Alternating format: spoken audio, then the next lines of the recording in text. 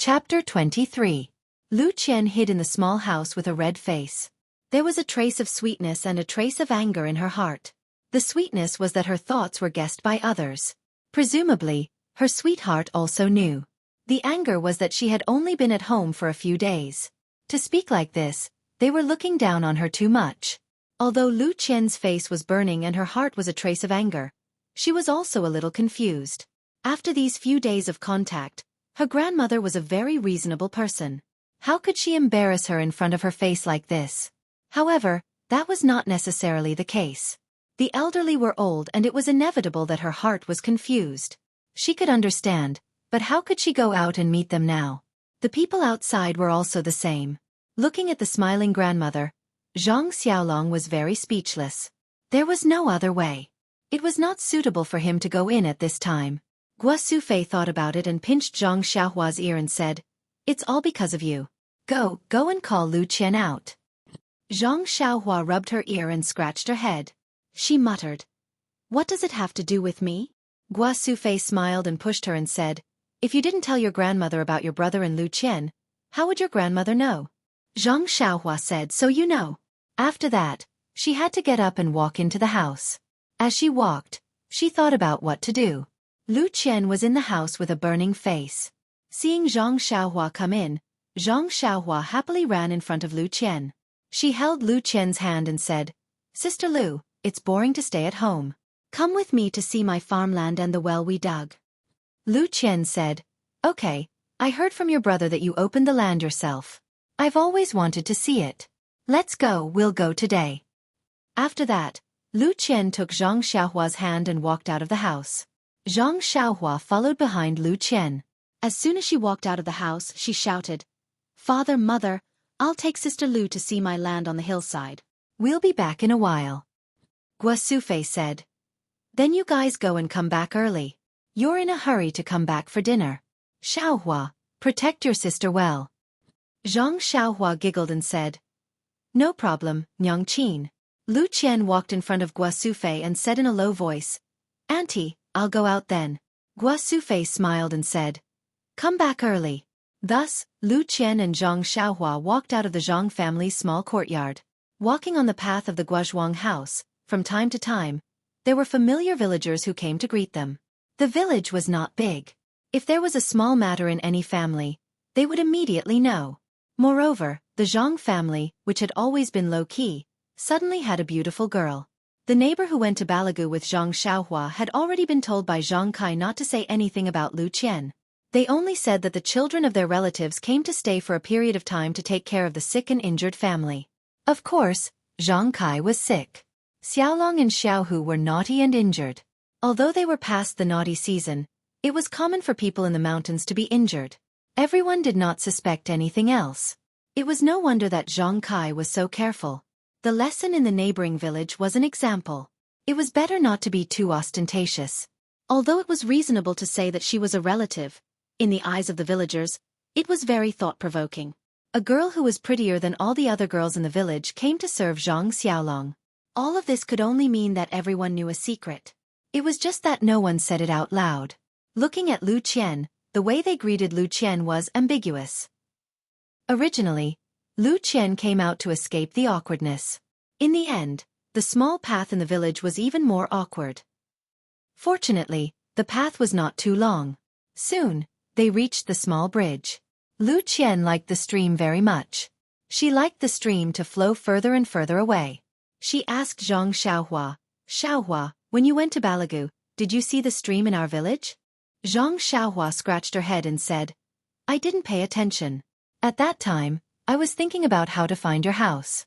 I didn't have the heart to look at anything else." Lu Qian smiled and said, "The river in Balagu is much bigger than the one in your village. There is also a lot of land by the river. Even my family has a medium-sized piece of land by the river. It's a pity that no one in my family cultivates it, so we rented it to someone else." Zhang Xiaohua said, "It's a pity. If my family had this piece of land, we wouldn't have to open up a wasteland on the slope." As they spoke, they crossed the bridge. A winding path led up the slope. It was not a real path. As the saying goes, there are many people walking on it. This path appeared on the flat ground of the slope. Lu Qian walked lightly on this path. Her elegant demeanor was like a dancing musical note. Zhang Xiaohua could not help but praise. Sister Lu, you walk so beautifully. Lu Qian smiled and replied, You little rascal, why aren't you walking? Under the winter sun, the slope was filled with a rare warmth. Along the way, the two of them did not feel cold or bleak. Instead, there was the smell of spring. The newly opened farmland on the slope was lying there alone. Its owner had not come to see it for a long time. It was still the same.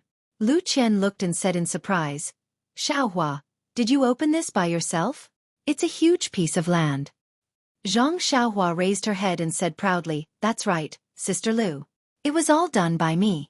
Big brother and second brother also helped a little. Lu Qian praised her. You're really not simple. You're an amazing child. Then, she naturally saw the huge stone that looked like a bed under the tree. She asked in surprise, This kind of stone is rare. It's so neat. It's actually so big. It's also rare to see it in the mountains where we come from. Zhang Xiaohua asked Lu Qian, Sister Lu, can you guess where this stone came from? Lu Qian smiled and said, How can I guess? Could it be that you dug it out when you were reclaiming the land? Could it be that you even carried it from the river? Lu Qian walked to the big stone and sat down. Holding the stone with her hand, she realized that the stone was not like what she had imagined. It was still somewhat warm.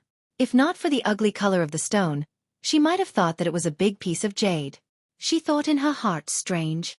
Zhang Xiaohua did not pay attention to the details of the stone. When she brought it up, she was so tired and sweaty. Who knew if it was warm or not? Moreover, she had just left it there and did not seem to notice it. Even when she sat on it, she thought that it was because of the sun.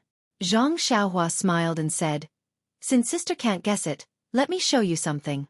Then, she led Lu Qian down the hill and walked to the well at the foot of the hill. Lu Qian looked at the huge well and could not help but laugh. It seemed that the stone was dug out from here. She had never seen a well with such a big hole. Zhang Xiaohua said, Sister, that stone was dug out from this well. At that time, it took a lot of effort and the well was almost not dug out. Then, she used the tools beside the well to get some water from the well and handed it to Lu Qian, saying, Sister, try it. The water is really good. It's sweeter than the water in the river. Lu Qian took it and took a small sip. She raised her eyebrows. Xiaohua was right. The water was really sweet. It was much better than the spring water she used to get from the hill. If she used it to make tea, her father would definitely like it. Thinking of this, she laughed in her heart. If her father knew, he would definitely stay in the Zhang family and not leave. Every day, he would get fresh spring water to make tea. At the very least, he would bring a few buckets home. Lu Qian asked again, Is the spring water here so good? Zhang Xiaohua shook her head and said, No, the spring water on the hill is not so sweet. Lu Qian said, Is it because of the well at the bottom of the hill? Zhang Xiaohua shook her head again and said, The village next door also dug a well on the south slope. I don't know if it's good or not, but no one cares about it. Lu Qian asked curiously why. Zhang Xiaohua told her what happened at Mr. Wu's house in the neighboring village. Lu Qian listened with a sad expression. After a while, Lu Qian looked at the sunset on the hill and said, Xiaohua, get some water. We'll go back and make tea tonight. Zhang Xiaohua happily said, Is it the one I drank at your house? Isn't it very bitter? I've tasted the one at old Guo's house in the east of the village. It's too bitter. Lu Qian said, I didn't see the tea you drank, but it should be it. I brought some this time and didn't take it out. Let's try it today. Zhang Xiaohua energetically fetched a bucket of water from the well and carried it up the hill behind Lu Qian. They walked back home. As they walked, Lu Qian asked, Xiaohua, why do you think that Mr. Wu from the neighboring village had such good luck? Zhang Xiaohua thought for a while and said, He got something good and bad people found out. He didn't have the ability to hold on to it. Lu Qian seriously said to Zhang Xiaohua, Yes, Xiaohua. You have to remember, an ordinary man is innocent, but treasuring a jade ring is a crime. Zhang Xiaohua didn't understand and said, Sister, what does this mean? Lu Qian said, The meaning of this sentence is that if a person is living a good life and has beautiful jade or good things in his possession, he will attract disaster. Xiaohua, you're still young and maybe you don't understand. In fact, The most unpredictable thing in the world is human nature. It's hard to guarantee that someone won't covet your jade. Mr. Wu's mistake is that although he dug out the treasure, if other people found out, those covetous people would come to snatch it. If no one saw when he dug it out, others wouldn't know that he had a treasure and naturally wouldn't come to snatch it. Then, Lu Qian jokingly said, in the future, if Xiaohua has any rare treasures, you have to keep it a secret. Don't let others know. Only in this way can it be your own treasure. Zhang Xiaohua smiled and said, I will, sister. In the future, if I have a treasure, I won't tell anyone but you, okay? Lu Qian said, no, you tell me a secret and you think it's okay if I'm the only one who knows. But I might inadvertently tell another person. I also think it's okay to tell one person, and if another person also thinks so, don't you think that many people will know? Zhang Xiaohua nodded and said, yes, sister, you're right. People will know if it's passed on. Zhang Xiaohua said again, then sister, what if the one who dug out the treasure is Hero Wen? Will it be okay? Lu Qian said, then the situation will be different.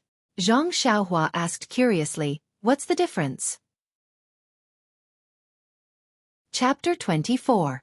Lu Qian continued to explain, when Mr. Wu obtains the treasure, he is powerless and does not have the ability to protect it. That kind of situation is called being a fish on the chopping block. He has no power to fight back and can only bow his head and be captured. On the other hand, Grand Hero Wen was highly skilled in martial arts and had the strength to protect his treasures. Naturally, this depended on the opponent's ability. If the opponent was stronger than Grand Hero Wen, Grand Hero Wen's treasures would be snatched away. But Grand Hero Wen would not necessarily lose his life. If the opponent is weaker than Hero Wen, of course they will not be able to snatch away the treasure. In addition, this also depends on the value of the treasure. After all, there is always someone better than you. If the treasure's value is too great, there will always be someone who can restrain you and snatch it away. Zhang Xiaohua excitedly said, sister, that is to say, knowing martial arts is always better than not knowing martial arts. You will have the ability to protect your treasure, and the stronger your martial arts, the more precious the treasure you can protect. Lu Qian smiled and said, yes, Xiaohua is right. Zhang Xiaohua continued, if I know martial arts, last time when we went to the market, father, eldest brother and second brother would not have been injured. Sister would also not have been bullied. Lu Qian heard this and her expression was somewhat gloomy. But how can martial arts be so easy to learn? Zhang Xiaohua optimistically said, don't worry, sister, I will definitely learn martial arts to protect you. Lu Qian was also happy and said, good. Then we will rely on Hero Zhang's protection in the future.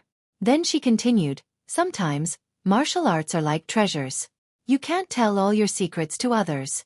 It is necessary to leave some for last to protect your life. Zhang Xiaohua thoughtfully thought for a while and said, sister is really amazing. How do you know so much? Lu Qian said, these are all written in books. Once you read more, you will naturally understand. Little Blossom can read more books in the future and will know more. Moreover, what is the use of knowing more? In the face of absolute power, everything is just paper. Perhaps Lu Qian didn't care. She told Zhang Xiaohua what she had read in the book and what she had seen during this period. Zhang Xiaohua didn't care. She just listened. However, these views deeply affected Zhang Xiaohua in the future. While they were talking, the two of them had already arrived at the door of the Zhang family's small courtyard. At this time, the sun had already set, and the last trace of afterglow struggled to be swallowed up by the darkness.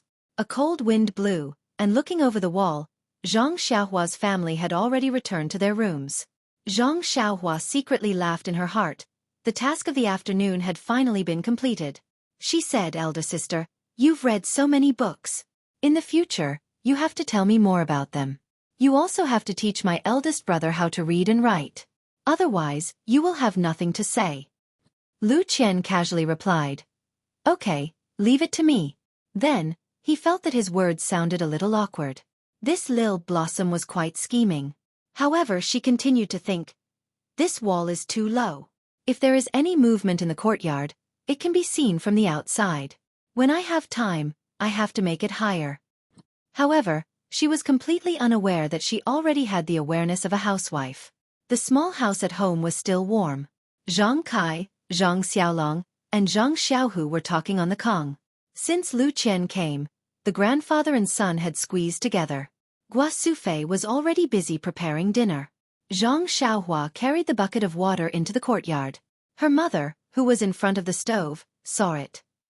She asked Xiaohua, "Why did you bring back the bucket by the well?" Zhang Xiaohua said, "Mother, this is the well water. Elder sister Lu said that she brought the tea from home and used this well water to drink." Xueqi said, "What's so good about tea? It's so bitter. It's not as good as plain water." Zhang Xiaohua said with a smile, "Mother, that's because you haven't drunk good tea. Do you think that all tea tastes the same as the tea from old Gua's house at the entrance of the village? The tea I drank last time at elder sister Lu's house was very good." Lu Qian also said, "Aunt, you'll know when you taste it." Xueqi saw that Lu Qian said, so she also said with a smile, "Okay, since Qian Qian said it's good, then we'll share the glory and taste it." Then, Lu Qian filled a pot with well water and put it on the fire to boil. The three people in the inner room heard Zhang Xiaohua's words and also stood up to see if there was anything they could help with. Soon the water boiled. The Zhang family didn't have a teapot, so Lu Qian had to put a few tea leaves into the bowl and boil it with water. Zhang Kai and the others looked at the freshly brewed light green tea. Smelling the faint fragrance of the tea, they couldn't help but be puzzled. Is this still tea? Why is it so fragrant? Everyone endured the heat and tasted the tea. In a few mouthfuls, they finished a bowl of tea and wanted to drink more. Lu Qian said, "If you drink too much tea, you won't be able to sleep well at night. If you want to drink more, drink some after dinner." Everyone naturally listened to the expert. Lu Qian was very attentive and brought a small bowl of tea to her grandmother for her to taste. Dinner was still simple tea. Well, wrong. Today's tea was good tea. Everyone in the Zhang family drank it happily. At night, except for Grandma, Lu Qian, and Zhang Xiaohua, everyone couldn't sleep. Grandma and Lu Qian didn't drink much. Although Zhang Xiaohua drank the most, he counted sheep like everyone else before midnight. After midnight, he immediately turned over and fell asleep, full of flickering dreams. After dinner, Xueqi cleaned up the dishes and boiled the well water for the family to drink. She held a small bowl of tea and went to Grandma's house. As soon as she entered the house, Grandma heard her and asked, "Xueqi?" She replied, "Yes, mother. I'll bring you a bowl of tea that Lu Qian brought." Grandma said, "Didn't you drink it before dinner? Qian Qian said that you can't drink too much at night." Xueqi said, "I know, mother. I came here for something else." Grandma was puzzled. "What's the matter? Why are you being so mysterious?" Xueqi said, "Mother, what do you think of Lu Qian? Why did you say it so directly in front of her this afternoon?" Grandma said, Xueqi, I just think that Lu Qian is too good. She's good at doing housework and is well educated. I heard from Xiaohua that she's also very good looking and has good family conditions. Our family's Xiaolong doesn't deserve her." Xueqi sighed, "Yes, mother. I think so too. However, I feel that she is very satisfied with Xiaolong. It's just that I haven't found a chance to ask in detail. You said this in the afternoon and I don't know how to ask again." Grandma said, "Qian Qian is one thing. We also have to look at her family's opinion. I heard from Xiaohua that her family is educated and not good at farming. Her uncle is also a butcher. It seems that it's hard to communicate with us farmers. Moreover, their family is not as poor as ours. It's really hard to say." Xueqi said quietly, "I just feel that it's hard to talk to her family. That's why I want Qian Qian and Xiaolong to be together more. After a long time when they have feelings for each other, it may be good for us." Grandma was silent for a while. She sighed deeply and said, "Xueqi, it's not that I don't know what you mean. However, I feel that my body is getting worse and worse. Many times at night, I've dreamed that your father came to find me and asked me to go down to accompany him. I feel that I don't have much time left. That's why I said this in the afternoon. I really want to see my grandson get married and even see us 4 generations live under the same roof." Before her voice fell, Xueqi's tears flowed out. She was a little choked with sobs. Wiping her tears, she said, "Mother, don't think too much. I reckon that you were just thinking of father, so you had the dream. There's nothing wrong with your body, so you'll definitely be able to see your great-grandson." Grandma stroked Xueqi's hair and said kindly, "Xueqi, I know my own body. I've lived for so long and I've watched you grow up. I've watched you get married and have children. I've also watched Xiaolong, Xiaohu, and Xiaohua grow up. I'm already very satisfied. What I said in the afternoon was also on a whim. She's only been here for a few days and it's indeed inappropriate to mention this matter. If you guys treat her well, who knows, she might get together with our Xiaolong. That would be Xiaolong's fortune and our family's fortune. Gua Sufei said a few more words to Grandma before she got up and went out. She picked up the cold tea and tried it with her mouth. It was no longer drinkable. She had no choice but to splash it in the courtyard. She turned back to look at her mother's shadow in the dark room. Her heart was filled with bitterness and tears flowed down her cheeks again. She was very clear in her heart that ever since she had children, her entire body and mind had been placed on Xueqi and the other children. She rarely cared about or thought about her own mother. She always felt that she was under her mother's big tree and that she could rely on her mother. Now that she heard her mother's words, she realized that she had neglected too much and given too little to her mother. Everything was precious only when it was lost.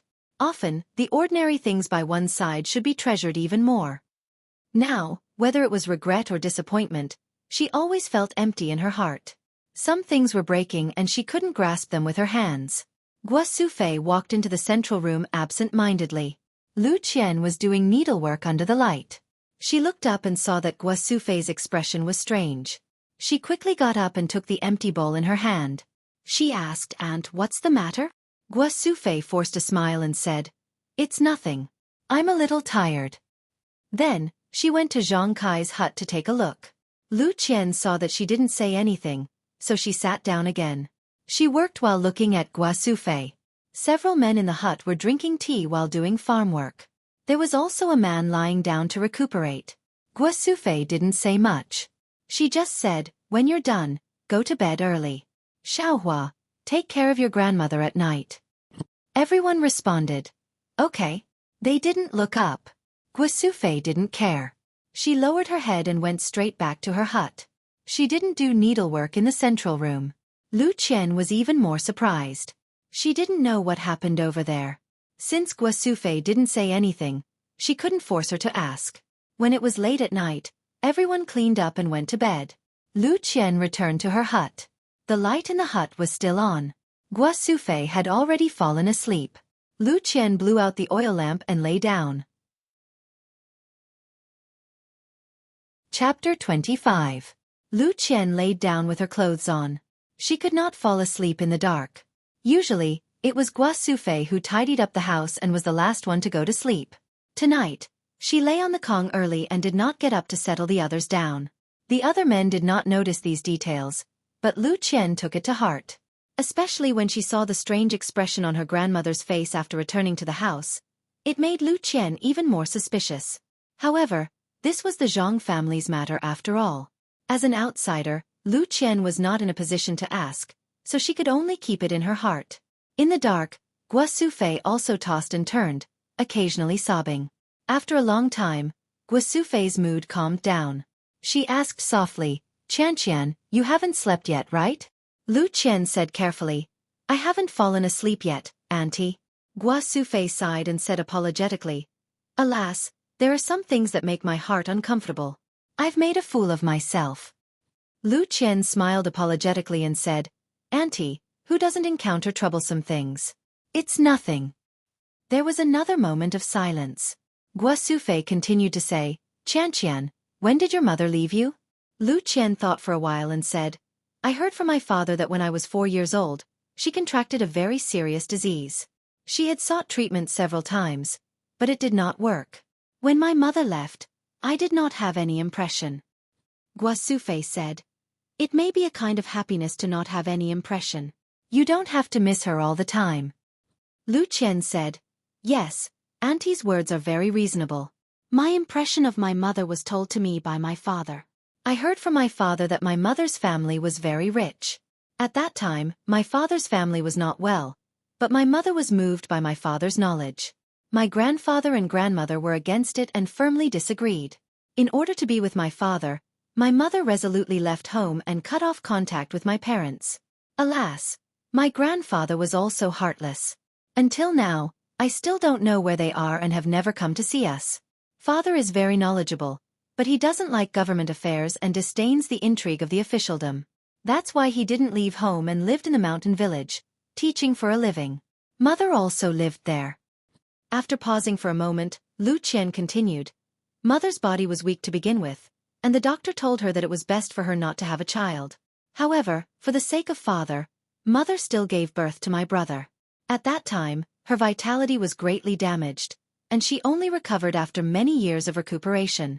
When she was pregnant with me, Father also advised Mother, fearing that something might happen to her.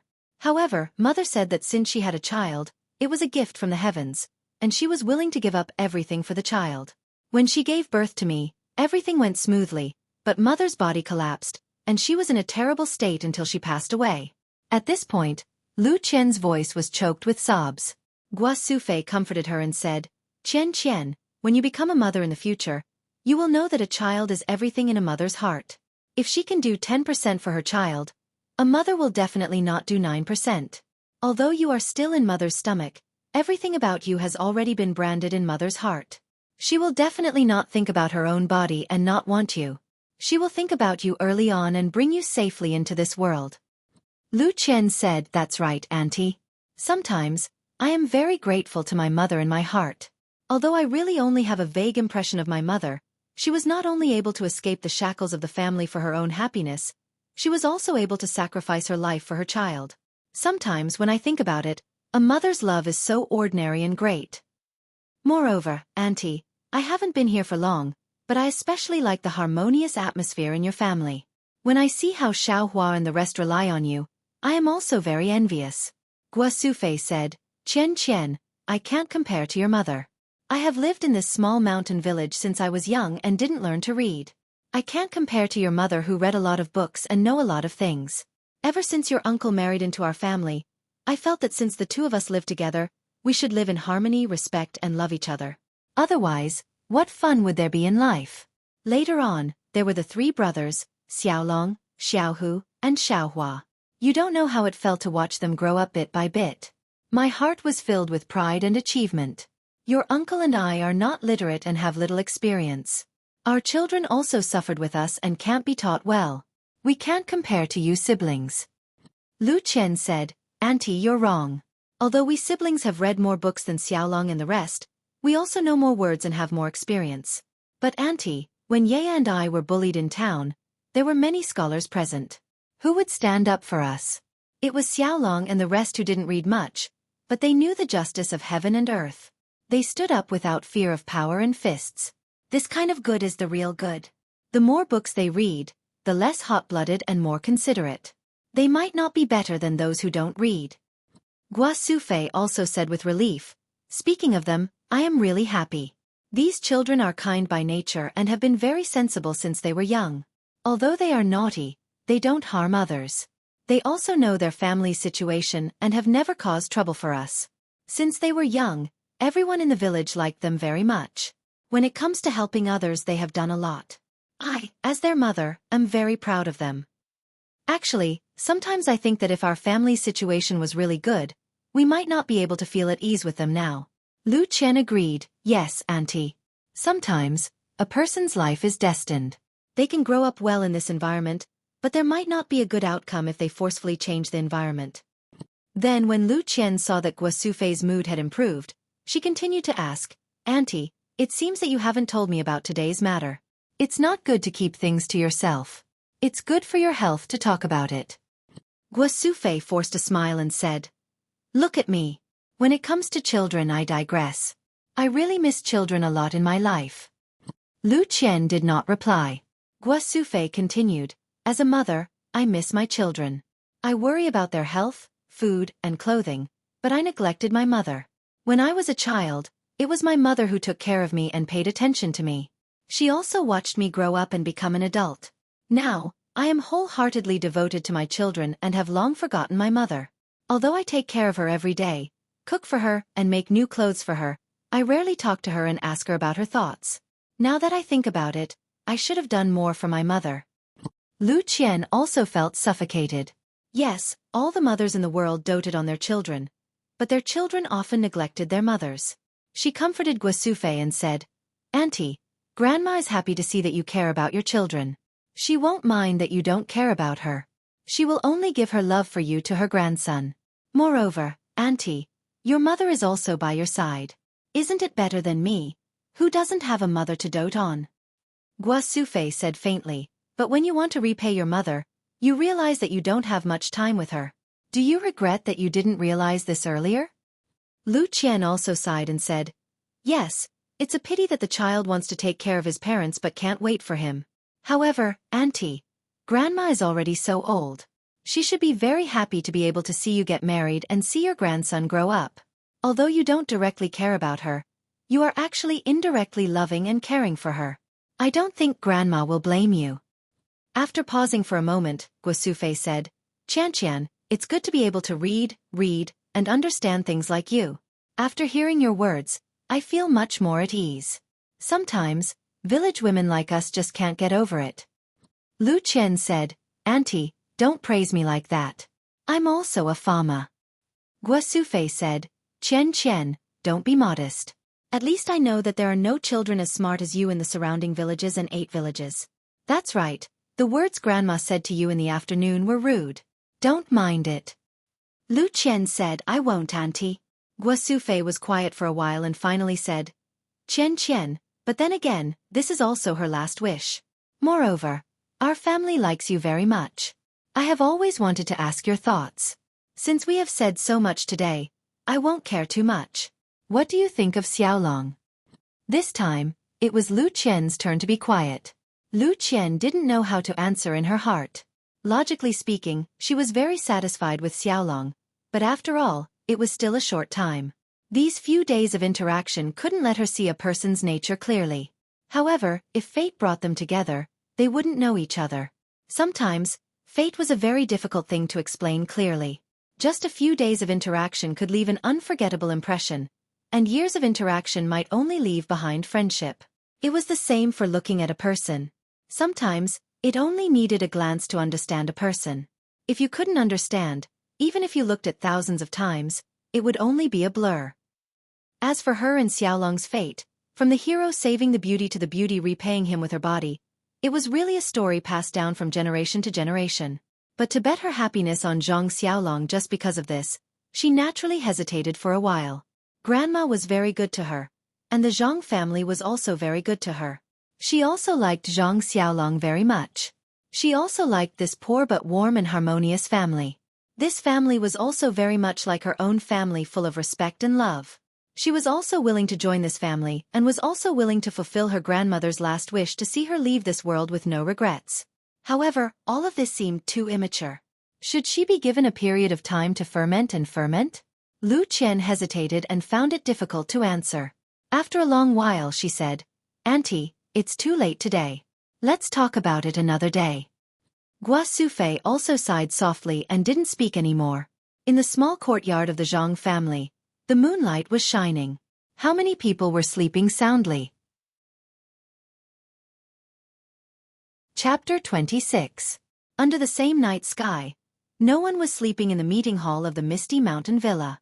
In the meeting hall at night, countless butter candles as thick as a boy's arm were lit. The whole meeting hall was as bright as day. Compared to the hustle and bustle during the day, there were only 6 people in the meeting hall. Yes, there were 6 of them. They were the famous Misty 6 Tigers in Jianghu. O Peng was still sitting in the chair of the faction leader. On his left was the eldest, Hu Yuni, and the second, Li Jian. On his right was the fourth, Shangguan Fenglu, the fifth, Lu Qingyang, and the sixth, Su Peihua. The eldest, Hu Yuni, was a robust middle-aged man. He was dressed plainly and even looked a little mature. At first glance, people would think that he was an old farmer. His appearance was also ordinary, with thick eyebrows and big eyes. He was summoned back by the faction's emergency signal, but he didn't seem to be in a hurry to ask questions. He slowly tasted the green tea in his hand. The second, Li Jian, was a tall man with a thin face. He wore a green robe and held a sword in front of his knees. His face was cold and indifferent. He really lived up to his name. At this time, Li Jian also lowered his head and squinted his eyes. No one knew what he was thinking. Opposite him, Lu Laowu was a short and fat man. He was dressed even more crudely, even revealing the black hair on his chest. There were 2 Xianhua axes at his feet. On the table beside him was not tea, but a small wine pot. This guy's style really didn't match his name. At this time, he didn't pick up the small wine pot to take a sip. From time to time, he would look at O Peng, the eldest, and the second. Finally, he focused on Shangguan Fenglu and Shangguan Fenglu, who were whispering to each other. Shangguan Fenglu and Shangguan Fenglu obviously knew why they came to discuss things at night. Their faces were full of excitement as they whispered to each other. Originally, Shangguan Fengliu's seat was at the back, but he desperately swapped with Lu Laowu so that he could be closer to Shangguan Fenglu. Lu Laowu anxiously looked at the two people whispering to each other. He couldn't hear anything. He was so anxious that he scratched his ears and cheeks. But this was the meeting hall, so he couldn't make a noise. He could only angrily gulp down wine and wait for O Peng to speak. O Peng also seemed to be thinking about something, and did not pay too much attention to his fellow disciples. O Peng waited until all the brothers in the hall were a little anxious. Only then did he raise his head, look at the familiar faces of his fellow brothers, and speak. Eldest senior brother, second senior brother, and fifth junior brother, you all just rushed back to the sect this afternoon. The journey must have been tiring, and we didn't have time to let you rest. However, I do have an important matter to discuss with you. Don't blame old 4 and old 6. This time, I gave a strict order to keep their mouths shut. This matter is of great importance. I have to be careful. Hu Laoda slowly put down the teacup and said, Sect leader Shidi has always been steady in doing things. We all admire him very much. There's nothing to blame him for. However, the matter you speak of is of great importance. I want to listen carefully. Recently, the Jianghu has been peaceful. Several large sects have been concealing their strength and biding their time. The demonic sect has also ceased all activities. It's as if they've all returned home to farm. This is an opportunity for our Misty School to increase our power. Could it be that Shidi has a good idea? Li Laowu disagreed and coldly said, In the Jianghu, strength speaks. Without good martial arts, any strategy is useless. I think it's better not to use any schemes and tricks. It's better to practice more swordsmanship. Hu Laoda knew that this second junior brother was cold on the outside but warm on the inside. He didn't consider other people's thoughts when he spoke. His words were not directed at him, and what he said made sense. He naturally ignored it. Lu Laowu echoed and raised his axe, saying, Third brother, which bastard is looking for trouble? I'll go chop him up. Shangguan Laowu and Su Laowu smiled and looked at them, but didn't speak. O Peng didn't know whether to laugh or cry. He waved his hand at Lu Laowu and said, Laowu, sit down. Don't be impatient. It's not as bad as you say. Then he said to Hu Laoda and Li Laowu, Eldest senior brother, second senior brother, this time it's not a matter of fighting over territory with any sect. There's no need to use any schemes. He deliberately paused and said, This time I called all of you here because there's a good thing. The three of them couldn't help but be confused. They all frowned. Lu Laowu said, Third brother, what good thing has fallen on our heads? Li Laowu said, Could it be that a pie has fallen from the sky? Hu Laoda didn't say anything. He thought for a moment and said, Laowu, could it be the old beggar you mentioned last time? O Peng smiled and nodded. Lu Laowu laughed. His grandmother, that old beggar really didn't lie? I threw this matter to the back of my mind. It's already been a year. Who still remembers? Li Laowu said with a straight face. When did you go out? You seem to have been in the sect this year. How come I didn't know you went out? O Peng said, I didn't go myself. Lu Laowu interrupted at this time. He pointed at Shangguan Laowu and Su Laowu and said, I was wondering why these two people were whispering the moment they came in. So it was you guys who went. Why didn't you say anything in advance? Su Laowu quickly said, Fifth brother, you're mistaken. We just found out a few days ago. The three of them became more and more confused. O Peng quickly explained, Laowu and Laowu really didn't go. I sent a Haiyan Qing. When Lu Laowu heard this, he immediately jumped up. You actually sent 2 disciples for such an important matter. Aren't you afraid that something will go wrong? Hu Laoda glared at him and said, Don't be so surprised, okay? Aren't the 2 of them safe? Otherwise, how can we sit here and discuss things peacefully? Su Laowu thought for a moment and said, That's true. O Peng smiled and explained, It's like this. In order to not let the spies of the other sects notice our movements and give them a chance to loot a burning house, I, the Tan family's master, and the Wanjian Peak swordmaster didn't go. We only sent the second-generation disciples of our sect to the place we chose in advance. Yanming Jusher, who few people in Jianghu paid attention to, took them there. Li Laowu said, "This Yanming Jusher's martial arts are average. He's smart, but he's shrewd. Ahai will be at a disadvantage if he goes with Qing Er." Hu Laoda said, "Since Laowu and the others let him take them, they naturally have a way to guard against him." O Peng rubbed his nose and said, "Eldest senior brother is right." Before he left, all three of us sent people close to him to his Yanming mountain villa. He also sent people to escort his wife and children to our sections. When the matter is completed, we can then escort his wife and children back and exchange our people at the same time. Hu Laoda asked, "Who did you send?" O Peng said, "Naturally it was Yan Er." Hu Laoda nodded. O Peng continued, "She just returned a few days ago and is resting in the villa." Hu Laoda also said, "She's the only one who's suitable for this kind of thing. It's been hard on her." Li Laowu said, "She's your sister. Naturally, she should share her brother's worries. However, that Yanming Jusher actually didn't play any tricks? That's strange." O Peng's eyes curved into crescents as he said, "How could he not? He proposed to use rock-paper-scissors instead of a martial arts competition to divide the treasures. In the end, he was completely defeated by our Qing Er." Lu Laowu also laughed. "That's right. This girl never loses when it comes to guessing. She even used this to get me drunk. This Yanming Jusher really shot himself in the foot." O Peng said again, "The most ridiculous thing was that he even faked an imperial edict, saying that the extra treasures were up to fate. Whoever got it would get it. In the end, there weren't many treasures. He only took a few extra portions of herbs. Man proposes, God disposes." Herbs? Lu Laowu was the first to interrupt again. "You didn't get any divine weapons?" Su Laowu said seriously, "Of course I did. It's a pangu axe." Lu Laowu immediately jumped up and rushed in front of O Peng, saying, "Really? Third brother, this pangu axe is the weapon of my dreams. This time you have to give it to me. I'll use it to split this Jianghu in half." Before O Peng could say anything, Hu Laoda scolded him, "Laowu, go back and sit down. This is a discussion hall.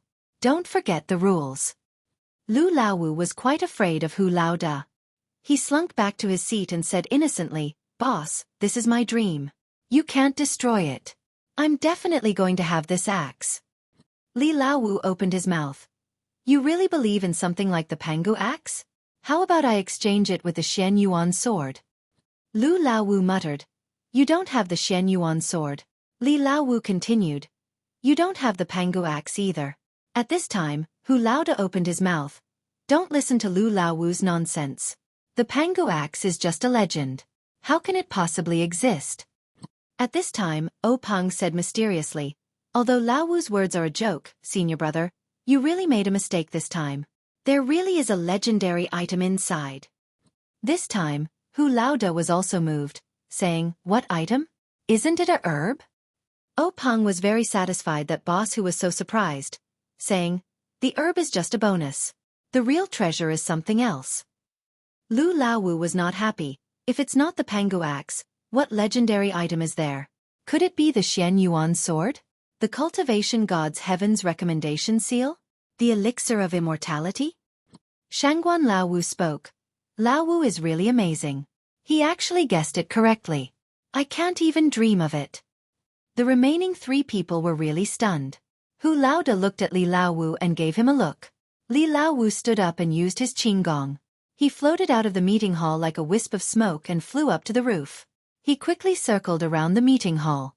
Finally, he stood on the roof of the meeting hall and listened carefully for a while. Only then did he fly down and quickly walk back to his seat. He said to Hu Laoda, "I didn't find any random people around." Hu Laoda nodded and then looked at O Peng. Lu Laowu was still in a daze, as if he didn't understand what the two were doing. Hu Laoda said to O Peng, "Laowu, tell us in detail about the treasure inside." Chapter 27. O Peng then took out a small porcelain bottle from his arms and handed it to Boss Hu. Boss Hu took the small porcelain bottle and carefully looked at the words on it. Even if he was a calm person, his hands trembled. He was so frightened by the 3 words that he almost dropped the bottle. Boss Hu sat there holding the bottle and didn't speak. Seeing Boss Hu like this, Li Lauer and Lu Laowu curiously walked forward and looked at the bottle on both sides. Life-prolonging pill? Both of them exclaimed. What was different was the second sentence. Li Lauer said, "There is such a thing?" Lu Laowu said, "What is this?" Boss Hu and Li Lauer's faces were gloomy and uncertain. Their frowns became deeper and deeper. Lu Laowu looked at the expressions of the 2 puzzled. He even turned to look at O Peng, Shangguan Laosi, and Su Lao Lu. The 3 of them also had a serious look on their faces. After a cup of tea's time, Boss Hu let out a long breath and seemed to have made up his mind. He calmed down and straightened his back again. He returned the small porcelain bottle to O Peng. He said, "Lao-san, what are you going to do with it?" O Peng could hear the change in the way he addressed him. This Lao-san was actually a real way of addressing him as a brother, not a pompous form of address like sect leader's junior martial brother. Instead, he was talking to O Peng as an older brother. O Peng also hurriedly said respectfully, "Big brother, didn't I call all the brothers over so that we can discuss it together?" Boss Hu shook his head and said, "Lao-san, this kind of thing, you shouldn't show it to the brothers. You should keep it yourself." O Peng said with a wry smile, "Big brother, it's not that I didn't think about it. However, this thing was obtained from the secret plane. It's a box with 4 copies. I don't know if other people's boxes have this thing. Moreover, when I opened it here, I was careless. Lao-san, Lu Lao-san, Ahai, and Qing were all there. I can't keep it a secret." Boss Hu said, "Well, since that's the case, you should keep it first. This kind of thing is not something that people like us can bear. You must not take it privately. When the storm arises in the future, take it out again. Hopefully you can get rid of this burden." The rest of the people were thinking about it. Only old 5th Lu was depressed. He pulled old 6th Su and asked, "6th brother, what is this longevity pill?" Su Lao Lu said unhappily, "5th brother, didn't you just say that there is a legendary elixir of immortality? This is it. It can extend a person's life by 10 years. Ah! Old 5th Lu cried out. "There's actually such a thing? Then why aren't you bringing it over? One for each of us. How long will it take?" Li Lauer said sarcastically, 10 more years? Once you take it and people find out, they will immediately come knocking on your door. You won't even be able to live another day." Old 5th Lu struggled and said, "I'll run after eating. Let's see where they can find me." Li Lauer sneered, "Everyone in the Zhonghu is looking for you. Where are you going? What about Misty School? What about your family?" When old 5th Lu heard this, he did not know how to answer. He blinked his eyes, smacked his lips, raised his eyebrows, and said almost shamelessly, "Don't I still have you guys in front of me? What am I afraid of?" Li Lauer also curled his lips and ignored him. Hu Laoda glared at old 5th Lu and said, "Old 5th, you're not young anymore. Can't you use your brain when you're in trouble? Who knows if this thing is real or fake? Even if it's real, who will the 6 of us give it to? Didn't your second brother just say that even if we take it, we will be hunted down by the entire Zhonghu? Who can stand it? Why don't we just put it aside and wait for things to change? If someone we can't afford to offend comes knocking, we'll tell the Zhonghu and give them this hot potato. If there's no movement, then it won't be too late for us brothers to make plans." Old 5th Lu picked up the wine pot and took a big gulp. He said, "I only have my mouth. I don't know anything else. Just give me a bite when the time comes." O Peng turned his head and asked the other brothers, "Brothers, what do you think of Big Brother's idea?" Shangguan Laosi stroked his beard and said, "Big Brother's idea is very much to my liking. I've been thinking about this for the past few days. Instead of hoping for an unreliable life of 10 years, it's better to live the life we have now. Don't ruin the great foundation of our Misty School. Also, if there's any trouble when the time comes, 3rd brother, you must deal with it well. If you don't handle it well, it might backfire." Li Lauer nodded and did not say anything. Su Lao Lu said with a smile, "I'll listen to Big Brother and 4th brother." Old 5th Lu ignored O Peng's gaze and continued drinking. O Peng's gaze also swept past him and directly ignored him. O Peng saw that no one had any objections and said, "Then I'll take care of this thing. We'll see how the situation develops in the future. Old Fifth Lu saw that Pang ignored him and muttered in a low voice, I'm ignoring you. You should ask for my opinion.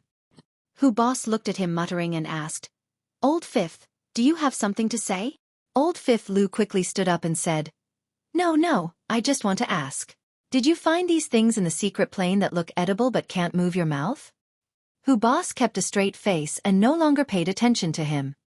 He turned his head and looked at Pang. This time, Pang was smiling like a flower. He took out 2 small porcelain bottles from his bosom and handed them to Hu Boss.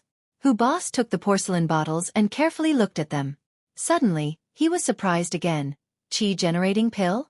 There really is such a treasure. It hasn't appeared in Jianghu for many years. Next to him, Old Fifth Li couldn't sit still this time. He put away that deadpan face and came over. Only Shangguan Laosi, Su Lao Lu, and Lu Laowu didn't move. The first 2 already knew, but the last one heartlessly asked again, Qi-generating pill? What's this thing? Coincidentally, Hu Boss words also came out at this time. Bone-strengthening pill? What's this thing? Pang arched his eyebrows and said with a grin, This Qi-generating pill, everyone knows that it's a legendary panacea for increasing one's power. Those who take it can increase their power by 20 years. However, this is only for those who cultivate internal martial arts. In other words, all the brothers here, except for Old Fifth and Old Sixth, so long as they take this Qi-generating pill, their internal strength will double, saving 20 years of bitter cultivation. However, according to my investigation of the gang's ancient records, it seems that there are some flaws, but it's not clearly stated. Listening to this, Su Laoyo's face became somewhat unnatural. He originally thought that he could get a share of the soup, but after listening to Pang, this Qi-generating pill instead had no fate with him. He still asked, Third brother, is it true that we can't take external martial arts? Lu Laowu was also depressed. His grandmother, why is my life so bad? Pang was still smiling as he said, I've carefully looked into it. Sixth brother, external martial arts really aren't effective. Su Laolu slumped in his chair, speechless. Shangguan Laosi followed up, Third brother, how many Qi-generating pills are there in this bottle? We have 4 people. It might not be enough. What should we do? Pang forced a smile and said, I also didn't dare to open it. I only dared to open it when all the brothers were here. Hu Laoda's eyes flickered, and he also nodded without saying anything. Pang looked at the somewhat dispirited Lu Laowu and Su Laolu, and then said, This bone-strengthening pill isn't recorded in our Misty School's ancient records. I informed the disciples under the gang to have the spies placed in each sect pay more attention. As a matter of fact, yesterday, news came from the Dalan Temple, saying that there is a little record in the ancient records of the Dalan Temple. Pang drank a mouthful of green tea. Ignoring Lu Laowu's resentful gaze, he still leisurely said, According to the ancient records of the Dalan Temple, this bone-strengthening pill is the exact opposite of the Qi-generating pill. It's specially prepared for those who cultivate external martial arts. It's useless for those who cultivate internal martial arts. For those who cultivate external martial arts like Laowu and Laolu, after taking it, it will promote the strength of their bones, skin, and muscles. It will also increase the precision of their external martial arts. However, Hu Laoda's figure flashed and dodged. He angrily said, What are you doing, Laowu? Why are you so careless? Seeing this, Lu Laowu embarrassedly smiled and said, I'm in a hurry. I want to see what this thing looks like. Hu Laoda scolded, Sit there obediently. In a moment, I'll naturally give it to you. Lu Laowu obediently sat back down. Su Laoyo's expression was also abnormally excited. Anyone who had experienced such a great change in mood would be so excited that they wouldn't be able to sit still. He also covetously looked at the small porcelain bottle. Hu Laoda took the 2 small porcelain bottles and didn't return them to Pang. Instead, he sat down on a chair. He looked at Pang with a smile and said with a very gratified tone, Lao-sen, you're good, really good. Laoer, it's not wrong that we didn't fight with Lao-san for the position of headmaster back then. To be able to obtain so many good things without anyone noticing, your contribution is comparable to the founder of the headmaster school. The 2 of us can't do it. With these 2 things, our Misty School's strength has increased by more than 1 level. Hu Laoda looked at the 2 porcelain bottles in amusement and continued. Even if there's only 1 pill in here, we can have 2 more peerless experts. Although there's still a gap between us and the top schools like the Dalan Temple, in the middle schools, we can definitely be ranked at the top. Peng looked at Hu Laoda's excited expression and also said, Big brother, you're overpraising me. This little brother really can't accept it. It's just that my luck is good. It's just a fluke. Hu Laoda said, luck is also a part of strength. Third brother, you don't have to be modest. Then he continued, it's just that, I don't know how many pills are in this porcelain bottle. It's not easy for the 6 of us to distribute them. Peng said, Big brother, I took this thing out today so that you can decide how to distribute it. Although I'm the headmaster and I also hope to become a peerless expert, the rise and success of a headmaster school is the result of the efforts of all the brothers. However, relying on one headmaster, you can't do too much. Therefore, I hope that no matter how many pills are in the porcelain bottle, we brothers can't harm each other because of this. Chapter 28. After saying this, Peng once again took out a slightly larger porcelain bottle from his bosom. This time, Shangguan Laosi and Su Laolu were also stunned. They remembered that at that time, there were only 3 small porcelain bottles in the brocade box. What was this? Lu Laowu even laughed. Third brother, what are you doing? Don't tell me you're doing a magic trick, taking them out one by one? This time, Peng didn't hand over the porcelain bottle to Hu Laoda. Instead, he placed it on the square table next to him. Looking at everyone's astonished eyes, he said, last time, the things that were taken out from the secret plane, in addition to the qi-generating pill, bone-strengthening pill, and life-prolonging pill, were a batch of very old medicinal herbs. This thing is called qi-generating pill. It is a type of pill that is similar to the qi-generating pill, recorded in our Misty School's ancient records. It was created after the qi-generating pill's pill formula was lost. This batch of medicinal herbs was given to Hall Master Bai of the Pharmacist Hall. He concocted it according to the qi-generating pill's pill formula. According to the ancient records, this pill's function is limited. As for how much it can improve one's skill, it still depends on the person's aptitude and other factors. This bottle is the first batch to be refined. There are a total of 9 pills. It was only refined this afternoon. The medicinal herbs from last time should still be able to refine a few batches. Hu Laoda was very happy to hear this. He clapped and said with a smile, Good, with this pill, even if some of US brothers didn't take the qi-generating pill, we can still take this qi-generating pill. It's not too regrettable. Moreover, this pill is great in quantity, enough for the 2nd generation of young disciples to use. We can also create a few experts. Peng then said apologetically, however, we don't have a substitute for the bone-strengthening pill, so we can't give it to disciples who practice external martial arts. It's very regrettable. If there was only one bone-strengthening pill, there would be no way for either of the 2 shitty brothers. Hu Laoda interrupted Peng's words and said, Is there anything in this world that is perfect? To have such an opportunity is enough. Whether or not it can increase one's skill depends on fate. Moreover, the skill obtained from external forces is not as good as one's own hard work. Shitty brothers shouldn't be possessed because of this, right? The rest of the people felt a chill in their hearts, and their minds immediately calmed down.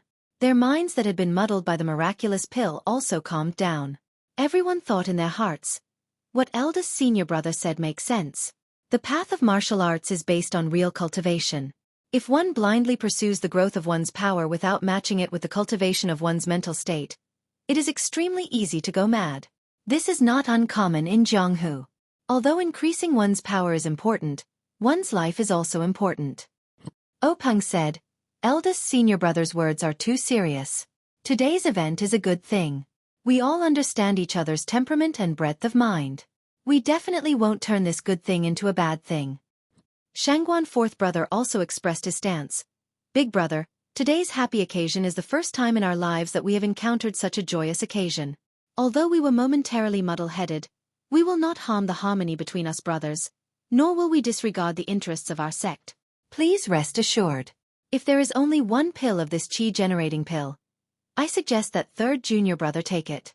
First, his ethereal divine art has already reached great success. If he has the help of this pill, he will certainly be able to complete it. Second, he is our sect leader. The level of his martial arts will directly determine the prosperity of our sect. Third, this pill was originally obtained by third junior brother. If he refuses to accept it, how can we have the face to take it? Everyone agreed, and Hu Laoda handed the small porcelain bottle back to O Peng. O Peng was also not pretentious. He did not push it back and forth, and reached out to receive it. O Peng held the small porcelain bottle in one hand, and once again looked around at everyone. His other hand pinched the bottle's head, and with a kachup sound, the bottle's mouth opened, and a sweet fragrance diffused out. O Peng poured the contents of the small porcelain bottle into a jade box that he had already prepared. Unexpectedly, there were 3 pills. O Peng was very happy, and found 3 jade boxes to store them. He placed them on the table, and pushed them in front of Hu Laoda. He said, I originally thought there was only 1 pill, but now there are 2 more. Eldest senior brother, please distribute them. Hu Laoda smiled bitterly. Looking at the 3 jade boxes in front of him, he shook his head and said, Lao-san, you gave me a difficult problem. 1 pill is enough, but how do we divide these 3? Forget it, let's do as we said just now. Lao-san, you take 1. O Peng took one of the jade boxes, and put it in his bosom. Hu Laoda looked at Li Lao-er and Shangguan Lao-si, and said, Lao-er, Lao-si, you guys also take 1 each. Li Lao-er did not get up and said, Big brother, what about you? You don't want it? Hu Laoda laughed and said, An old man is bound to make mistakes.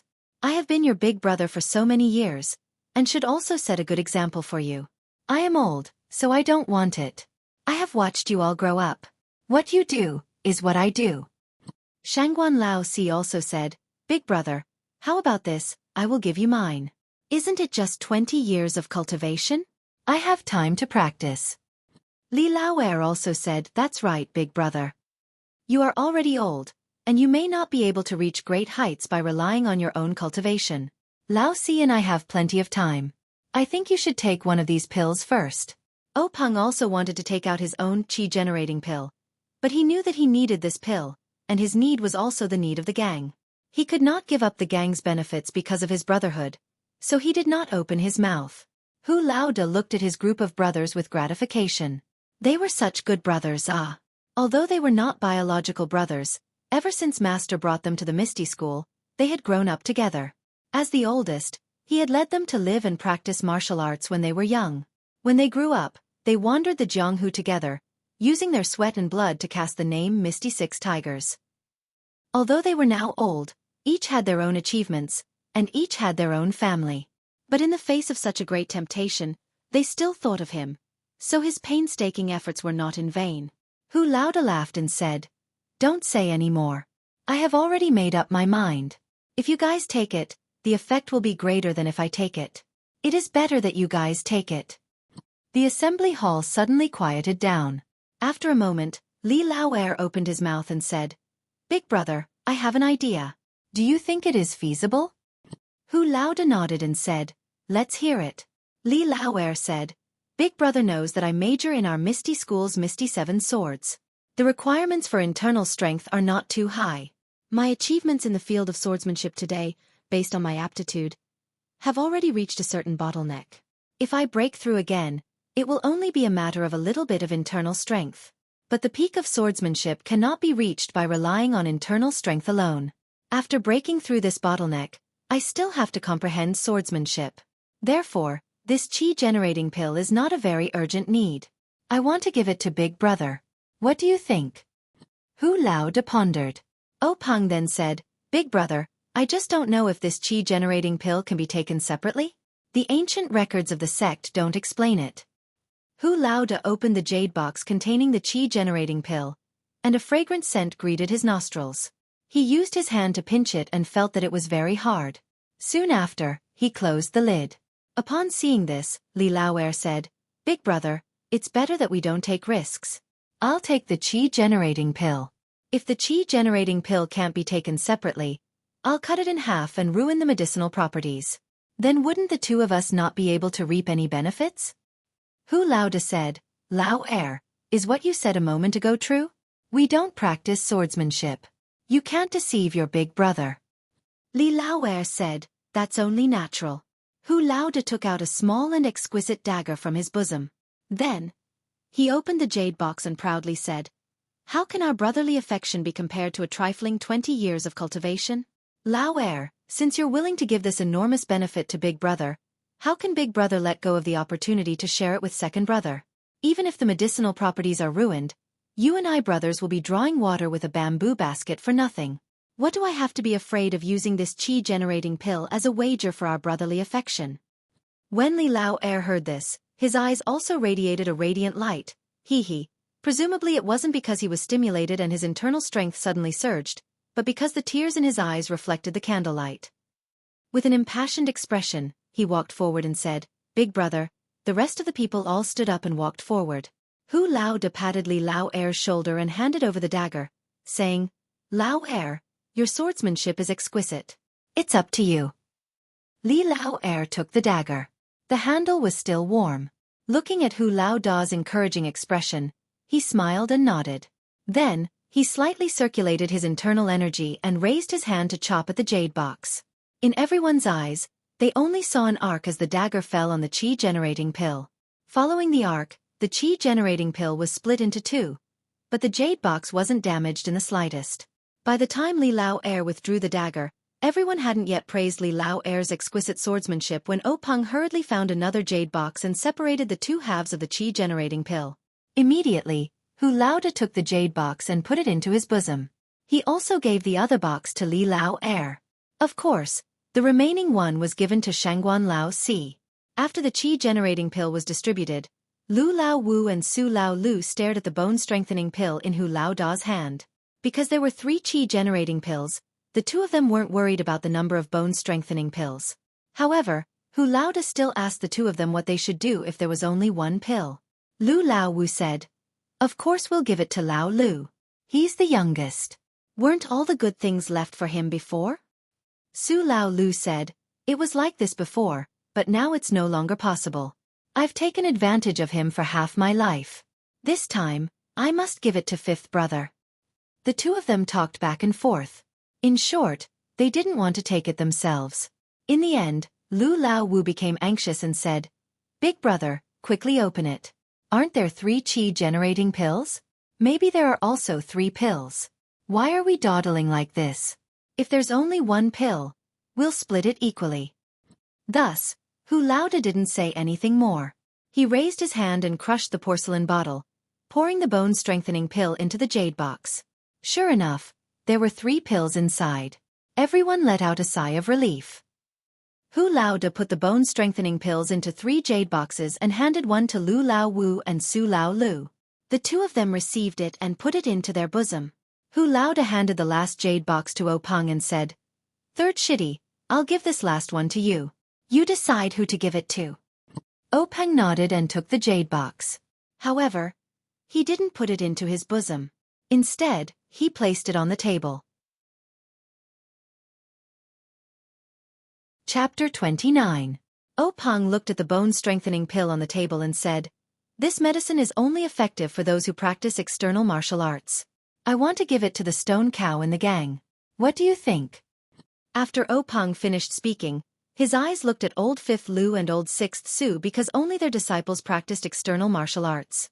Old Fifth Lu said straightforwardly, "Okay, I have no objection. That stone cow kid's strength is not ordinary. He's stronger than me. If he takes it, it will definitely add a super general to our Misty sect." Old Sixth Su thought for a moment and said, "I also have no objection. My disciple's aptitude is limited. It's better to help Stone Cow. However, Stone Cow's head is too straight. You have to control him well." Peng nodded and said, "I have confidence in this." Old Hu looked at the porcelain bottle containing the chi-boosting pills and said, "Third Martial Brother, please deal with these chi-boosting pills at your discretion.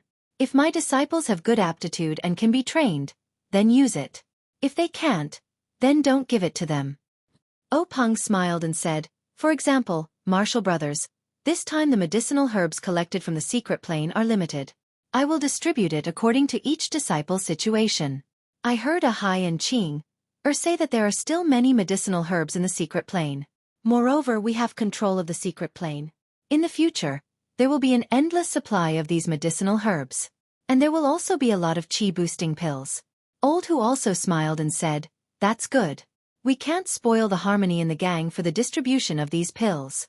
Moreover, Hai and Qing, who went to the secret plane must be heavily rewarded." Openg said, I have the same idea as Senior Marshal Brother. After a while, I will give each of them a chi-boosting pill. Old Hu said, "This is not urgent. The chi-boosting pill and bone-strengthening pill have already been obtained. I'm afraid that the medicinal properties will be lost. I think we should first take this pill." Openg said, "What Big Brother said is true. The ancient records in the sect say that the absorption of this pill will take a day and a night. I think we should enter the secret room and absorb the pill. How about it?" Big Boss Who said, "All right, you explain the sect's affairs and call Xueqi over. We'll cultivate in isolation together." Openg called his first disciple, Zhang Chengyue, over and gave him some instructions. Zhang Chengyue accepted the order and left. Not long after, the sleepy-eyed stone cow entered the conference hall, as if he didn't realize that he had been given a free lunch. Behind the meeting hall, there was a well-hidden small door. Behind the small door was a long tunnel. There were countless torches on the walls of the tunnel. At a glance, it felt like there was no end to the tunnel. Openg led the group through the small door and walked along the tunnel. After walking for about the time it took to brew a cup of tea, they finally reached the end. At the end of the tunnel was a huge hall with chairs and tables. There were also several different small doors leading to the depths of the tunnel. When he raised his head to take a look, it was extremely spacious above him. It was 4 to 5 feet high, and he could see the veined patterns on the rocks. This place was actually the belly of the mountain. Openg handed the jade box containing the bone-strengthening pill to Xueqi. He pointed to one of the small doors and said, "Go in, find a small room and take the pill inside. Then, according to your usual cultivation method, practice 9 times 981 times." Xueqi took the jade box and didn't say anything. He turned his head and left. The others walked towards another small door and each found a small room to cultivate in seclusion. Openg found a private room and sat down cross-legged. He first operated the ethereal divine art and adjusted his state of mind. Then, he took out the jade box from his bosom and took out the chi-generating pill. It was a fragrant smell. The jet-black pill was hard to the touch. It was completely different from the chi-boosting pill refined by the pharmacy.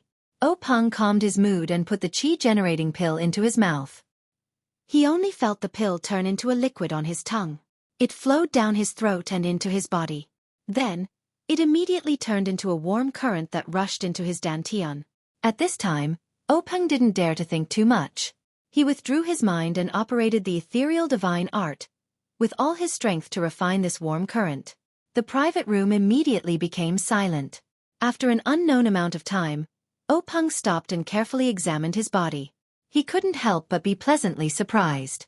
This chi-generating pill really lived up to its reputation. His power was more than twice as profound. The chi in his body flowed along his meridians.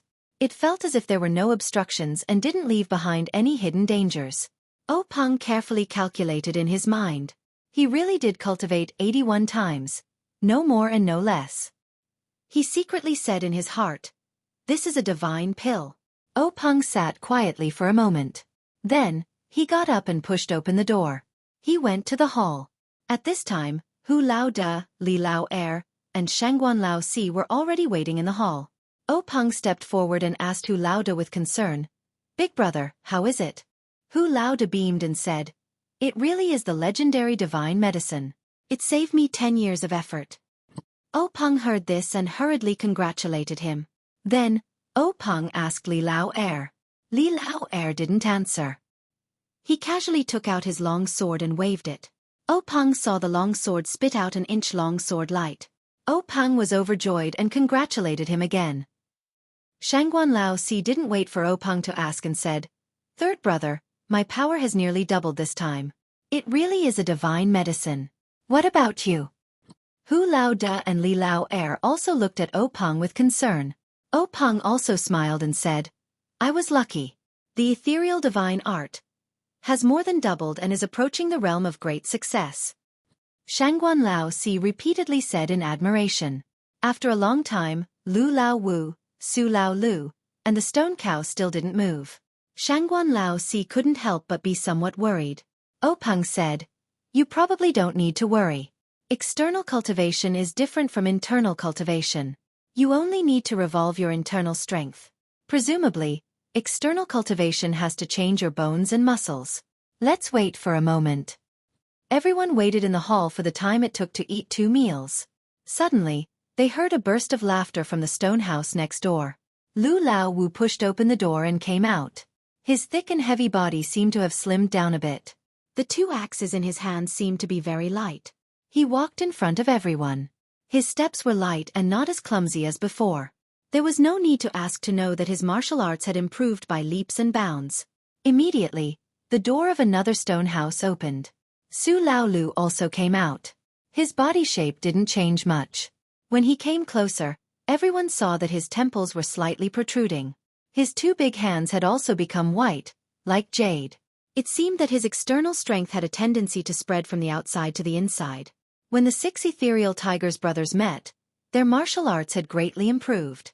Naturally, they congratulated each other and congratulated each other. Only the stone cow in the last stone house still hadn't come out. Everyone couldn't help but feel strange. Openg walked lightly to the front of the stone house where the stone cow was in seclusion. He listened carefully. He heard the sound of the wind in the house, accompanied by the sound of the stone cow's breathing. He was still practicing. Openg looked back at Lu Laowu and thought, Laowu and Lao Lu have both come out. Could it be that this stone cow's martial arts are deeper than theirs? Why hasn't he come out yet? After a long while, Openg listened again. The situation was still the same. Openg was puzzled. Could it be that our Misty School was going to produce a peerless master? After the time it took to eat a meal, Openg couldn't bear it anymore. He gently pushed open the door and looked inside. He saw a huge figure practicing the mighty King Kong hands. The moves were powerful and the wind was fierce. The wind from the palms struck in front of Openg's eyes. Openg heard the stone cow dance for a long time before he shouted, 78. Then, he started from the first move of the mighty King Kong hands again. At this time, the stone cow's eyes happened to see Openg. He didn't stop punching and shouting, Leader, wait a moment. I've just practiced 78 times. I'm not far from 81. His voice was clear and his breathing was steady. It didn't affect his punches and kicks. His martial arts were exquisite. Without 30 to 50 years of hard work, it wouldn't be like this. Openg couldn't help but be shocked. Was this how to take the bone-strengthening pill? He didn't know how Lao Wu and Lao Lu practiced. He wanted to ask them, but after thinking about it, he decided not to. It was all in the past. Even if the method of taking the pill was wrong, it wouldn't change anything. It would only add to his worries. So Openg returned to the group and chatted with them, waiting for the stone cow to finish practicing 81 times. Everyone just stood there. Their legs were a bit sore. Fortunately, they had just had a fortuitous encounter, so they didn't care. Just as they were complaining in their hearts, the stone door finally opened. They saw the stone cow walk out. His body was 3 times larger than before. His skin was faintly glowing. His aura was also soaring. He walked in front of everyone, giving them the feeling that he was a giant spiritual god. When the stone cow saw Openg, he shouted, Leader, what did you give me? Why is it so fragrant? It's better than eating 10 bowls of rice. Normally, after practicing the mighty King Kong hands 3 times, I would be sweating profusely and gasping for breath. After eating this little pill, I practiced 81 times and didn't feel tired. I still feel strong, so it's okay to practice a bit more. Everyone secretly laughed. Openg asked, Stone Cow, how do you feel compared to before? The stone cow scratched his head and said, I don't know. I feel stronger now. Before I could kill a cow, now I can kill a bear. Lao Wu stepped forward and said, Stone Cow, come, hit me with all your strength. When the stone cow heard this, he didn't hold back. He took a deep breath and waved his hand. Lao Wu also raised his fist to meet the attack. He originally used 80% of his strength, but before the fist even came close, the wind from the fist was already blowing. It was biting cold. Not only was he shocked, he felt that he had used all his strength. The 2 large fists collided with a pung sound. The stone cow took a step back, leaving a deep footprint on the stone floor. Lao Wu took 5 steps back, each step leaving a footprint on the stone floor. Lao Wu held his slightly painful fist and walked in front of the stone cow and said, "You little brat, you've improved a lot. I'm afraid I'm not your opponent." When the stone cow heard this, he grinned foolishly. Su Lao Wu said from the side, "Fifth brother Mo Ziqian, the stone cow is a martial artist. You use a weapon. I'm afraid he's not your opponent." Lao Wu patted the stone cow's sculpted muscles and said, "Of course I know this. Come, stone cow, let's go drink." Then, he pulled the stone cow and walked towards the corridor. Chapter 30. Peng looked at the backs of the two people and could not help but shake his head, saying, "These two living treasures are really hard to deal with." Old Hu laughed and said, "Let them be." After saying that, everyone followed the two out of the hall. When they stepped into the meeting hall again, it was still the time when the lamps were lit. Peng and the others were surprised. The records in the ancient books were indeed correct, 1 day and 1 night. However, this time was different from the past. In just 1 day's effort, the difference in their martial arts was like heaven and earth. The word opportunity was unfathomable. When everyone was seated, Zhang Chengyue went forward to salute and briefly reported the situation in the sect during this period to Peng. Peng listened and nodded with satisfaction. Then, Zhang Chengyue stood at the side. Peng did not ask much. He just told everyone that in the next 10 days, he would be in seclusion to practice martial arts. The affairs of the sect would be temporarily handed over to Zhang Chengyue to handle. Then, he let everyone disperse. When everyone else in the sect had left, the 5 Misty Tigers began to discuss matters again. Peng said to his senior and junior brothers, "Brothers, we have finished taking the elixirs in this secret site. After we go back today, it is best to go into seclusion and rest for 10 days.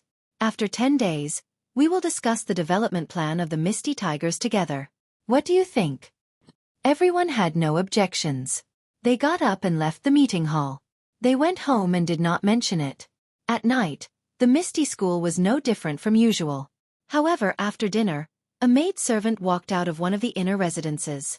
She walked out of the Misty Heights unhurriedly and went to a grocery store outside the manor. She bought some rouge and face powder and then came back. After a meal, the owner of the grocery store set off from the back door of the store. He drove a horse carriage to Pingyang City to stock up. Not long after, he arrived at a large grocery store in Pingyang City. After he bought some groceries, he hurried back to the Misty Heights. After a while, the accountant of the grocery store in Pingyang City finished settling the accounts and went home. When he passed by a dark alley, he felt the urge to go to the toilet and went in. However, after he went in, he did not urinate. Instead, he hurried to a dark corner. There was a small door there. He knocked on it rhythmically and the door opened with a creak. The person inside looked out to see who it was and let him into the courtyard. Not long after, the accountant came out from the courtyard and went to the alley to relieve himself. He walked out lazily and then went home. Just as he walked out of the alley, 2 carrier pigeons flew out from a small house in the courtyard. They flew out of Pingyang City one after another. Although Pingyang City was noisy at night, it was the same as the Misty Heights at night. It was as if nothing had changed because of the carrier pigeons. Everything was so normal. However, who knew what unusual things were hidden in this seemingly peaceful night? Dawn came quickly. The sunlight pierced through the night like a sharp sword. Everyone started to get up and start their busy day. Zhang Xiaohua also opened his eyes. Similarly, there was a flash in his eyes and no one noticed it.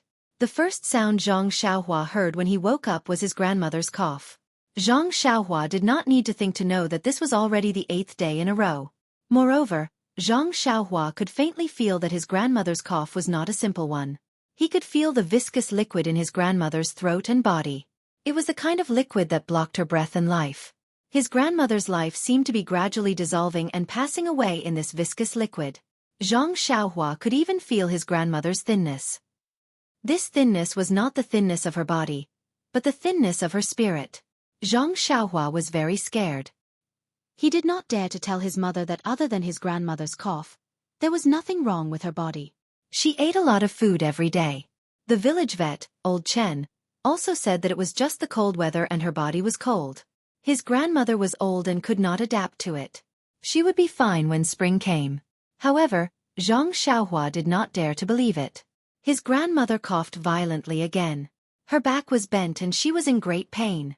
Zhang Xiaohua hurriedly got up and massaged his grandmother's back. He then poured some water from the teapot on the table, tested the temperature of the water, and brought it to his grandmother's mouth. His grandmother drank the water and then heaved a sigh of relief. She said kindly, "Xiaohua, why are you awake so early? Why don't you sleep a little longer? Did I wake you up?" Zhang Xiaohua said, "No, Grandma. I don't know what's going on. Recently, I've been waking up at dawn and can't sleep anymore." His grandmother said, "Ai, Xiaohua has grown up and is sensible. I don't want to wake you up. Last night, I endured it for a long time. At dawn, I really couldn't stand it anymore and started coughing. Tomorrow, I will go to the courtyard. I won't wake you up." Zhang Xiaohua said, "Grandma, it's true. I'm not lying. I've been sleeping very well at night recently. I didn't hear you cough at all. When I woke up in the morning, I really couldn't sleep. You must not go to the courtyard. It's too cold outside." His grandmother smiled and did not say anything. Zhang Xiaohua got up and went out of the room. The sky outside was filled with the rising sun. It did not look dazzling and was as cute as a duck's egg yolk. Zhang Xiaohua mischievously opened his mouth and took a bite of the rising sun. Unexpectedly, he really felt something warm flowing down his throat and into his body. Zhang Xiaohua could not help but be shocked. He was extremely suspicious of his own feelings. He shook his head and went to wash his face. The courtyard was as usual. His mother and Lu Qian had woken up early. His mother was busy feeding the poultry at home while Lu Qian was busy preparing breakfast for the family. Zhang Xiaohua looked at these happily. It seemed that Lu Qian was not Sister Lu, but sister-in-law. He had already made a small decision in his heart. He might not be able to tell his mother about his doubts, but he could tell his future sister-in-law. She had read so many books and knew so many things. Perhaps she could solve his doubts. The farmer's breakfast was very simple and it was finished in a hurry. However, the difference was that after breakfast, Zhang Xiaohua would go to the well on the slope to fetch water back. Since the last time they drank tea and had insomnia, everyone seemed to be infatuated with this thing. They drank it every day. Moreover, they felt that the well water was sweeter than the river water they usually ate. Therefore, they also used the well water for their meals. However, Zhang Kai planned to let Zhang Xiaohua fetch the water twice a day in the morning and in the evening. He also told his son not to tell anyone else in the village. Zhang Xiaohua finished breakfast and went to fetch water.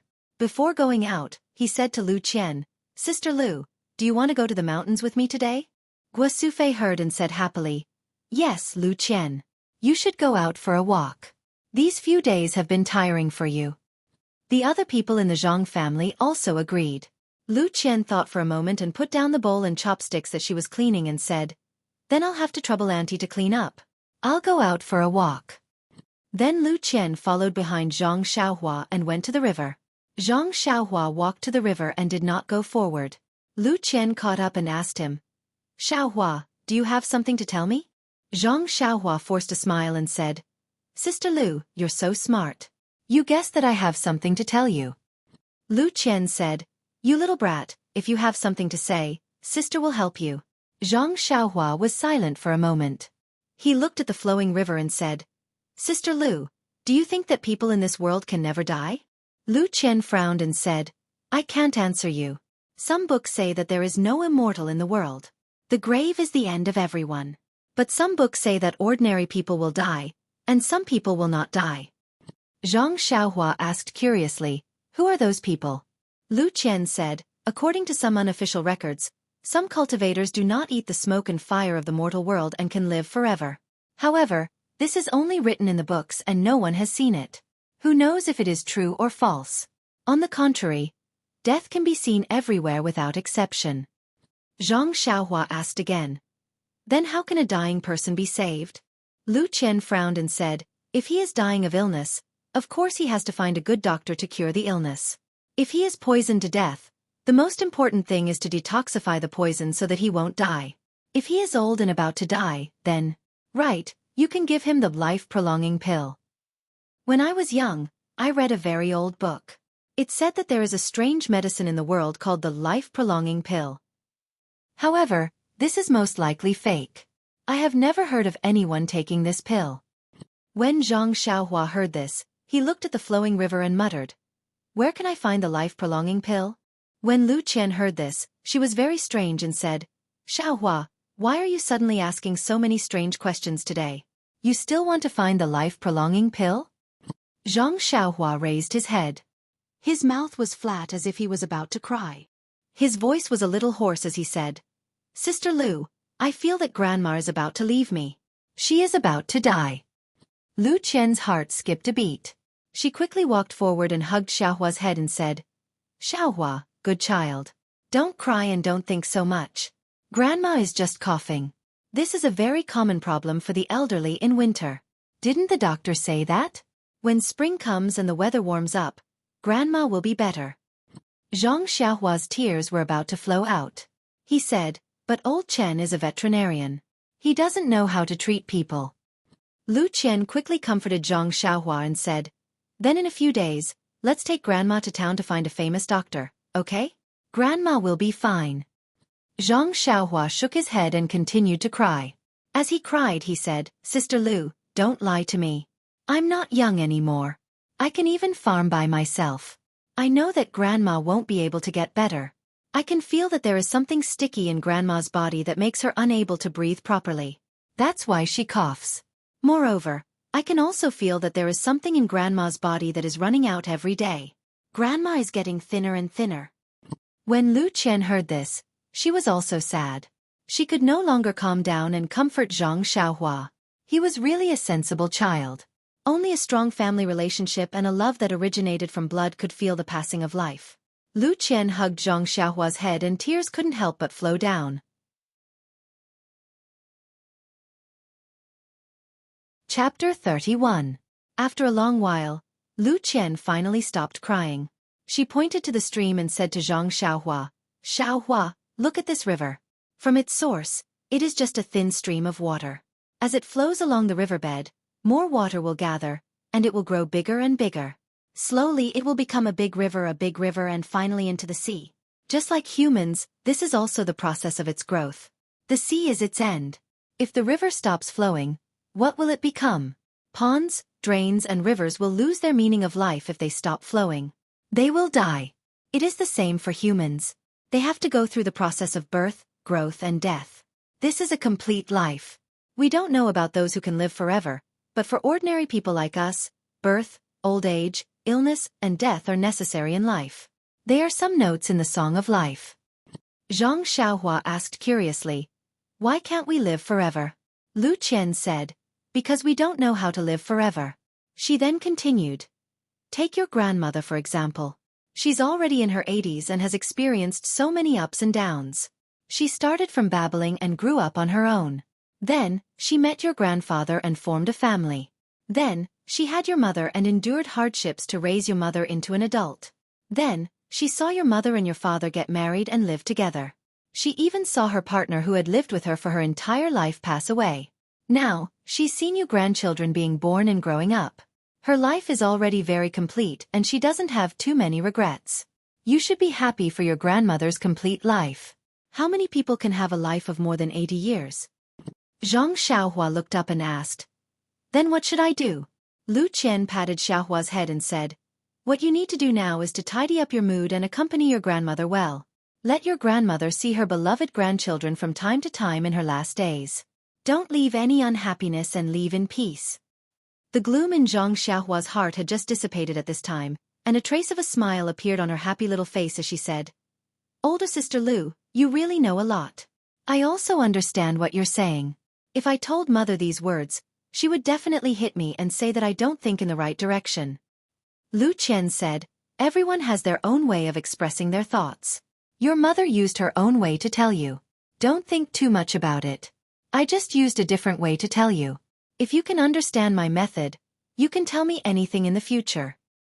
Zhang Xiaohua said mischievously, "That's for sure. In the future, I'll have to talk to elder sister." Lu Qian said, "Mischievous little brat. You better hurry up and fetch water. The sun is already high up in the sky. In a while, your mother will scold you again." Zhang Xiaohua stuck out her tongue and said, "Then let's go quickly. However, if I come out with elder sister, Nyongqin definitely won't blame me for coming back late. Although that was what she said, Zhang Xiaohua still hurriedly went to fetch water because her grandmother seemed to like to drink this mountain spring water. In the next few days, her grandmother's situation became worse and worse. She even coughed up blood. Just as Zhang Xiaohua said, her grandmother didn't have an ordinary illness. This time, Xueqi was really anxious. She didn't have time to complain about the veterinarian old Chen, nor did she have time to take care of her injured family members. She quickly found a donkey cart and wanted to take her grandmother to town to see a doctor. Zhang Xiaohua wanted to go no matter what, but she was still left at home by her mother. The head of the Zhang family, Zhang Kai, also wanted to go. Although his leg injury wasn't completely healed, it was a good opportunity to let the doctor take a look. The donkey cart had limited space, so she could only let her most beloved grandson stay at home. The group of people on the donkey cart set off in the morning. Zhang Xiaohua helped Lu Qian take care of her two injured brothers and helped her with the housework. Unfortunately, his mind was still thinking about her grandmother, so he peeked outside from time to time. Although Lu Qian wanted to tell him that their grandmother wouldn't come back until it was dark, but when she saw Zhang Xiaohua, Zhang Xiaolong, and Zhang Xiaohu's three brothers' absent-minded and anxious expressions, she held back. She just considerately did the chores at home and didn't say any comforting words. Time passed little by little, and the sky gradually darkened. Finally, Zhang Xiaohua saw the donkey cart that was late. Zhang Xiaohua immediately jumped down from the chair. He didn't call out to his two brothers and rushed out of the house. In a hurry, he tripped over a small stool by the door and almost fell. He didn't care about the small stool that was kicked aside and ran out of the door. When he ran out of the small gate, the donkey cart was near. He saw the driver jump down from the donkey cart and walk a few steps forward with the reins of the donkey. Then, he stopped in front of Zhang Xiaohua's courtyard. He pulled the reins and stopped the cart in front of the Zhang family's courtyard. There were three people in thick clothes sitting at the back of the cart. Their faces couldn't be seen clearly in the twilight. Before the donkey cart came to a stop, Zhang Xiaohua heard one of the people coughing heavily. He walked to the front of the donkey cart with heartache and called out obediently, "Grandma." Unfortunately, his grandmother was coughing with difficulty and couldn't respond to her grandson's greeting. Xueqi got down from the cart first and called Zhang Xiaohu, who had rushed over, to help Zhang Kai down first. Then with Lu Qian and Zhang Xiaohua, he carefully helped his grandmother, who had just finished coughing, down. Zhang Kai paid the driver, and the donkey cart drove off, leaving the Zhang clan's group standing in the twilight. Lu Qian and Zhang Xiaohua helped their grandmother. She coughed all the way to her small house. Hearing her cough, Zhang Xiaohua's heart was broken. But halfway there, her grandmother said with difficulty, "Let's go to the central room first. I'll stay with you for a while." The two followed her words and helped her into the central room. Xueqi followed in absent-mindedly. Then, Zhang Xiaohu helped Zhang Kai, who was still limping and had a gloomy expression. The last one to enter the room was Zhang Xiaolong, whose arm was still hanging in front of his chest. The central room wasn't big. When everyone came in and sat there silently, the air in the room seemed to have frozen. At this time, her grandmother began to cough again. Lu Qian hurried over and poured a cup of warm water for her grandmother to drink. Only then did her cough gradually stop. Lu Qian wanted to say something to break the silence, but she didn't know what to say. Finally, her grandmother spoke. "The doctors in this town are really expensive. Xueqi, let's not go there next time.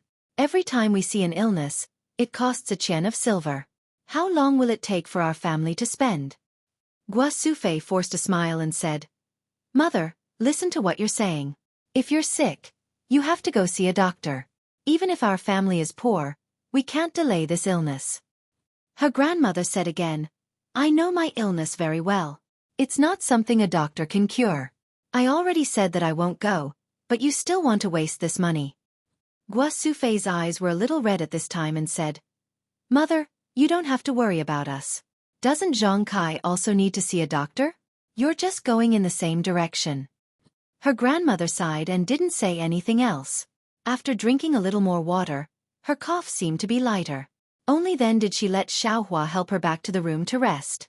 Zhang Xiaohua helped her grandmother to the Kong bed and covered her with a quilt. Her grandmother seemed to be tired and quickly fell asleep. Zhang Xiaohua then tiptoed out of the small room.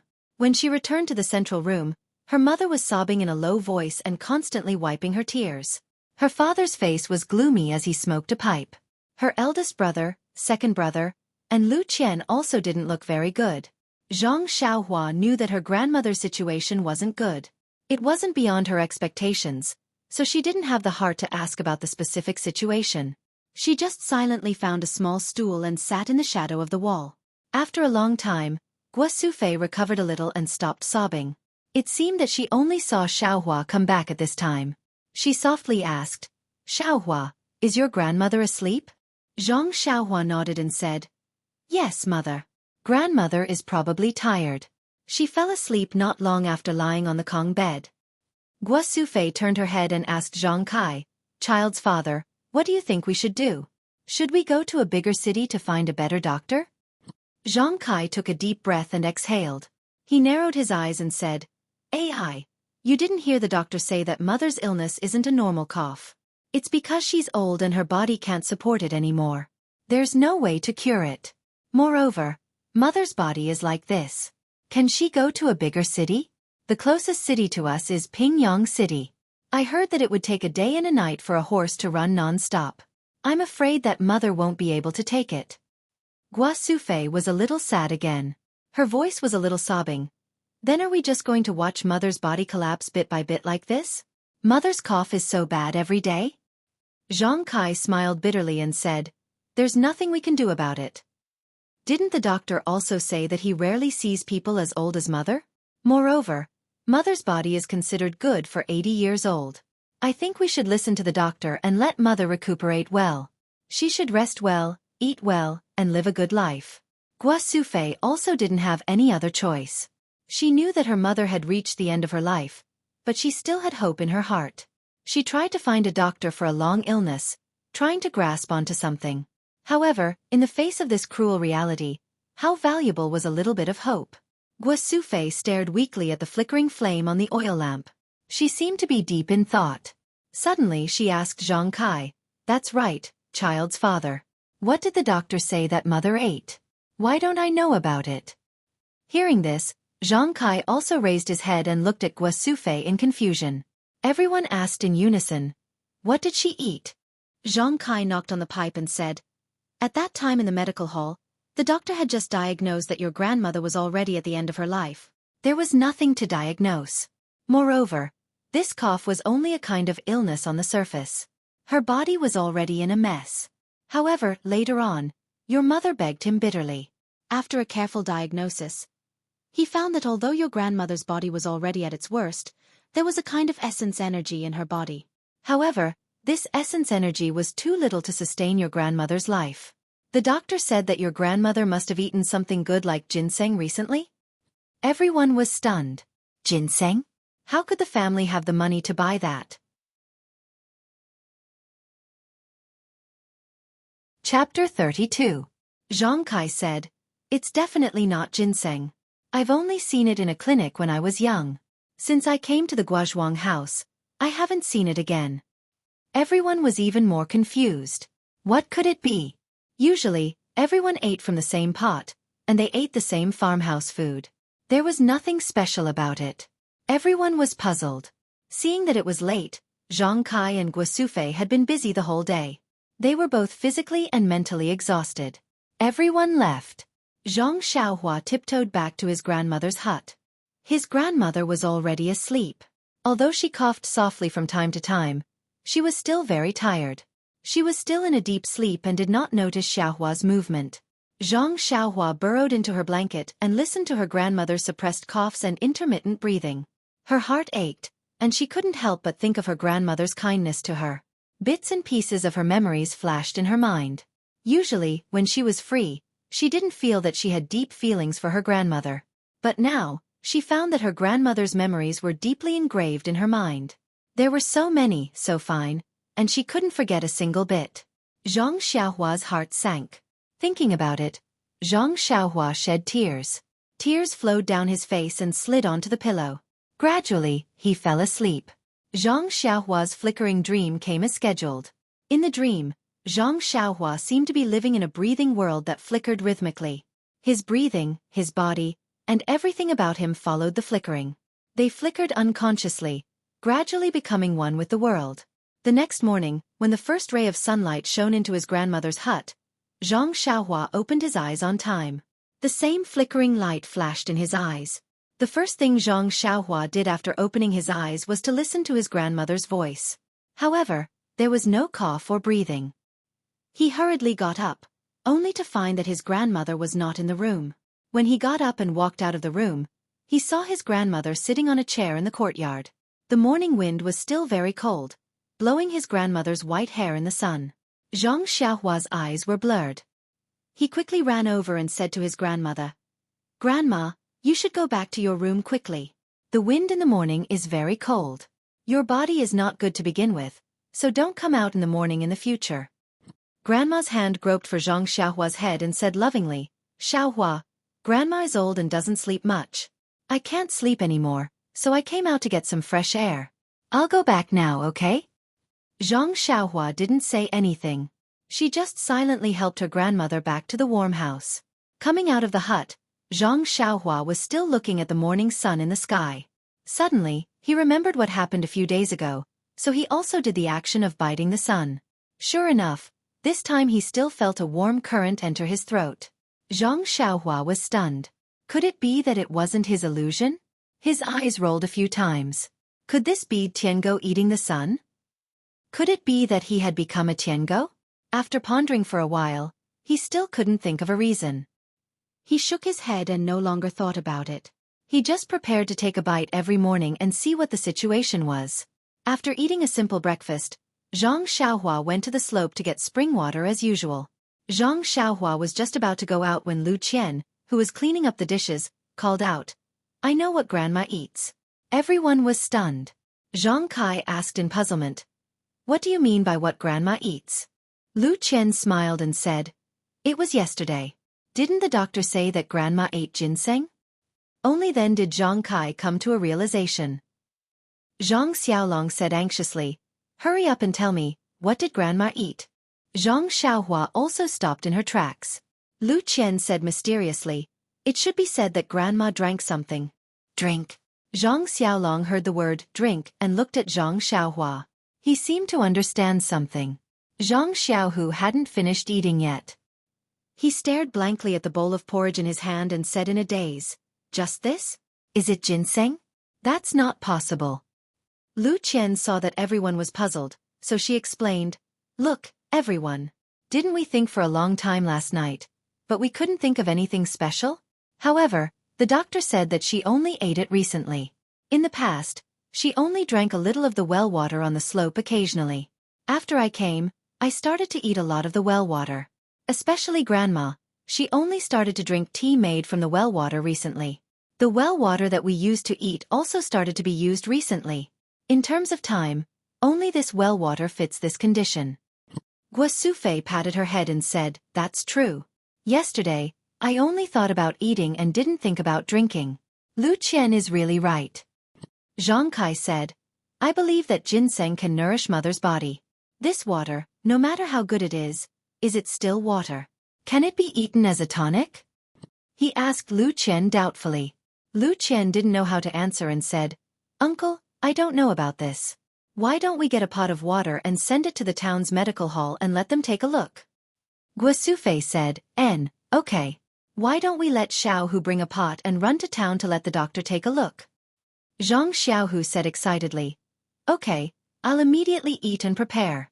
My injury is almost healed, so it won't be a problem for me to make a trip." Zhang Xiaohua also said, "I'll go get some water right away. I also want to go to town with second brother." After saying that, she prepared to run up the slope.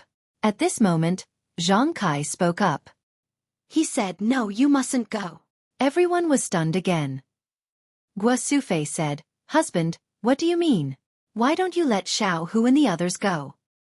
Zhang Kai saw that everyone was very strange and said with a wry smile, "Have you forgotten about Mr. Wu from the neighboring village?"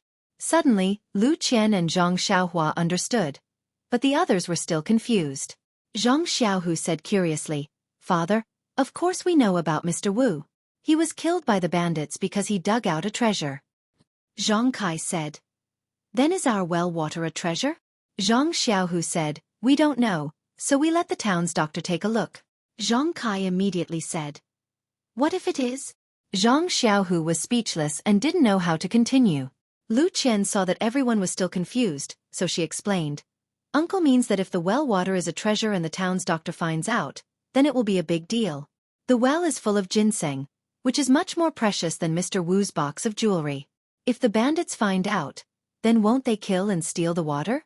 Moreover, the well water is not in our courtyard, but far away on the slope. We can't just say that it's ours. If people find out and come to get water, should we let them take it or not? If it's all taken, then what will Grandma drink? What we're most afraid of is that it will be taken over by people with power and no one can get it." Everyone finally understood. Zhang Xiaolong asked again, "If we don't let the doctor take a look, then how do we know if the well water is useful for Grandma?" Lu Qian smiled and said, "Let's not talk about whether the doctor will take the water to the clinic or not, or whether the doctor will be able to tell. Even if the well water is useless and we don't know if it's useful for Grandma's body, it won't be a loss to us. Don't we still need to drink this water and use it to cook?" Then, Lu Qian said seriously, "If this water is useful, then we might not be able to drink this water in the future. Grandma won't be able to drink it either. She might even be killed." Guosufei quickly said, "Lu Qian is right. We can't go to town to find a doctor. Moreover, everyone must keep the well water a secret. Don't tell anyone." Everyone nodded. Zhang Xiaohua shook her head as she went to get the water. She muttered to herself, "In this world, people's hearts are not what they used to be. No matter what you do, you have to protect yourself first. It's so hard to be a human." Since that day, Zhang Xiaohua had been fetching water from the slope more often. All the water in the house, including food, drink, and washing, were replaced with the well water.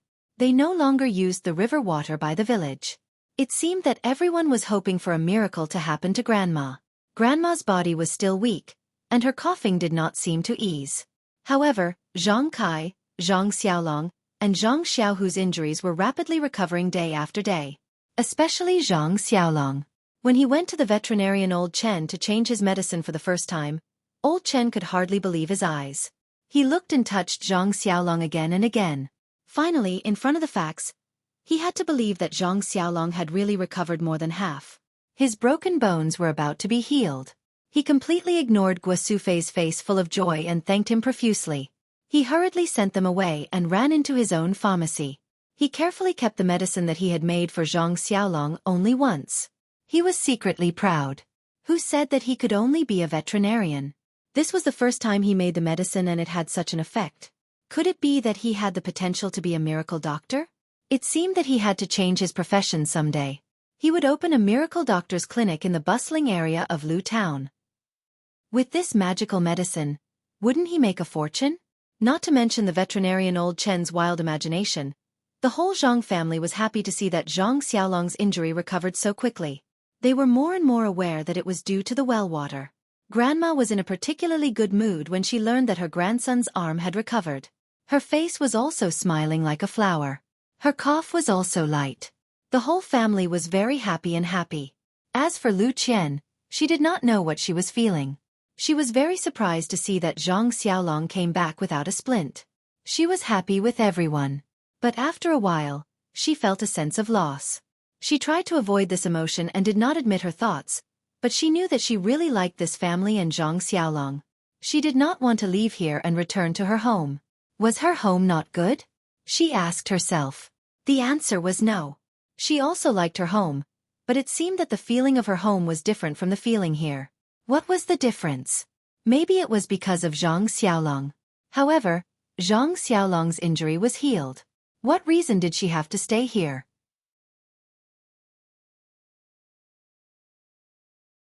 Chapter 33. That night, the Zhang family was very lively. It had not been so lively since the new year. The stone in everyone's heart was temporarily thrown away. During dinner, Zhang Kai even poured himself a few cups to celebrate his son's recovery. After dinner, everyone was busy with some farm work under the oil lamp. They were also happily talking about how to cultivate the crops in the fields after spring, how to fertilize the newly opened fields on the slope, and how to divide the work among Zhang Xiaolong, Zhang Xiaohu, and Zhang Xiaolong's 3 brothers. It was as if the next day was the spring plowing, and their eyes were full of hope. Under the flickering light, no one noticed the lonely expression on Lu Qian's face. Also, Zhang Xiaohua's thoughtful eyes. The next morning, Lu Qian reluctantly got up at dawn. Last night, she was so worried about her gains and losses that she couldn't sleep. When she got up, she found that her eyes were a little red and her complexion was not good. Guo Sufei was concerned and asked if she was sick. After breakfast, everyone was busy with their own things. It was now February and the weather was warm. Zhang Kai and the others were also checking the farm tools to see if there were any broken ones that needed to be repaired. The seeds in the cellar also needed to be taken out to dry. Seeing that the ice in the river had melted, the field should also be thawed and ready for cultivation. Spring was coming. Just as Lu Qian was helping Guo Sufei to dry the seeds under the sun, she suddenly heard someone call her. Qian Qian. What a familiar voice. She quickly raised her head and looked over the Zhang family's low wall. She saw her father, Uncle Lu Tufu, and cousin Lu Yeye who had already walked to the door. She cried out in surprise, "Father," then like a swallow, she flew to the door and took her father's hand. How could she not miss her family after not seeing them for almost half a month? So when she saw them, her eyes were red and her nose was sour. Lu Yeye said, "Sister, I'm here too. Can't you see me?" Lu Qian also took her hand and said, "I see you. How can I not see you? I only have such a beautiful sister. How can I not see you?" Lu Yeye giggled and said, "Sister, look at you. You haven't seen father for a few days and your eyes are already red. Don't say that I'm crying in the future. You're not any better. Aya, your complexion is so bad. Could it be that you suffered at their place? But that's not right. Your skin seems to be more delicate than before. It's also a lot whiter. You're also a little fatter than before. Why is it that after not seeing you for 10 days, your beauty has actually caught up to mine?" Lu Qian rebuked, "You little girl, you're just using nice words to scare me." Lu Yeye panicked and said, "It's true, sister. I'm not talking nonsense. If you don't believe me, look in the mirror." Lu Qian's heart skipped a beat, but she did not continue the conversation. How could Mr. Lu and Butcher Lu notice this? He thought it was just two children playing around. At this time, Zhang Kai also came out with his family to welcome them. Mr. Lu hurriedly went forward to salute and asked Zhang Kai, "Brother, I haven't seen you for a long time. Are you feeling better?" Zhang Kai also returned the salute and said, "Thanks to brother, I'm already better now. Look, I even threw away my crutches." Then, he had Zhang Xiaohu and Zhang Xiaohua come up to greet him. The last time Mr. Lu came, he saw everyone. However, at that time, the two brothers were lying on the sickbed. Meeting them this time, looking at the two dignified young people, he couldn't help but praise in his heart, these two children, although their looks are ordinary, it's rare that they're so introverted. They've never studied before, but they actually have such a temperament. Children can be taught. He hurriedly helped the three of them up and said with a smile, "It seems that the two of you have recovered from your injuries. This is worthy of celebration. However, nephew Xiaolong injured his muscles and bones. It's better for him to be more careful. He can only work after resting for 100 or so days. Don't hurt your body for the farm work in front of you. Oh right, how come you've removed the splint in just 10 days? Zhang Xiaolong moved his arm and said, "I'll pay attention to uncle's words. Look, my arm is fine now. Although I can't do heavy work, I reckon that after a few days, ordinary farm work shouldn't be a problem." Butcher Lu continued, "Nephew's body isn't just strong. Our village's Wang heir fell on his but when he went up the mountain to chop firewood and had to lie in bed for half a year. You've recovered in just a few days? Let me take a look." As he said this, he went forward to grab Zhang Xiaolong's arm. Lu Qian was anxious and quickly blocked her uncle's hand. She said, "Uncle, your hand is used to carrying 100 or so pounds of fat pig. Xiaolong's arm is just right. If you grab Xiaolong's hand like this, don't damage his arm." Butcher Lu awkwardly retracted his hand and said with a self-deprecating smile, "Then I won't look, I won't look." Lu Yeye seemed to have noticed something and used her elbow to poke Lu Qian. She winked at her and smiled mischievously. Lu Qian's face heated up and her hands and feet became uncomfortable. Fortunately, at this time, Mr. Lu saw Zhang Xiaohua again. He patted his head and said, "Xiaohua, I haven't seen you for a few days and you've grown quite a bit. I see that by the end of this year, you'll be able to catch up to your two brothers. Also, looking at your eyes, they're overflowing with energy. I feel that you've become a lot more sensible. These words weren't false. When Mr. Lu first saw Zhang Xiaohua, he had just been beaten up by a bully and was worried about his father and brother's injuries. Naturally, his expression was gloomy and listless. Now that his family's injuries were mostly healed, his mood was naturally good. Moreover, there was also an unknown reason, so he naturally looked different. Zhang Xiaohua was also obedient. He raised his head and said, "Uncle, this is all thanks to Sister Lu. Not only did she take care of Big Brother and help our mother with the housework, she also taught me a lot of principles and taught me to recognize many words. With her influence, I naturally became more sensible." These words made Mr. Lu's heart very happy. He laughed loudly and said, good child, good child. Brother, I envy you for having such good children." Zhang Kai said modestly, "We've neglected to discipline them. They also don't know how to read and write." "Brother, you must be joking." Mr. Lu disagreed, "That's not true. This is innate temperament and not something that can be cultivated. Even if your family has a lot of money, it's rare to have such good children." Butcher Lu said, "You two stop flattering each other. We're all familiar with each other. After walking for an entire morning, my throat is so thirsty that it's about to smoke. Let's go in and drink some water." When Zhang Kai and Mr. Lu heard this, they both laughed loudly. Zhang Kai quickly led everyone into the central room. Everyone sat down to talk. Guo Sufei and Lu Qian went to boil water and make tea. Lu Yeye also followed. Taking advantage of the fact that the water hadn't boiled and Guo Sufei went into the room to get tea leaves, Lu Yeye quietly asked Lu Qian, "Sister, are you interested in that Zhang Xiaolong?" Lu Qian blushed and said, "What do you mean by interested? When did I?" Lu Yeye mocked her and said, looking at your shy face and peach blossom eyes, "I know that you're thinking of love. Why don't you honestly admit it?" Lu Qian said, "You little brat, why do you have so many flowery words? Don't tell me you didn't come to see Zhang Xiaohu?" When Lu Yeye heard this, she also said seriously, "Sister, your words are wrong. Have you forgotten what we said before? Although Zhang Xiaohu and Zhang Xiaolong are good people and saved us, but our dream is to marry a learned, elegant, and handsome scholar. The two of them do farm work and will be digging for food in the fields for the rest of their lives. Don't tell me we'll also be farm women for the rest of our lives?" At that time, I was very grateful to Zhang Xiaohu and did have a good impression of him. Now, I don't deny it. But after thinking about it carefully, I don't want to jump into this fire pit. Sister, you have to understand that this is a matter of a lifetime. If you make the wrong choice, it will be too late to regret. At this time, Lu Qian also stopped smiling and said seriously, "Yes, yeah, I am also like this. That's why I am especially hesitant. Although I hope that my husband is a scholar, after meeting so many scholars over the years, none of them left a deep impression on me as Zhang Xiaolong, this farmer. He has a temperament and courage that most people don't have. I have only known him for a short period of time, and this short period of time is more profound than many people in a few decades. I can't tell you how I feel in my heart.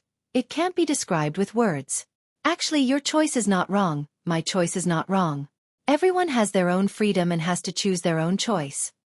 Lu Yeye smiled bitterly and said, "Sister, I hope your choice is not wrong." In the future, Lu Qian interrupted her and said, "It's too early to say this. I haven't made a final choice." Lu Yeye did not ask any more and the two of them were silent. Not long after, Guo Sufei took out the tea leaves and boiled the water.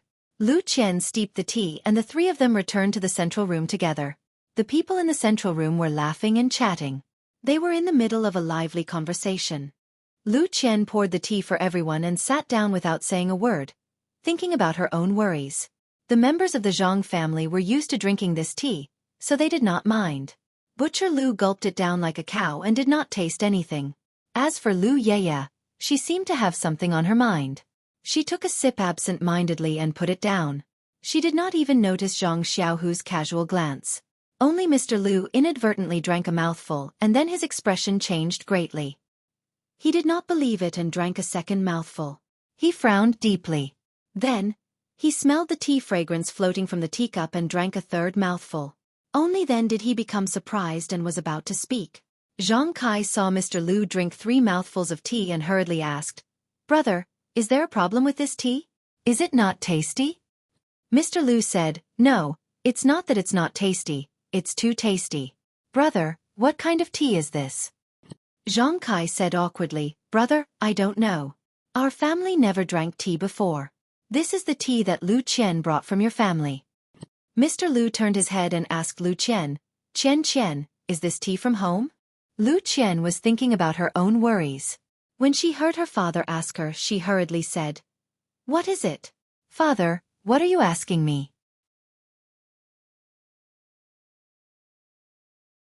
Chapter 34.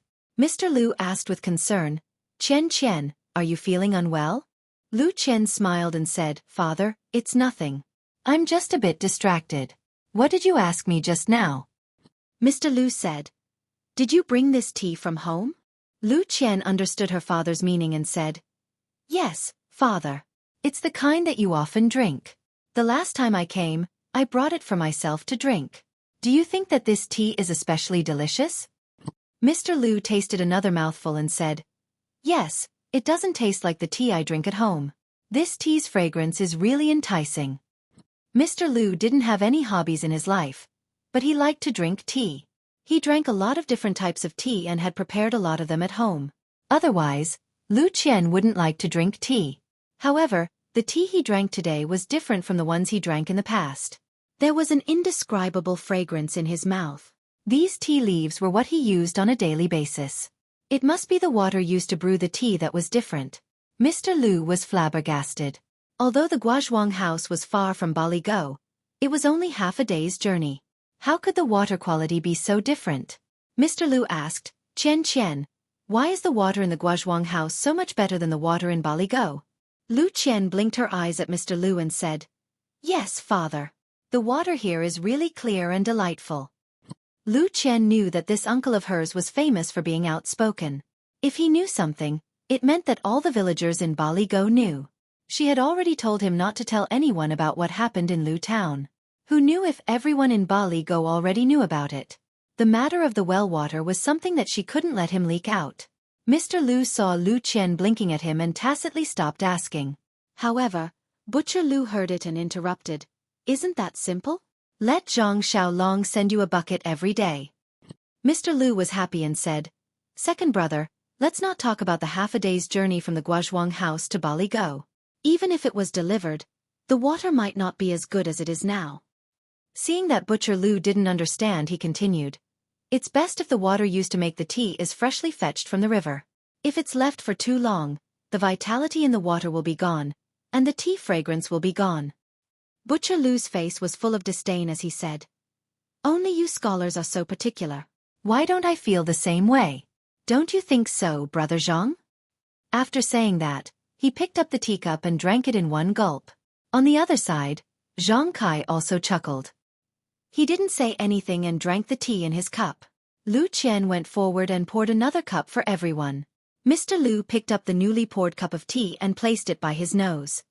He sniffed it carefully and then sipped it with his mouth. He also tasted it carefully.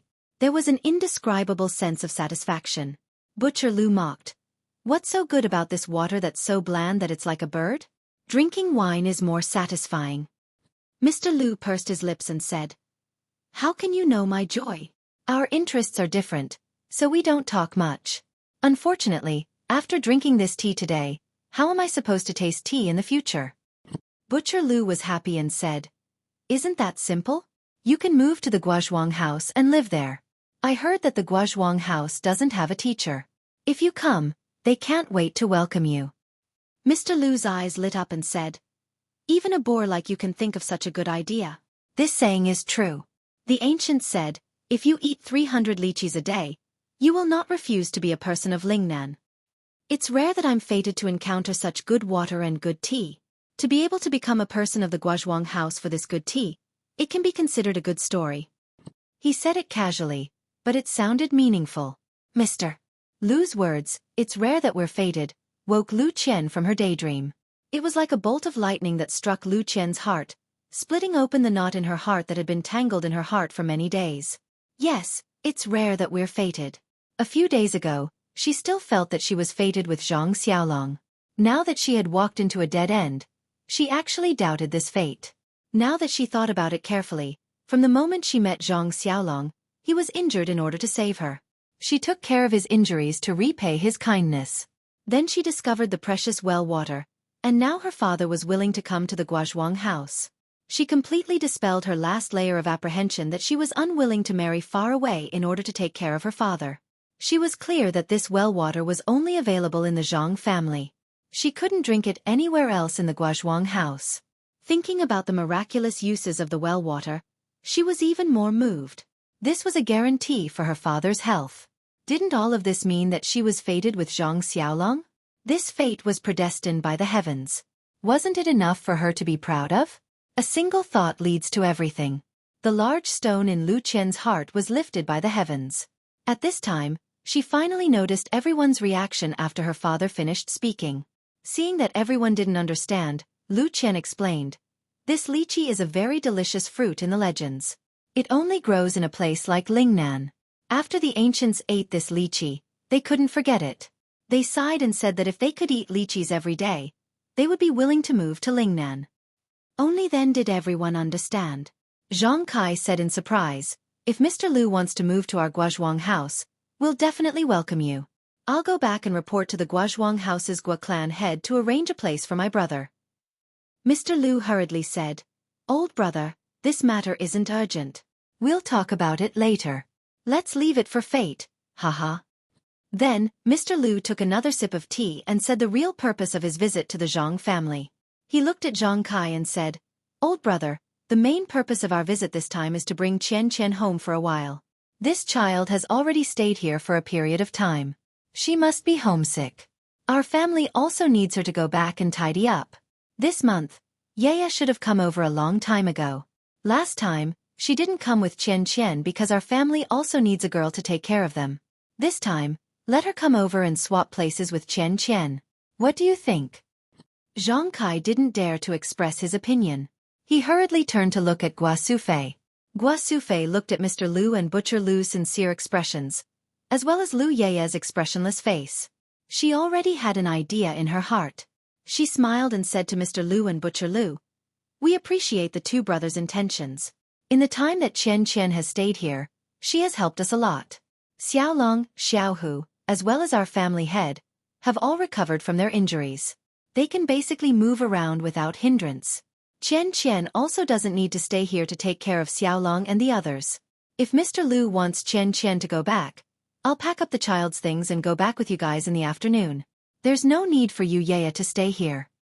Hearing Gua Sufei's words, Lu Yaya's face clearly showed a burst of joy. Lu Qian raised her head and inadvertently saw the disappointment between Zhang Xiaohu's brows.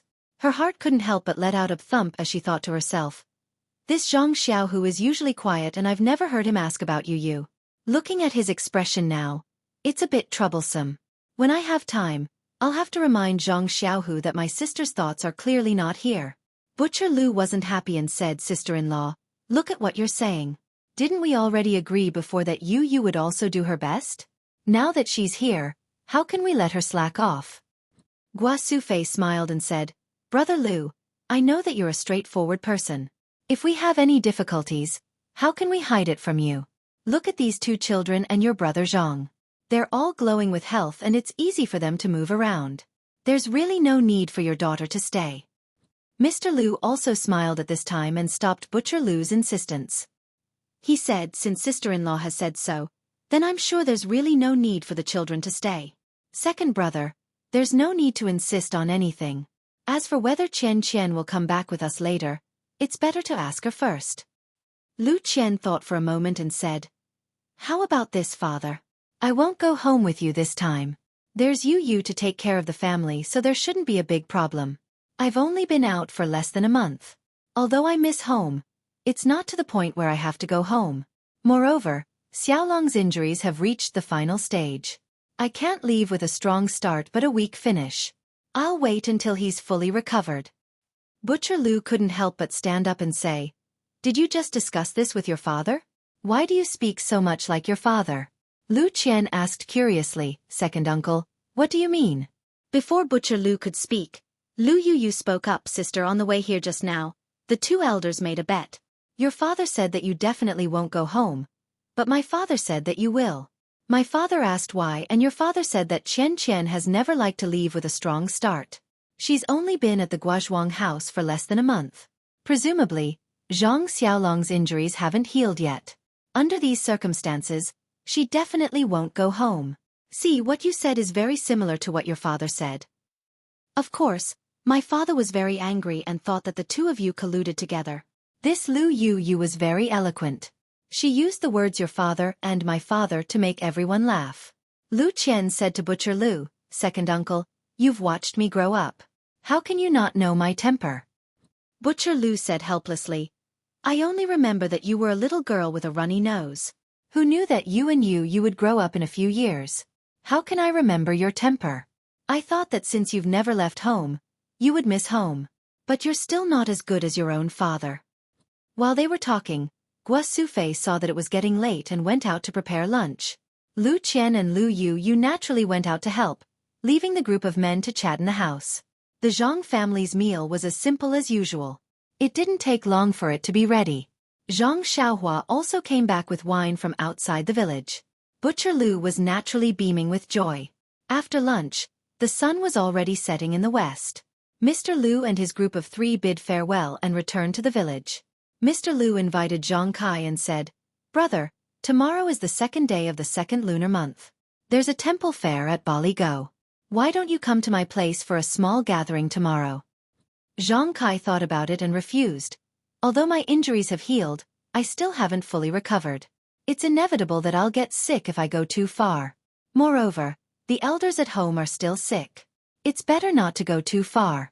When I have time in the future, I'll definitely pay them a visit. Mr. Lu knew that it was the truth, so he didn't insist. Everyone parted at the village entrance. Lu Qian brought Zhang Xiaohua along and sent them off. Only then did they reluctantly part and watch their loved ones gradually disappear into the distance.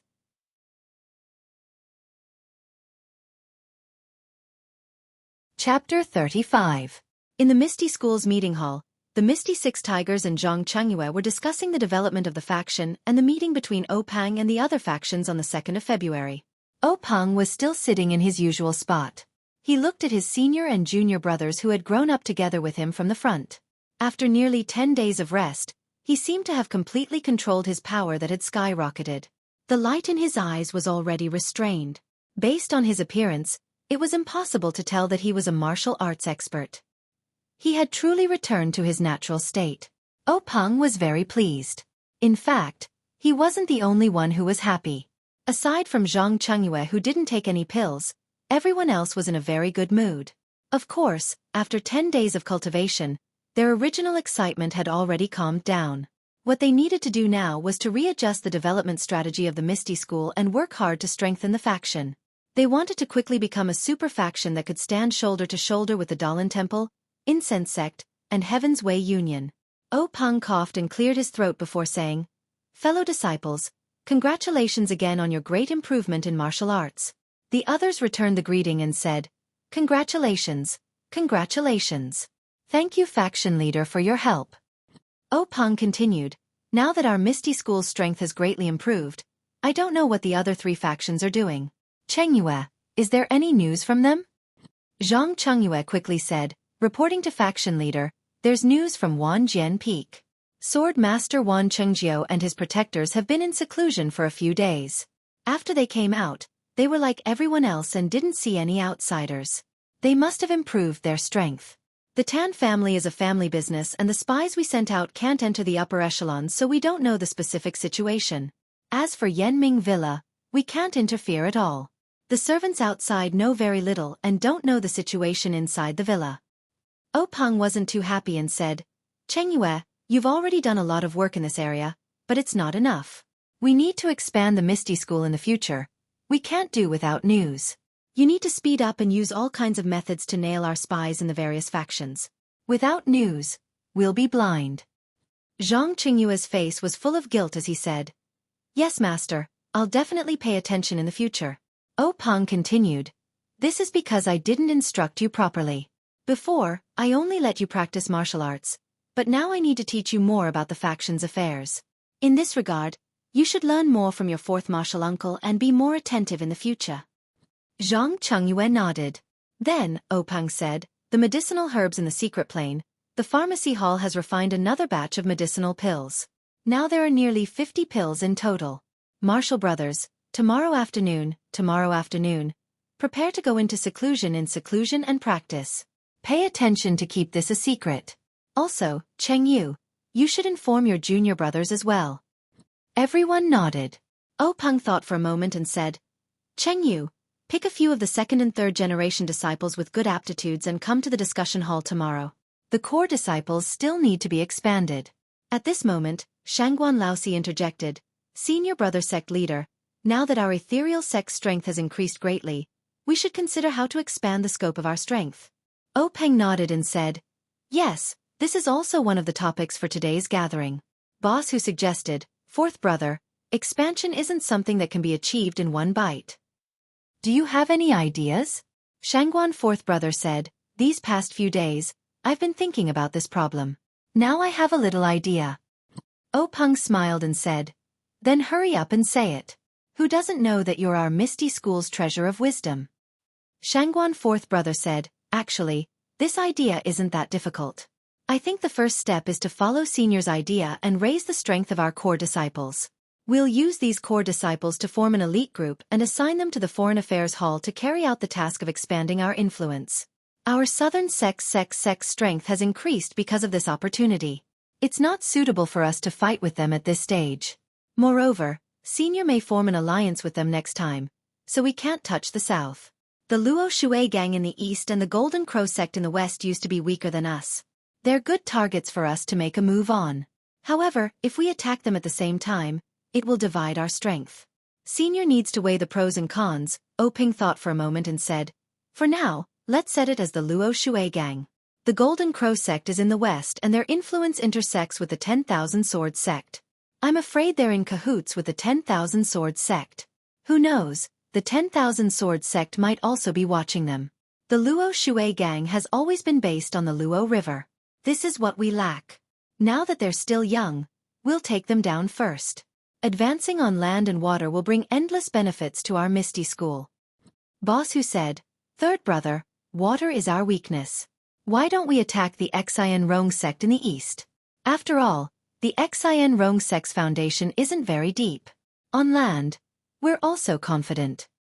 Openg smiled and said to Boss Hu, Eldest brother, you and I have been deceived by the Xian Rong sect's low profile. I just received news that the leader of the Xian Rong sect is an abandoned disciple of the Dalan Temple's law-enforcing elder. This Xian Rong sect is obviously a pawn that the Dalan Temple has planted in our Pingyang City and Yu City. We can't act blindly. Besides, although the Luo Shui gang originated from the Luo Shui gang, as long as we make a move first and plan well, our chances of success are still very high. Openg took a sip of tea and continued. Moreover, our Misty School has always been on land. Pingyang City's location is also sandwiched between the Luo Shui gang, the Golden Crow sect and the Xian Rong sect. There's limited space for development. If we take over the Luo Shui gang's influence and make use of the Luo River, it'll be very beneficial for the gang's development.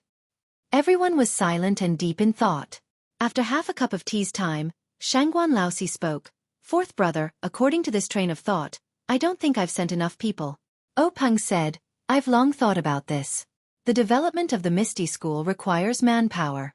In the past, our sect focused on elites. Now that the strength of our senior disciples has increased, the number of junior disciples is obviously insufficient.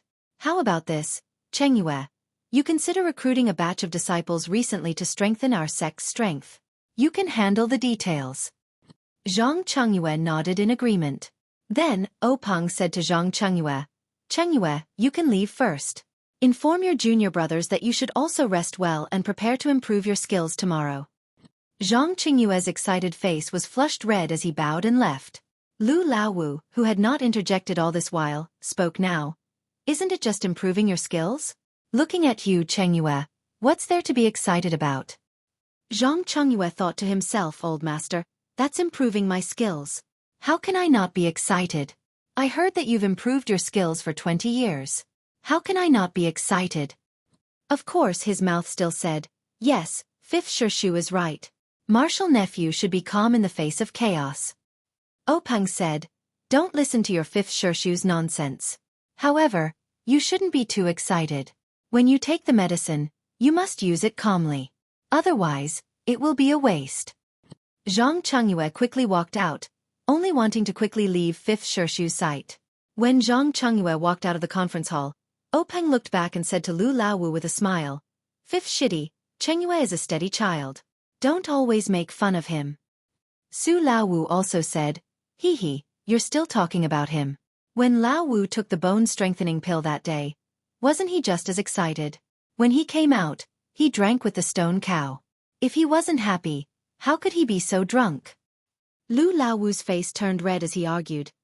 I absorbed the medicine and was tired from cultivating. Otherwise, how could I not drink as much as the stone cow? Everyone roared with laughter. Then, Opang sternly said to everyone, brothers, the medicine taken from the secret plane last time has been refined. In a few days, it will be the second day of the dragon raises its head. Our 4 sects have agreed to meet at Wutong Mountain. This time, we will discuss the next time we enter the secret plane to take the medicine. Perhaps we will discuss the alliance. What do you all think? Shangguan Laowu said, Senior, I think this alliance is unlikely. Openg said why. Shangguan Laowu explained, of course, Wan Jianfeng and our Misty School can form an alliance. We are all Jianghu gangs. We share fortune and misfortune together. However, Yanming Villa and the Tan family, although they are in Jianghu, they basically don't participate in Jianghu affairs. They have no reason and no strength to form an alliance with us.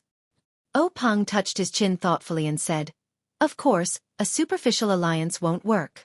Our 4 sects can't explain to other Jianghu sects in terms of development, sphere of influence, and gang composition.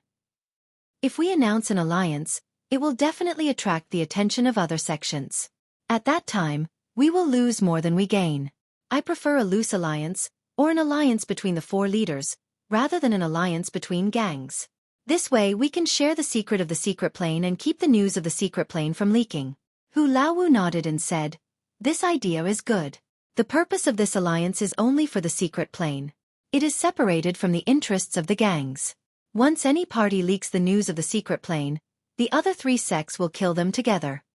Openg smiled bitterly and said, if the news is leaked, there will be no need for the other 3 sects to crusade. There will soon be a bloody storm in Jianghu. So, we must seize the time to strengthen our own strength. Then, Openg turned his head and asked Li Laowu, who had been looking down and not speaking, Second Senior, have you read the sword manual? Li Laowu nodded and didn't reply. Openg didn't care and continued to ask, how many of our Misty School's current disciples can change? Li Laowu also shook his head. Openg said a little dispiritedly, alas, it is indeed inappropriate to change halfway. Fourth Senior, when Chengyu recruits disciples, you can also choose some of them to practice this sword manual. At the same time, you can also ask Second Senior to guide you. It is best if Second Senior can take in a few more disciples. Li Laowu nodded in agreement. It seemed that since his strength improved last time, he was more focused on the cultivation of the sword and didn't speak much.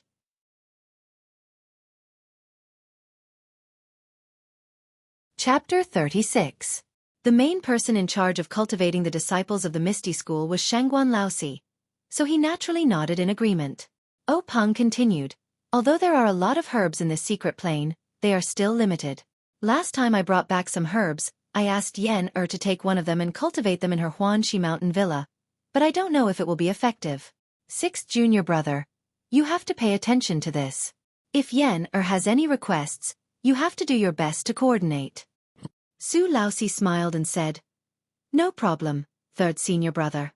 Yan this girl likes to fiddle with strange things the most. Maybe we can really cultivate good herbs for her. At the mention of Openg this sister, everyone's face was full of smiles. Boss Hu also said, time really flies. In the blink of an eye, Yan this little girl is also an adult. How can we not be old?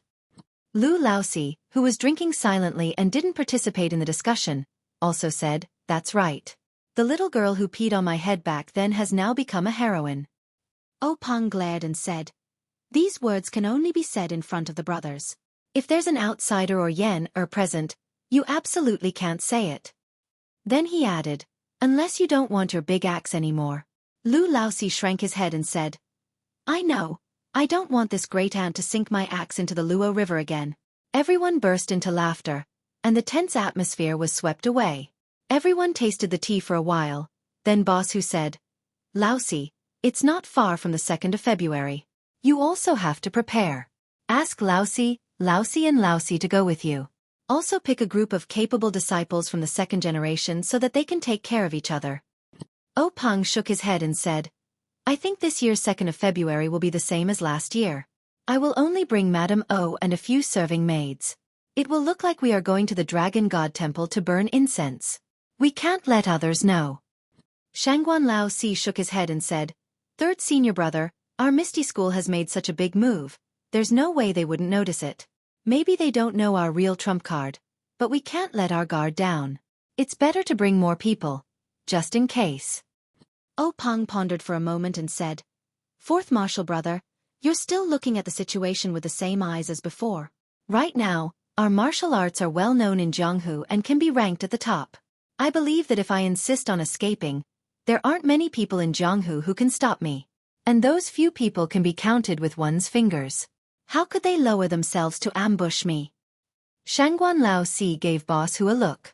Boss Hu thought for a moment and said, Lao San, what Laozi said makes sense. It's better to be safe than sorry. Jianghu is full of conspiracies and intrigues. Protecting yourself is the way to go. You're the face of our Misty School, so you can't afford to have any mishaps.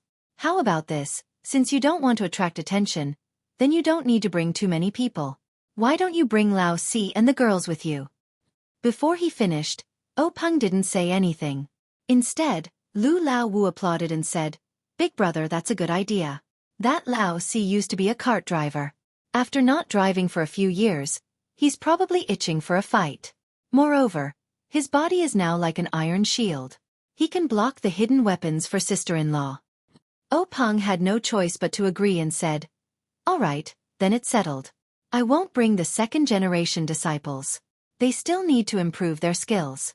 Don't delay their development. As for those who don't improve their skills this time, it's useless for me to bring them along. Everyone saw that Peng had given in and didn't insist on it anymore. After arranging the sex affairs, everyone dispersed. The candles in the meeting hall were extinguished. The dark hall was like an old man in his twilight years. He closed his eyes and fell into a deep sleep. Yu City was the main city of Yu Country. It was a few days' journey from Pingyang City. Peng set off early the next day. Since he was going to the Longshan Temple to offer incense, he had to be dressed to do so. He couldn't use his light body technique to travel alone. Just as Lu Lao Wu said, that Laozi was an experienced cart driver. When he heard that he was going to drive the sect master's cart to Yu City, he got on the horse early and checked the condition of the cart carefully. Now, he was driving the cart smoothly and proudly on the road. He was enjoying it very much. Peng and Madame O sat in the cart. Although this cart was specially made by the sect, it was rare to see it so stable. Peng looked at the cup full of wine on the small table in the room. He couldn't help but smile and say to Madame O, This Laozi's skills in driving the cart are not to be trifled with. We can't go without him when we go out in the future. Madame O also smiled sweetly and said, That's a waste of his talent. Peng said, What is lacking the most in the martial arts world today? Talent. This is talent. He has the ability to fight against 10,000 people and can drive so steadily. He's a compound talent. My Misty School has hidden dragons and crouching tigers. Madame O rebuked you, the sect master, are serious in the sect. Why do you have a bad smile on your face now? Speaking of compound talents, you're the best in the sect. Not only are you the best in the world at ethereal steps, but you're also the best in making your wife happy.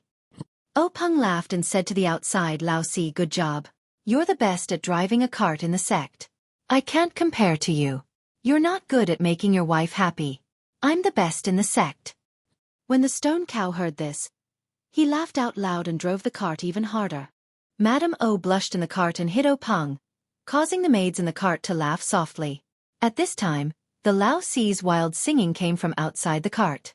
It must be because the Laozi had traveled to a remote place and the Laozi sang. Everyone listened carefully. The Lao Si sang, "Sister, you sit at the bow of the boat. I walk on the shore. Love and love, the rope swings." It was a song that the Lao Si had learned from somewhere. Everyone couldn't help but laugh. After traveling for a few days, they were about to reach Yu City. The journey was peaceful and they didn't encounter any trouble. The road outside Yu City was very wide and there were many trees planted along the road. The weather was warm now and there was some greenery on the treetops. There were also many passers-by and the cart could no longer gallop as freely as before. However, under the Lao Si's skillful driving, the speed didn't slow down. Madame O looked at the scenery outside the window and praised. "This Yu City is indeed the main city of our Yu nation. It's much more prosperous than Pingyang City. Even the outskirts are so lively. I wonder if the Dragon God Temple is full of people now." When the cart arrived at the Dragon God Temple, they realized that the inside and outside of the temple were full of people. There was no place for the cart to stop. Fortunately, O Peng and the rest had martial arts and weren't afraid of the crowd. They moved slowly with the crowd and soon arrived in front of the temple. Everything was the same as in the past. O Peng and his wife offered incense to the dragon god, made a wish, kowtowed and gave alms. Then, they followed the crowd out of the dragon god temple. The Lao Si stood on the cart and looked around. When he saw O Peng and the rest coming over, he immediately jumped down from the cart and said, "Sect Master, why are you out so soon?" O Peng said, "There are so many people coming here every year. The incense is very prosperous. The monks in the temple are all busy and can't talk to their abbot. We'll talk about it when we have time." The Lao Si gestured for everyone to get on the cart and then asked O Peng, "Sect Master, are we going to the Yu City branch now?" O Peng waved his hand and said, "There's no hurry to go to the branch. Go to the restaurant next door to buy some wine and food. We'll go to Wutong Mountain now." The Lao Si agreed and went to buy wine and food. Madame O asked curiously, "Why are we going to Wutong Mountain again? Last time, you, Yanming Jusher, Wan Chengjiu and Tan Yefeng were drinking wine and discussing heroes at Wutong Mountain. Could it be again this time?" O Peng smiled and said, "Yes, I didn't have enough fun last year. Of course, I have to continue this year." Not long after, the Lao Si bought the wine and food and then drove to Wutong Mountain. The Dragon God Temple was at the foot of Wutong Mountain. Not long after, the carriage arrived at a place where they could climb the mountain. There were also some wine shops and inns in this place. O Peng and the others booked a few rooms and arranged for Madame O and a few maids to rest. O Peng took the Lao Si and walked up the mountain path. Wutong Mountain was not too high and it was not the season to climb the mountain. There were not many tourists. O Peng used his qinggong to walk in front. Although the Lao Si practiced external martial arts and also carried wine and food, he was not much slower than O Peng on the mountain path. Not long after, O Peng reached the top of the mountain. Then, the Lao Si also came up. Looking at the Lao Si's calm and steady breathing, O Peng could not help but mutter in his heart. Although he had only used 30% of his qinggong, he was good at qinggong. This 30% of his qinggong was already very impressive in the martial arts world, but the Lao Si was not much slower than him. It could be seen that the effect of this bone-strengthening pill was extraordinary. At this time, it was almost noon. The top of Wutong Mountain was bathed in sunlight and was very warm. O Peng looked under the tree at the top of the mountain. No one had come yet. O Peng called the Lao Si to walk under the tree. He sat on the stone and let the Lao Si place the wine and food he bought one by one in the open space under the tree.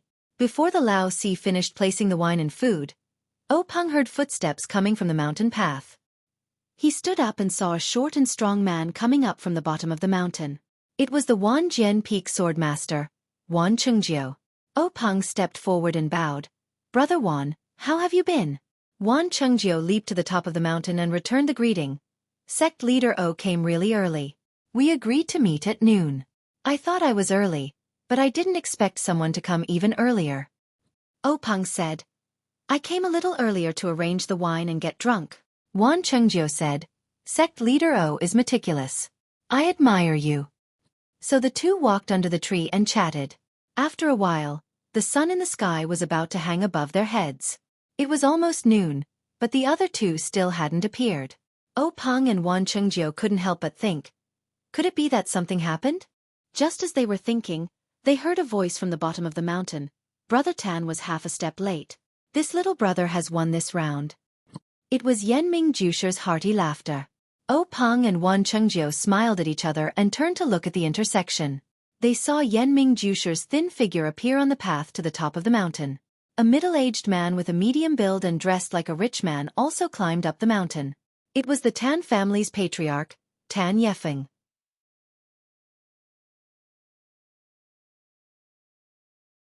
Chapter 37. When the four met, they greeted each other.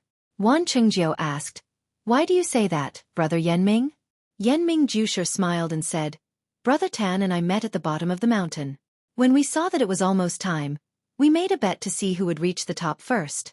It seems that I'm the early bird that reached first." O Peng smiled and said, "Brother Tan's strength isn't in light body technique. You can compete with him in martial arts later." Yenming Jusher waved his hand and said, "I know that.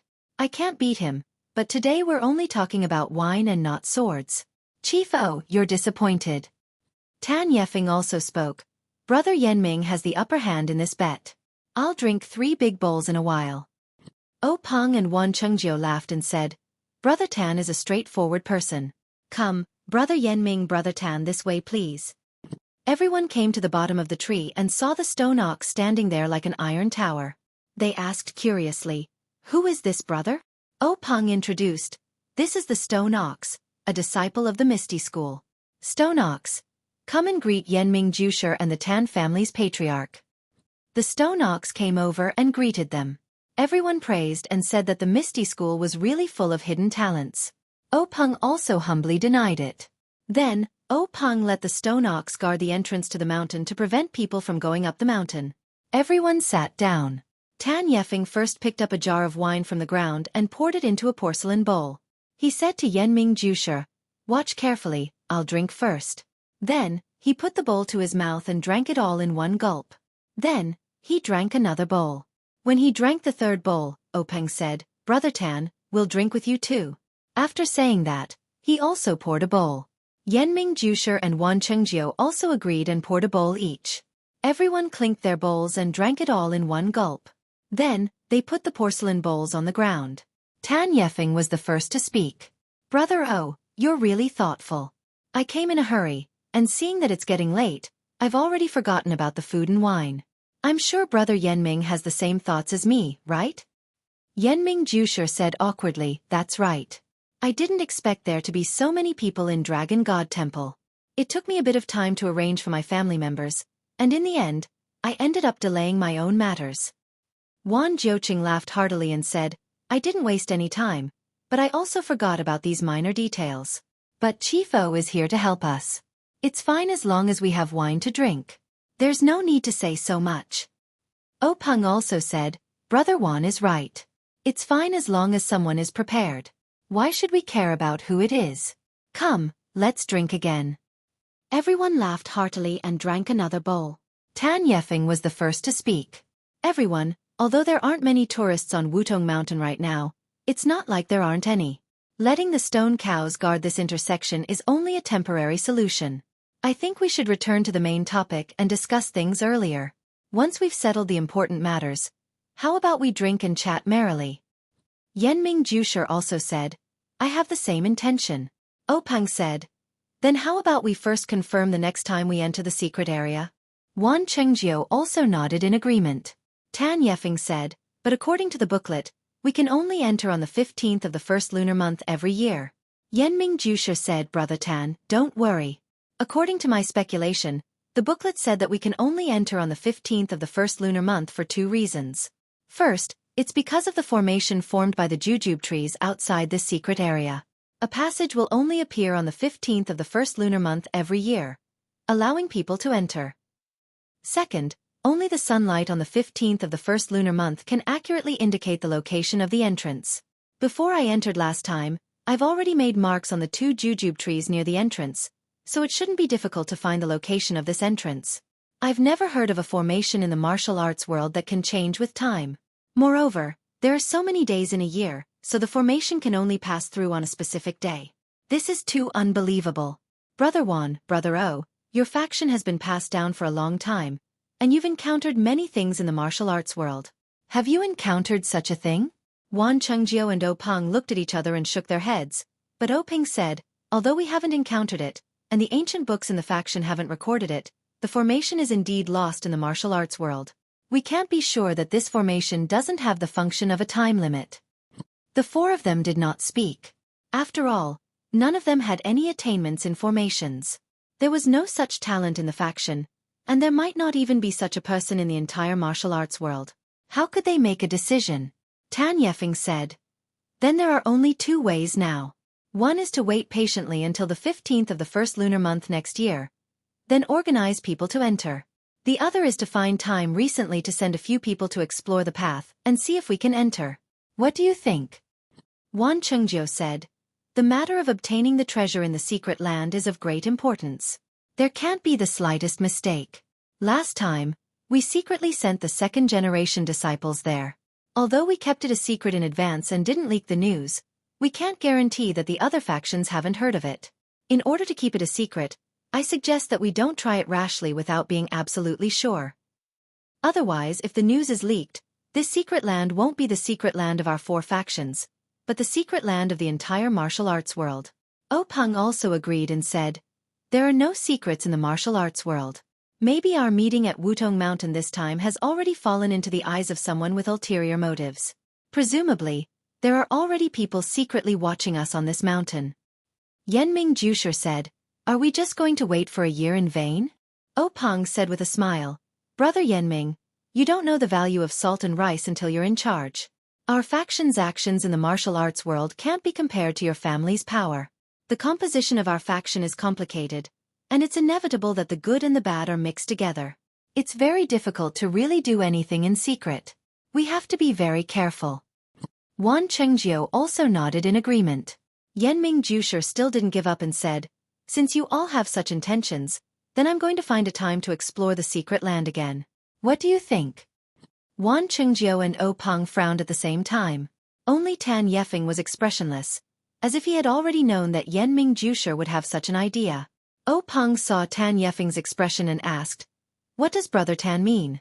Tan Yefeng coughed and said, in fact, I also have this intention for a long time. I want to explore the secret land before the 15th of the first month of next year. If Brother Yenming didn't mention it, I would have suggested it to you. Wan Chengjiu lowered his head and didn't speak, as if he was thinking. Peng said, before deciding whether to go to the jungle or not, I have a proposal to discuss with you and see if it's feasible. Everyone looked at Peng strangely, waiting for him to speak. Peng said, I suggest that we form an alliance and advance and retreat together in the treasure hunting of the secret land. Yenming Jusher shook his head and said, our villa can't form an alliance with your Misty School and Wan Jianfeng. The Jianghu affairs you participate in are too complicated. There are often gang-bloody battles. After forming an alliance, it's not good for the development of our villa. Tan Yefeng also repeatedly agreed. Peng said with confidence, you two have misunderstood. The alliance I'm talking about is a little different from the alliance I usually talk about. First, it's not an alliance between gangs. There's no need to participate in the Jianghu affairs between each other. Second, this alliance is purely an alliance between the four of us. Although the four of us can't share weal and woe with each other, we can form an alliance to advance and retreat together in the secret land and enjoy blessings together. Third, this alliance is limited to the secret land and doesn't involve other aspects. What do you think? Wan Chengjiu said with joy. Leader O really has a bright mind. This idea is good. Let's do it. Yenming Jusher and Tan Yefeng also smiled and agreed. So, Peng poured a porcelain bowl of wine, cut his finger with a sword, and dripped blood into the wine. The other three did the same. Peng took the porcelain bowl, shook it slightly, and drank a few mouthfuls. Then he handed it to Wan Chengjiu. Wan Chengjiu still drank it. Then Tan Yefeng and Yenming Jusher all drank the blood wine. Yenming Jusher smashed the porcelain bowl. Everyone laughed and said, the alliance is a success. Everyone drank another bowl of wine together. Peng then said, since Brother Yenming and Brother Tan insist on going, Brother Wan and I will naturally advance and retreat together with you.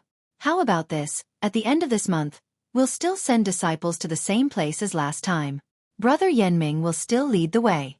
How about it? Yenming Jusher said, no problem. This is my duty.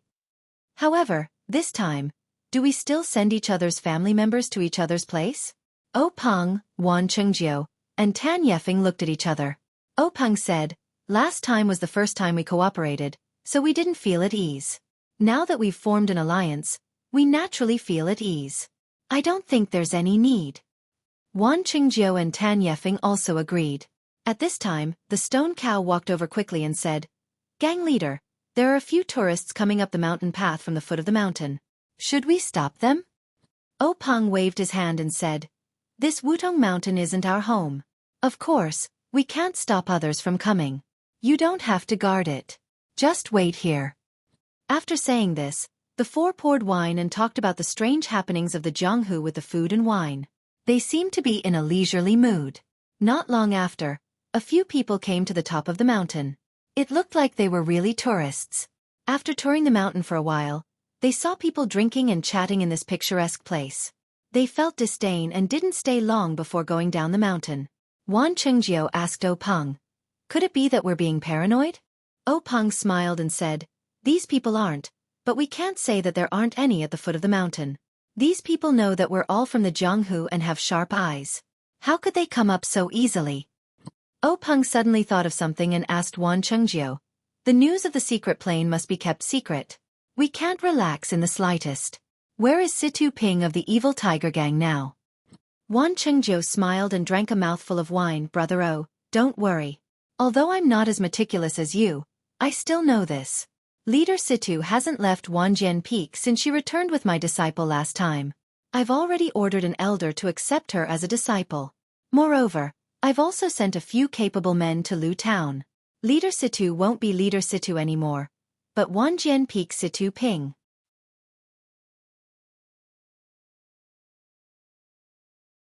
Chapter 38. Peng asked curiously, what do you mean? Wan Chengjiu smiled and said, if Situ Ping wants to cultivate my 10,000 Swords Peak's martial arts, she naturally has to stay in the 10,000 Swords Peak for a long time. This 10,000 Swords Peak is quite far from Lu Town, so it's naturally inconvenient for her to deal with the matters of the gang. As her martial uncle, I naturally have to do it for her. I have already sent the elite disciples of the gang to Lu Town to take over her evil tiger gang.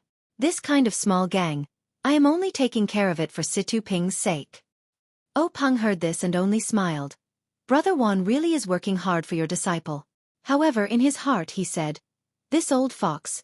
He's still trying to act innocent after taking advantage. Wan Chengjiu also said, isn't it to protect our secret, otherwise, why would I be willing to take over this kind of shit? Everyone said, then it's really been hard on Brother Wan, let's drink a bowl.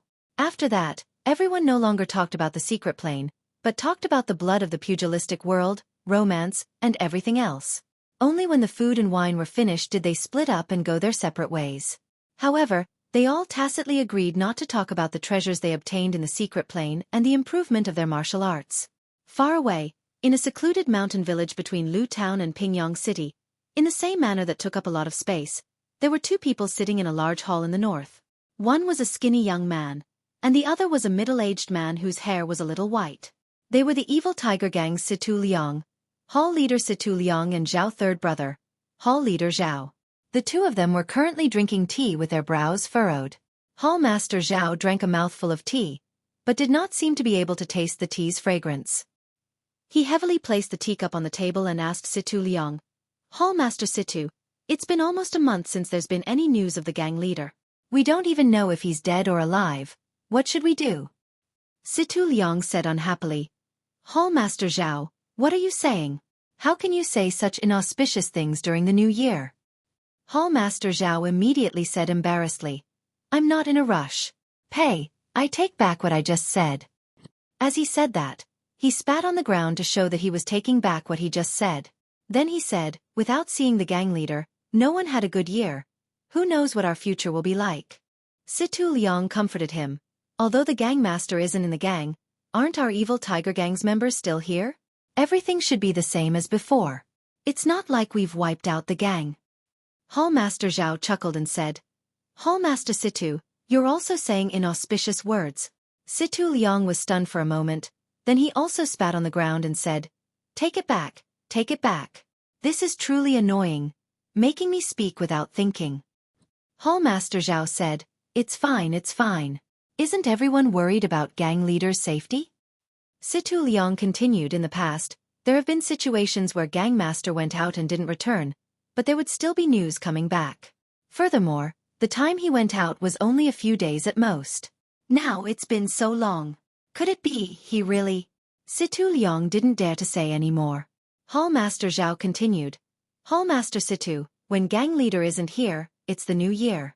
Most of the gang's members are at home celebrating the new year, so there aren't many things to do in the gang.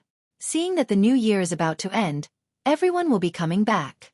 There are a lot of things to take care of as well. If there is still no news from gang leader, then it doesn't seem too good. At the very least, there will be people's hearts wavering. Situ Liang nodded and said, "That's right. We need to have an agenda so that there won't be any large fluctuations."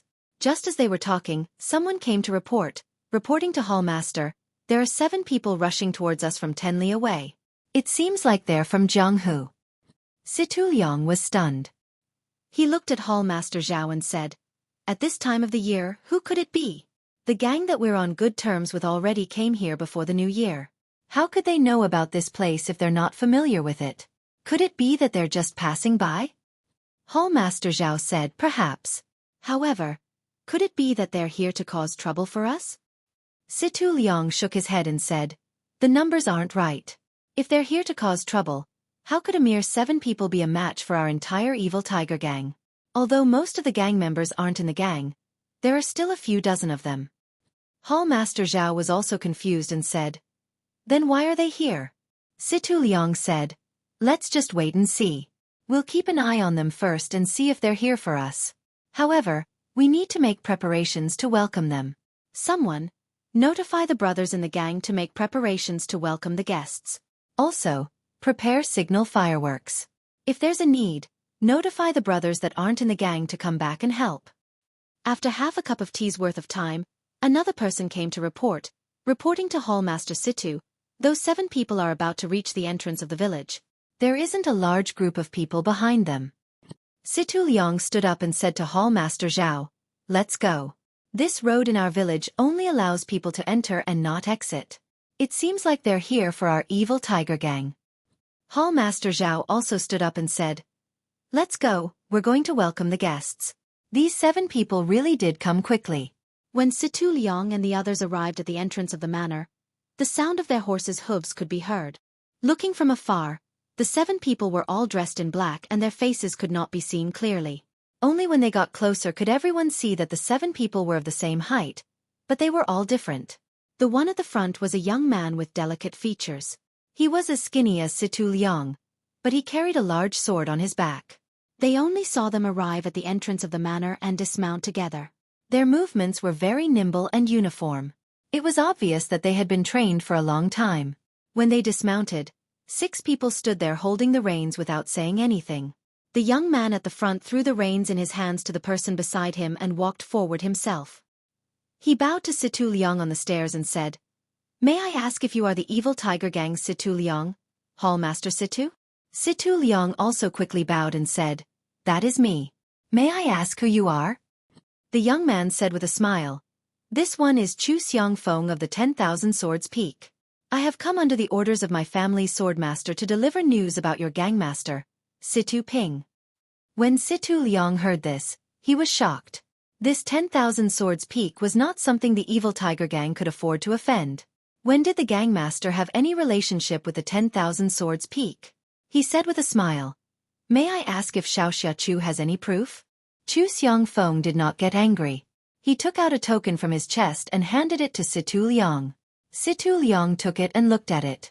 It was the gangmaster Situ Ping's token.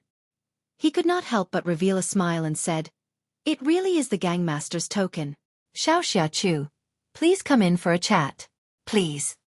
However, he did not return the token to Xueqi Feng. Xueqi Feng did not seem to mind. The group of 7 followed him into the manor. The horses were naturally given to the evil tiger gang to take care of as they entered the inner hall. In the main hall, everyone sat down as the servants brought in tea. Xueqi Feng did not pick up the teacup. Instead, he took out a letter from his chest and handed it to Situ Liang, saying, "Gangmaster Situ has not returned for many days. The gang must be very worried. This is a letter from Gang Master Situ to your honorable gang. Hall Master Situ, please open it. Situ Liang smiled as he received the letter. He opened it and looked at the contents. His calm face revealed a bit of shock. After reading it, he handed the letter to Hall Master Zhao, who was beside him. Hall Master Zhao was also very surprised. After reading it, he looked at Situ Liang and nodded slightly. Situ Liang turned around and said to Chu Xiangfeng, Xiaoxia Chu, this token is correct. The words on the letter were also written by our gang master. However, the things in the letter are not things that we can immediately reply to. Can I ask Xiaoxia and the others to rest in our gang for a bit and discuss it with us? Chu Xiangfeng said, of course. However, I ask Hall Master Situ to reply to us as soon as possible. After saying this, he stood up with the other 6 people. Situ Liang quickly had the servants arrange for Chu Xiangfeng and the others to rest.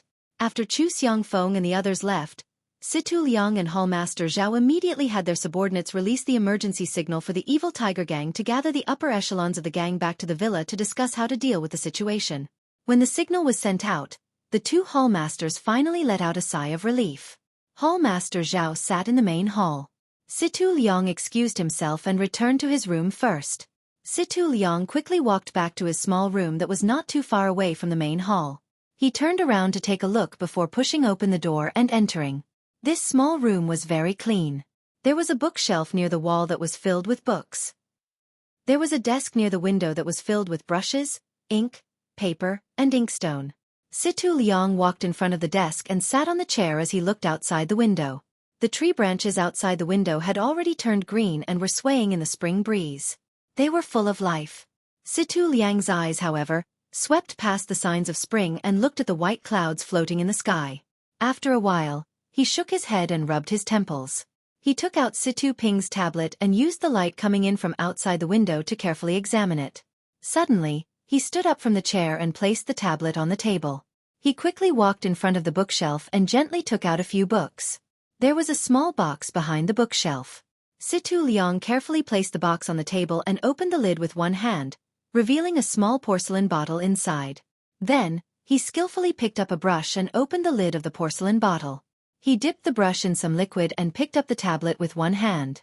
He used the brush to carefully brush a part of the tablet. Sure enough, on that small part of the tablet, 3 words gradually appeared. It was actually peaceful endurance. When Situ Liang finished tidying up the things on the table, the words on the tablet had also disappeared. He put the tablet back into his pocket and sat on the chair as he frowned and thought. In the time it took to eat a meal, the sky had already turned dark. Situ Liang was still sitting there without moving at all. At this time, someone lightly knocked on the door. Situ Liang replied, "Come in." Someone lightly pushed open the door and came in to report, "Hall Master Situ, Elder Chu, Hall Master Xing and Hall Master Zhang have already returned. They are currently talking to Hall Master Zhao." Hall Master Zhao told me to inform Hall Master Xing, Situ Liang said softly. "All right, I got it. I'll be there soon." Situ Liang waited for a while and seemed to have made a decision. Only then did he calmly stand up and tidy up the clothes on his body. Slowly, he walked out of the room. The room was not very far from the main hall, but Situ Liang did not walk quickly. The path in the dusk was no different from usual. However, Situ Liang knew that the evil tiger clan today was different from the evil tiger clan of the past.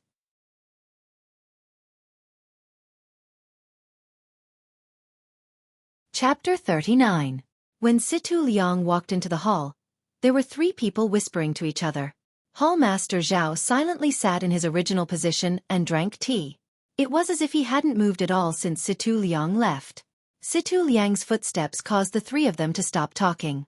The 3 of them exchanged glances. The white-haired old man did not get up from his chair, but the other 2 stood up. One of them had a medium build and looked like a very capable man. The other was a slightly taller build and had a clean face. He looked like he was in his 40s or 50s. They walked to the center of the hall to welcome Situ Liang. The 3 of them greeted each other. Situ Liang asked, "Hall Master Zhang, Hall Master Xing, how was your New Year's at home this year?" The rich middle-aged man said, "It was all right. New Year's with my family is naturally interesting. Compared to Hall Master Situ staying alone in the gang, I feel a bit uneasy." Situ Liang waved his hand and said, I am alone. Isn't it the same wherever I go? Do you want Brother Zhang, who has a bunch of wives, to stay with me? I heard that Brother Zhang just found a young concubine before the New Year's. The capable man's face was a bit red as he hurriedly said, Hall Master Situ, you have wronged me. I am only a mortal. I cannot cut off my emotions and desires. I cannot compare to Hall Master Situ, who has received the teachings of an immortal. You can cut off your mortal fate and leave the world of mortals. Hearing this, Situ Liang said with a strange expression, Brother Zhang, do you think I am a monk? I am still preparing to find someone to carry on my family line. Hearing this, the two of them said, That's good. We have been waiting for that day. While the three of them were chatting, Elder Chu was getting impatient. He lightly coughed. Hearing this, Situ Liang quickly walked over and bowed. Elder Chu frowned and nodded, indicating for Situ Liang to sit. Only then did Situ Liang walk over to the chair across from Elder Chu and sit down. Before he could sit down, Elder Chu impatiently asked, Little Liang, is there any news about Ping-er? This Elder Chu was an elder in the gang. He had basically watched Situ Ping and Situ Ping grow up. Normally, in the hall, he would call them Gang Master and Hall Master. Now that he suddenly called them by their nicknames, it seemed like he was very worried about Situ Ping. Situ Liang's heart warmed up, and he hurriedly said, Elder Chu, my cousin is fine, she is just temporarily unable to return to the sect. Hall Master Xing also asked, What is going on here? Gang leader has always been a steady person. Something must have happened this time. When I asked old Zhao just now, he wouldn't say anything no matter what. He wanted to wait for you. Hurry up and tell us. Don't keep us in suspense. Situ Liang nodded and took out the letter from his bosom. He stood up and handed it to Elder Chu. Elder Chu took out the letter and read it carefully. His brows furrowed deeper and deeper. After that, Hall Master Xing and Hall Master Zhang also carefully read the letter. After everyone finished reading the letter, the hall fell into a dead silence. Elder Chu was the first to speak, asking, Little Liang, this letter is real, right? Situ Liang nodded and said, This is indeed my cousin's handwriting, and the time matches as well. It shouldn't be fake. Hall Master Zhang continued, But this is strange. Why would Myriad Sword Peak accept the gang leader as a disciple? The gang leader has already passed the best time to practice martial arts. Now that she has joined the Myriad Sword Peak, how can she stand out? Hall Master Xing also said, The most suspicious thing is that the gang leader actually allowed the Myriad Sword Peak disciples to temporarily manage the gang's affairs while she is away. What does this mean? Situ Liang also said, If gang leader joins the 10,000 Swords Peak, then we will naturally become a branch of the 10,000 Swords Peak. To our evil tiger gang, this can be considered a blessing from the heavens. However, the gang leader can't come back immediately. Could it be that she needs to cultivate high-level martial arts? Elder Chu frowned and said, Our little bit of power to the Myriad Sword Peak is like a piece of meat on a fly. Why would they care about it? They even let a few disciples take over? Aren't they placing too much importance on it? Hall Master Zhao was silent for a while before saying, There are too many suspicious points in this matter. We should at least let the gang leader come back and give a detailed explanation. Just by finding a few people and a letter, they want us to give our hard-earned territory to others. Isn't this just child's play? Situ Liang gave a bitter smile and said, Then what should we do? Can we not endure it? The word endure seemed to be especially clear. The rest of the people did not say anything. That's right, what else could they do? In front of absolute martial arts, any schemes or resistance would be futile. However, seeing that everyone was silent, Elder Chu asked, Where are the Myriad Sword Peak disciples? Situ Liang said, They've all been arranged to rest. They should have finished eating dinner by now. Elder Chu said, Then let them come over for everyone to meet and discuss the details. Situ Liang nodded and sent people to invite Chu Xiangfeng and the others. Not long later, the 7 people from the Myriad Sword Peak arrived at the main hall. The people from the evil tiger gang came forward to greet them. After greeting each other, they sat down. Elder Chu said warmly, Xiaoxia Chu, we are in a remote area here and are lacking in things. I wonder if you can get used to it? Chu Xiangfeng quickly said, Elder Chu is too courteous. My generation has traveled the Jianghu and it is normal for us to sleep in the wilderness. There is nothing we can't get used to in your gang. Elder Chu stroked his beard and said, "That's good." Then he asked, "Can Xueqi explain in detail the situation of our gang leader Situ?" Chu Xiangfeng smiled and said, "Senior sister Situ is very fortunate. She was coincidentally chosen by our Myriad Sword Peak's elder Yun Feng and taken in as a disciple. She is currently cultivating in seclusion at the Myriad Sword Peak. Elder Yun is a famous expert in our sect. I'm sure that senior sister Situ's martial arts will improve even further and enter the ranks of the Jianghu experts. As for the details, Chu is not too clear either. Everything will have to wait for senior sister Situ to return and ask her in detail." Chu Xiangfeng's words were watertight, and no one was able to get any clues from him. Seeing that no one was speaking, Chu Xiangfeng smiled and said, "Chu is here on orders from my master to temporarily take over the affairs of your gang. May I know how the discussion went?" Although these words were spoken to the crowd, Chu Xiangfeng's eyes were fixed on Elder Chu, who was sitting at the head of the table. Elder Chu saw Chu Xiangfeng's gaze and was about to speak when someone else spoke first. "Young hero Chu wants us to listen to your commands with just a letter. How can we be convinced?" Chu Xiangfeng turned his head and saw Hall Master Xing. Chu Xiangfeng asked, "Hall Master Xing, what do you think we should do?" Hall Master Xing said, "No matter what, you have to get past me first and let me experience the swordsmanship of the Myriad Sword Peak." Elder Chu hurriedly stopped him. "Hall Master Xing, you can't be so rude." Chu Xiangfeng replied, "It's fine. It's a little inappropriate for us to make your faction obey our orders so easily. Since that's the case, I'll spar with Hall Master Xing for a bit. I'm sure that you'll be convinced of our superiority." Situ Liang hurriedly said, "Xueqi Chu, Hall Master Xing, since we're all on the same side, let's not go to the practice field. Let's spar in the hall and not harm each other. Is that all right?" The two of them nodded in agreement. Hall Master Xing shouted to the outside, "Bring my weapon over." Not long after, someone brought in a steel spear that was 8 zhang long. It was Hall Master Xing's famous weapon. Hall Master Xing received the spear with one hand and shook it forcefully. The tip of the spear drew a few arcs in the air, and the long body of the spear emitted a woo-woo sound. The members of the evil tiger gang couldn't help but think to themselves, even though Hall Master Xing's figure has become chubby, he hasn't dropped his martial arts. In contrast, the members of the Myriad Sword Peak didn't seem to have noticed the commotion at all. Chu Xiangfeng unsheathed the large sword on his back and walked to the center of the hall with one hand. Hall Master Xing looked at Chu Xiangfeng and muttered in his heart. There were many swordsmen in the pugilistic world, but it was rare for one to use such a large sword. Furthermore, it seemed that the sword was quite heavy, and Chu Xiangfeng was able to carry it with one hand. While Hall Master Xing was deep in thought, Chu Xiangfeng spoke up. "Hall Master Xing, please." Hall Master Xing didn't stand on ceremony and said, "Very well. Xueqi Chu, watch my spear." After saying those words, Hall Master Xing leaped forward and thrust his spear toward Chu Xiangfeng's heart. Chu Xiangfeng didn't seem to be in a hurry. He waited until the tip of the spear was right in front of him before taking a step forward and twisting his waist. Still holding his sword with one hand, he lifted it up along with the tip of the spear. Hall Master Xing immediately felt a powerful force coming from the tip of the spear, and his body couldn't help but sway to the side. Thus, he stomped his foot and stabilized himself with a movement technique.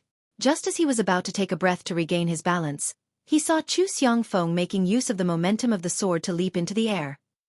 After reaching an extremely high point, he grabbed the hilt of his sword with both hands and swung it down toward Hall Master Xing. Hall Master Xing was shocked. He only knew how to stab and hack with a sword, but who would have thought that someone would actually use it as a saber? Grabbing the tip of the spear with both hands, Hall Master Xing raised his heaven-burning form to meet the attack head-on. In the blink of an eye, the sword and the spear collided, and a loud quang-dang sounded. Chu Xiangfeng's sword bounced off the shaft of the Damascus steel spear, and Hall Master Xing was forced to retreat 3 steps. Barely managing to stabilize himself, Hall Master Xing saw Chu Xiangfeng swinging his sword once more, making use of the momentum from the rebound to slash at him once more. Hall Master Xing couldn't help but feel bitter. There was no time for him to change his stance, so he could only raise his heaven-burning form to meet the attack head-on. However, with another quang-dang, Chu Xiangfeng's sword bounced off the shaft of the Damascus steel spear. This time, however, Chu Xiangfeng didn't follow up with another move. Instead, He stood there leisurely with the tip of his sword pointed toward the ground as he stared at Hall Master Xing. On the other hand, Hall Master Xing was forced to retreat 4 steps. This time, he wasn't able to hold on to the Damascus steel spear anymore. His legs went soft, and he fell to the ground. Unable to hold on to the Damascus steel spear in his hands anymore, he tossed it aside. When Hall Master Xing finally stood back up, he realized that the webbing between his thumb and forefinger had been torn. A wave of fear welled up in his heart as he muttered, "I wonder how much strength is hidden in that skinny body of his. What a godly strength. It's fortunate that it was a sparring session, or else I would have been killed by the other party's attack." Seeing the ashen expression on Hall Master Xing's face, Xueqi clasped his fist and said, "I admit it." Hall Master Xing returned the gesture and said, "I'm impressed."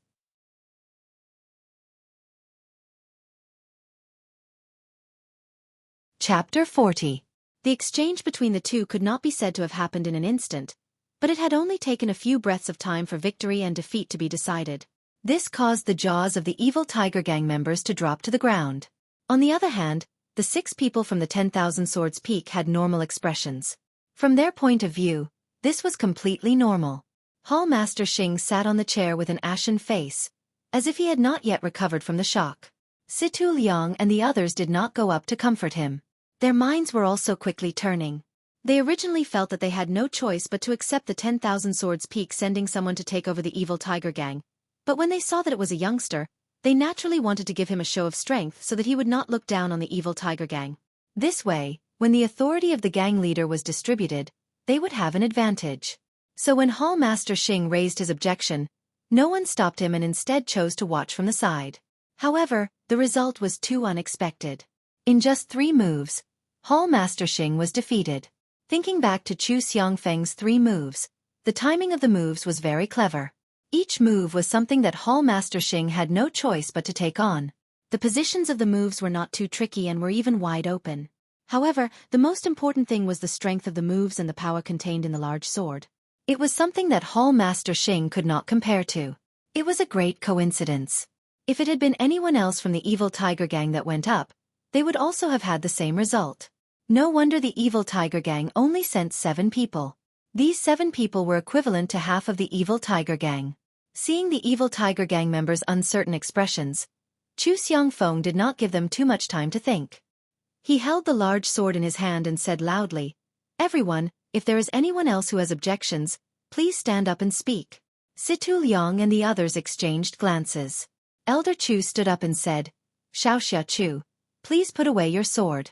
We do not have any objections." Chu Xiangfeng saw Elder Chu speak, so he put his large sword back on his shoulder. However, he did not return to his seat. Instead, he looked at the evil Tiger Gang members and asked again, "Does anyone have any objections to my 10,000 Swords Peak temporarily taking over the evil Tiger Gang?"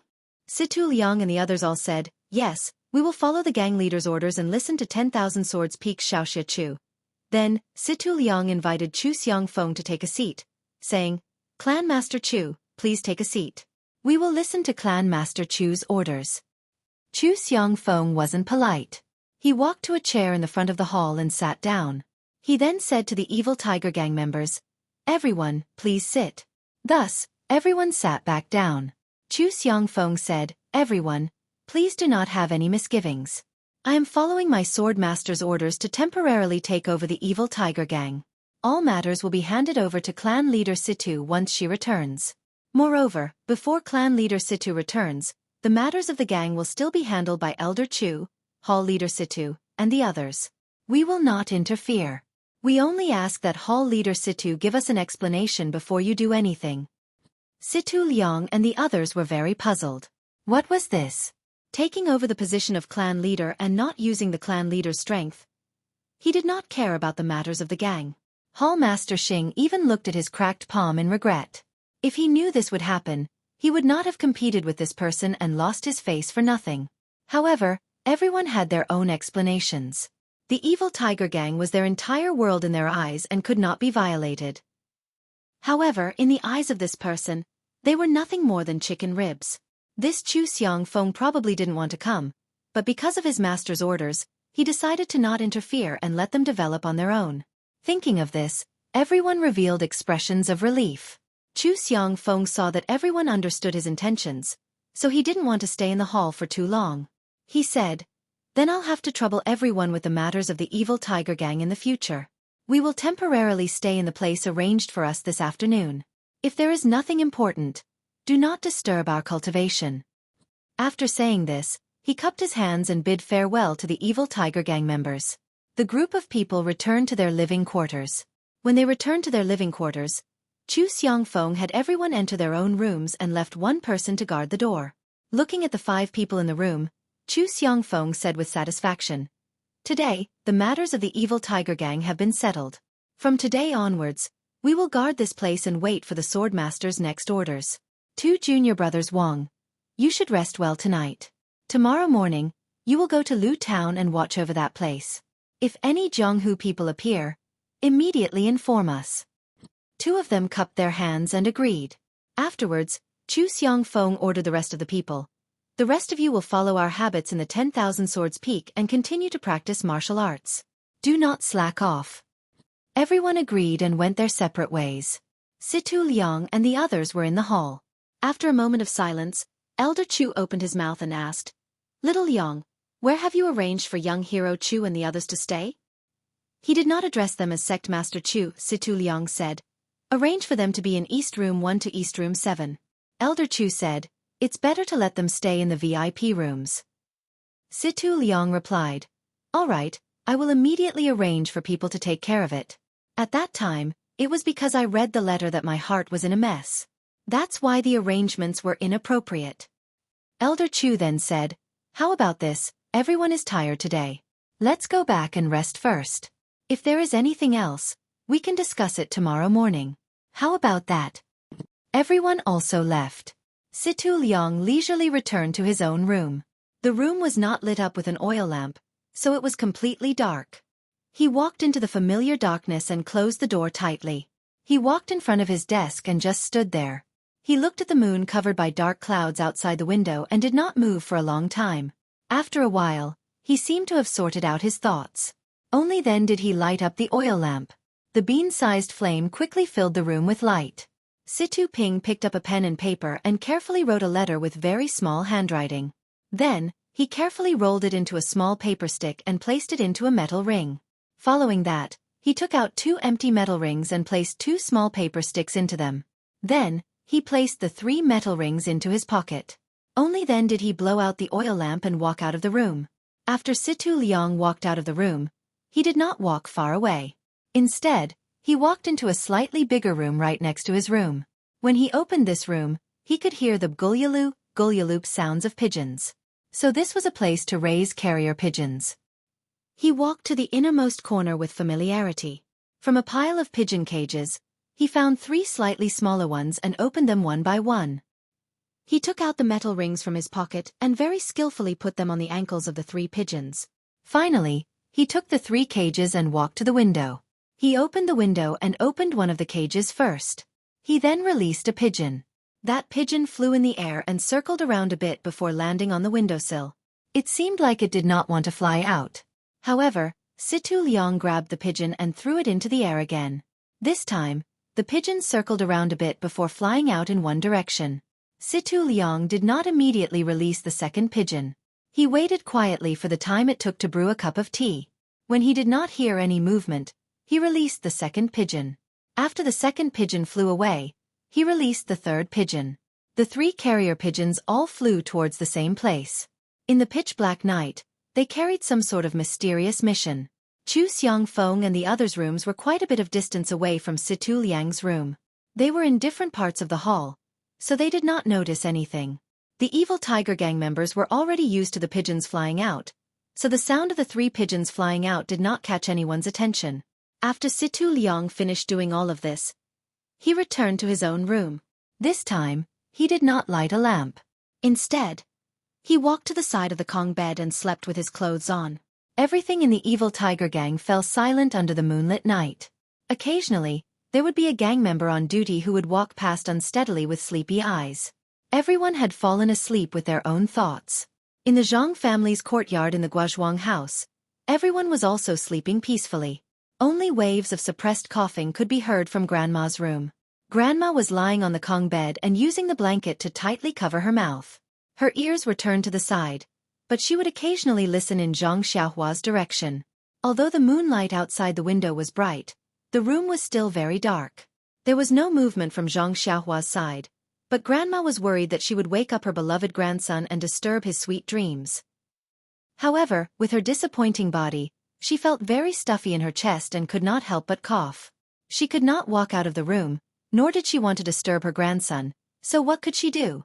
What made her feel gratified was that Zhang Xiaohua was sleeping very peacefully.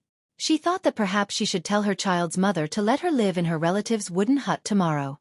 Only then would she be able to feel at ease. At this time, Zhang Xiaohua seemed to have turned over. Grandma quickly closed her mouth and suppressed the coughing that was already close to her throat. However, how could she suppress this kind of cough? Grandma's throat was itchy and her face was red. When she heard that Zhang Xiaohua was no longer moving, she carefully coughed out. However, because she had suppressed it for a while, the coughing became much more intense. Grandma even felt that some liquid had been coughed out onto the blanket. In the middle of the night, Grandma did not fall asleep.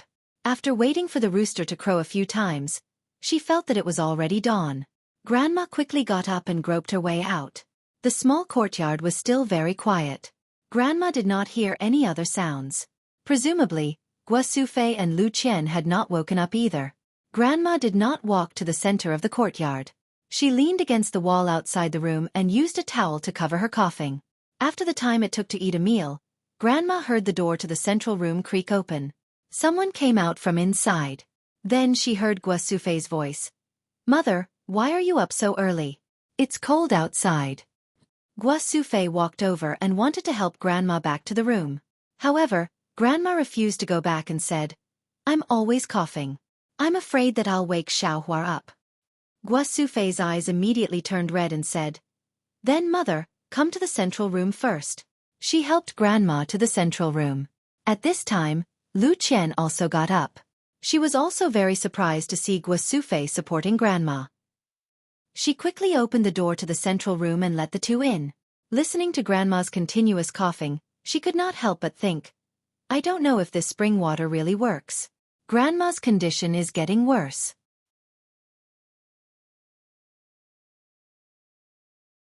Chapter 41. A new day had begun, and everyone was busy with their own matters. Grandmother was also sitting in the courtyard, enjoying the rare sunshine. Xueqi saw that the weather was very good, and the sun was shining brightly. She wanted to take out the quilts and mattresses in the house to dry. First, she hung the quilts in her room and Zhang Xiaolong's room to dry. Then, she went to Grandmother's room to tidy up Grandmother's and Zhang Xiaohua's quilts. But after she walked into the room, the family outside heard her cry out. Grandmother's ears were sharp, and she said, "What's going on?"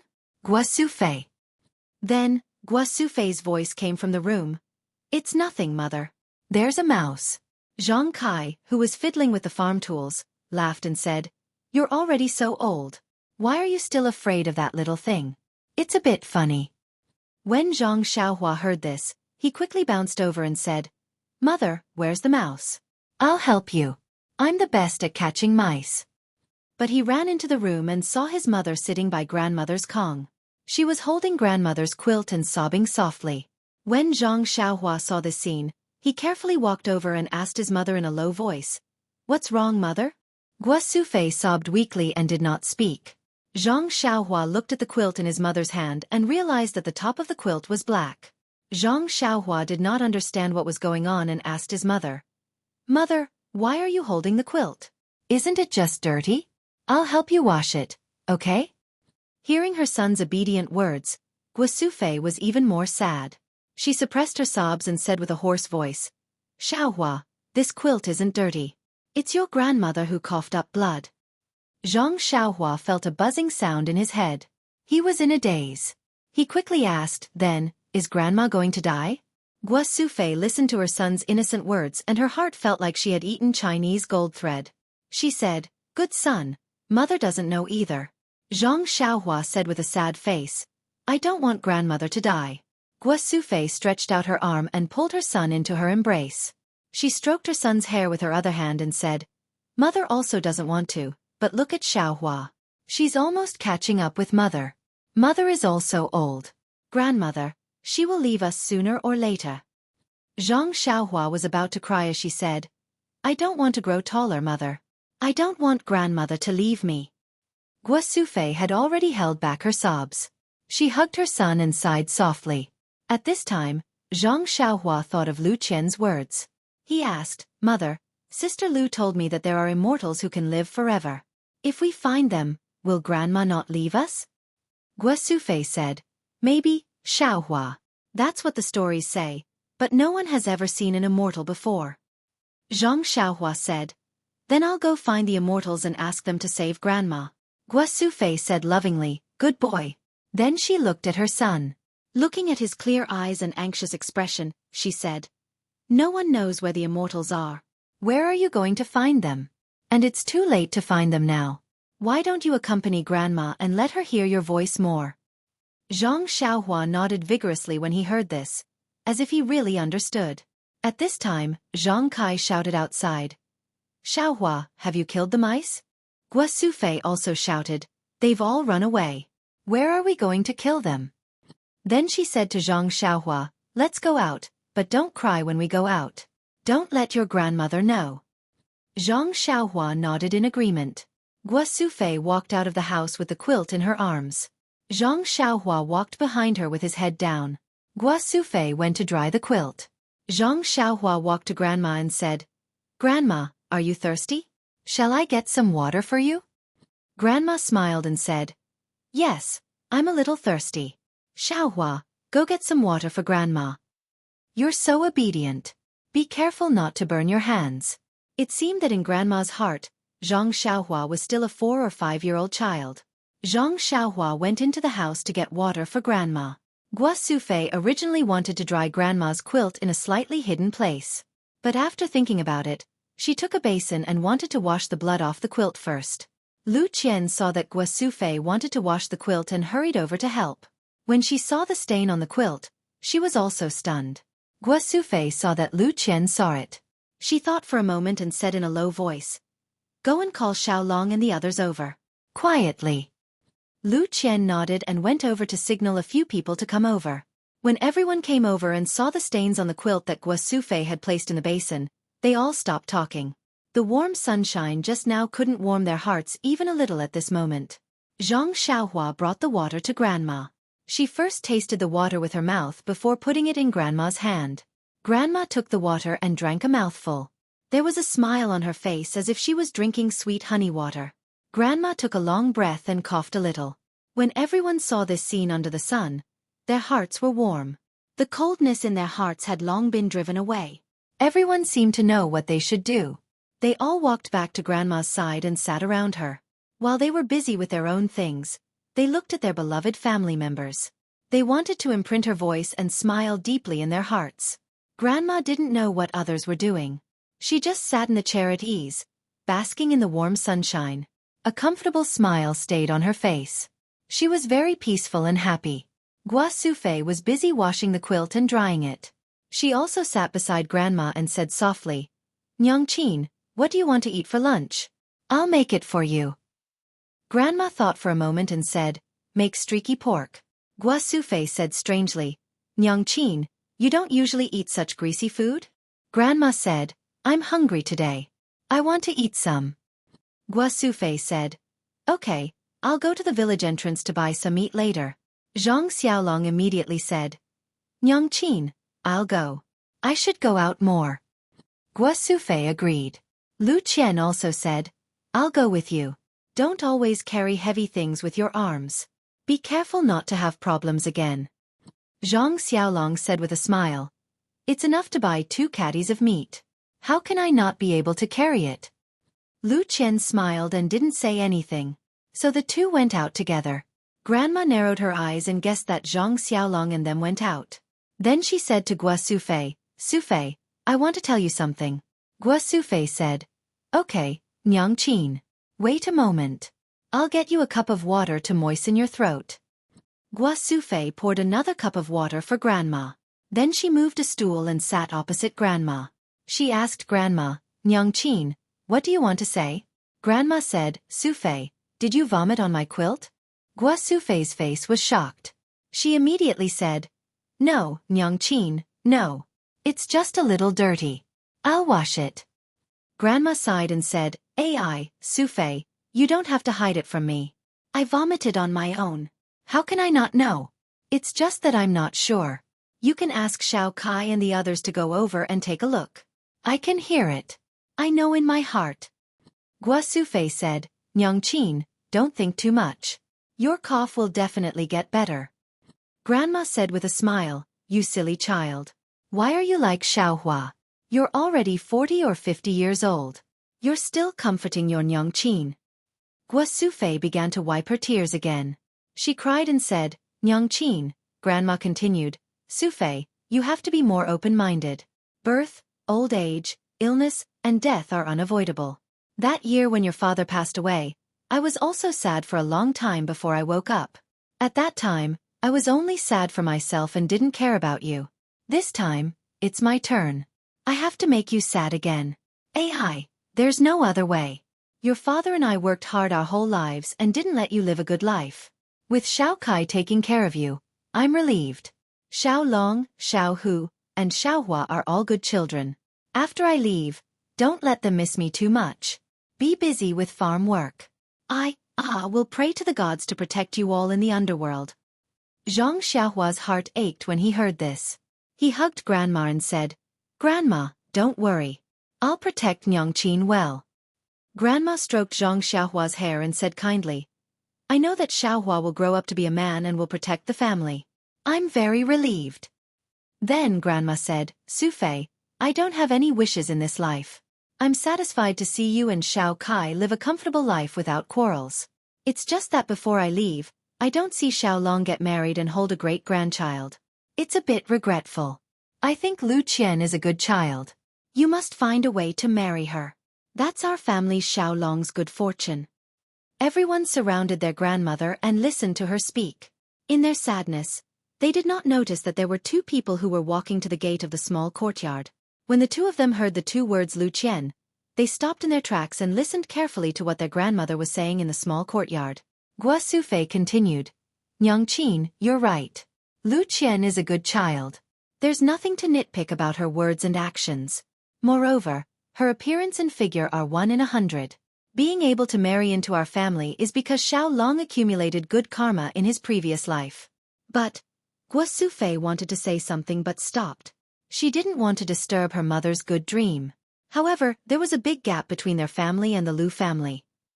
If she rashly promised her mother now and couldn't fulfill it in the future, wouldn't her mother be unable to rest in peace in the afterlife?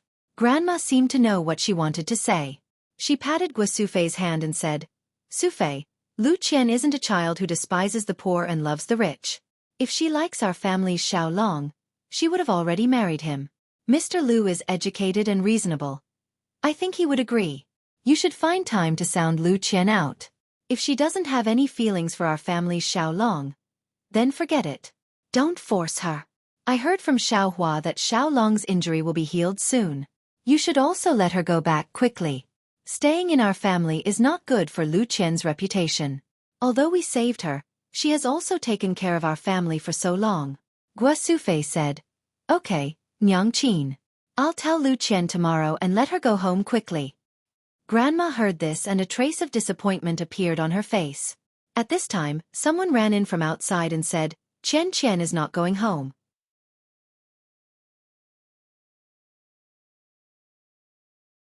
Chapter 42. The person who came in was Zhang Xiaolong. The two of them stood at the door and listened to the conversation between grandmother and mother. Lu Qian's face was red with embarrassment. Zhang Xiaolong listened and looked at Lu Qian's expression. When he saw grandmother's disappointed expression, he couldn't help but pull Lu Qian's hand and rushed into the courtyard. He said with a happy heart, Qian won't go home. Lu Qian blushed and wanted to withdraw her hand, but for some reason, she didn't do it. Instead, she obediently followed behind Zhang Xiaolong and ran into the courtyard. As he ran, he thought to himself, Thank the gods and Buddhas, this layer of window paper has finally been pierced through. Some time ago, I was still worried that if Gua Sufei asked me again, how should I deal with it? Now, it's all gone because of Zhang Xiaolong's impulsiveness. This Zhang Xiaolong is really my lucky star. It's fate. Everyone looked at the two people who rushed into the courtyard inexplicably. When they stood in front of grandmother, they saw Zhang Xiaolong holding Lu Qian's hand. Their faces immediately showed an understanding expression. So it was like this. Zhang Xiaolong saw everyone's ambiguous gaze and then noticed Lu Qian's soft and smooth hand in his hand. For a moment, he didn't know whether to let go or continue holding it. Xueqi saw her son's embarrassment and quickly asked, Xiaolong, just now you said that Qian won't go home. Is it Qian's idea? Zhang Xiaolong pulled a long face and didn't know how to answer. At this time, the little hand in his hand gently scratched his finger. He understood and said happily, Yes, mother, it was Qian who told me. Everyone was overjoyed. Grandmother was so happy that she couldn't close her mouth. Xueqi walked in front of Lu Qian and asked in disbelief, Qian, this is a lifelong event. You have to think carefully. Don't regret it in the future. Others didn't think too much about it. They knew that Xueqi wanted to confirm Lu Qian's thoughts. Lu Qian was happy in her heart. This family was really simple. This should be the advice of her family. But they said it first. Lu Qian also knew that this time, she couldn't hesitate like last time. She finally nodded slightly, then broke free from Zhang Xiaolong's hand and ran out. Xueqi saw and quickly pushed her son and said, Why aren't you chasing? As if awakening from a dream, Zhang Xiaolong said, Okay. But after taking a few steps, he came back and said, Father, give me some money. We went out to buy meat and didn't bring any money. Zhang Kai hurriedly took out some silver from his bosom and gave it to Xiaolong. Xiaolong took it and quickly ran out to catch up with Lu Qian, who was obviously waiting for him outside the courtyard. When Grandma heard that Zhang Xiaolong had run far away, she smiled and said, This child is really fated with Qian. Even without money, he can still turn it into an opportunity. When I heard what you said just now, I thought that there was no chance between him and Qian. Xueqi also said emotionally, Yeah, last time I asked Qian for her opinion, but she seemed to be unwilling. I didn't know how to ask again. Now it's all settled. Zhang Kai also said happily, Xiaohua, go to the entrance of the village and get me some wine. Let me be happy too. Zhang Xiaohua said, Okay. She got up and ran out. When she ran far away, Xueqi asked, Did you give Xiaohua any money? Zhang Kai said gloomily, No, I'll wait for him to come back. In the next few days, the Zhang family was a scene of joy and harmony. Lu Qian would slightly blush when she saw Zhang Xiaolong and deliberately avoid him. Zhang Xiaolong would also be inexplicably at a loss and made a lot of jokes. The family looked at the awkwardness between the two and shared the sweetness of their love. Grandma's expression was also very good, but she was getting thinner day by day.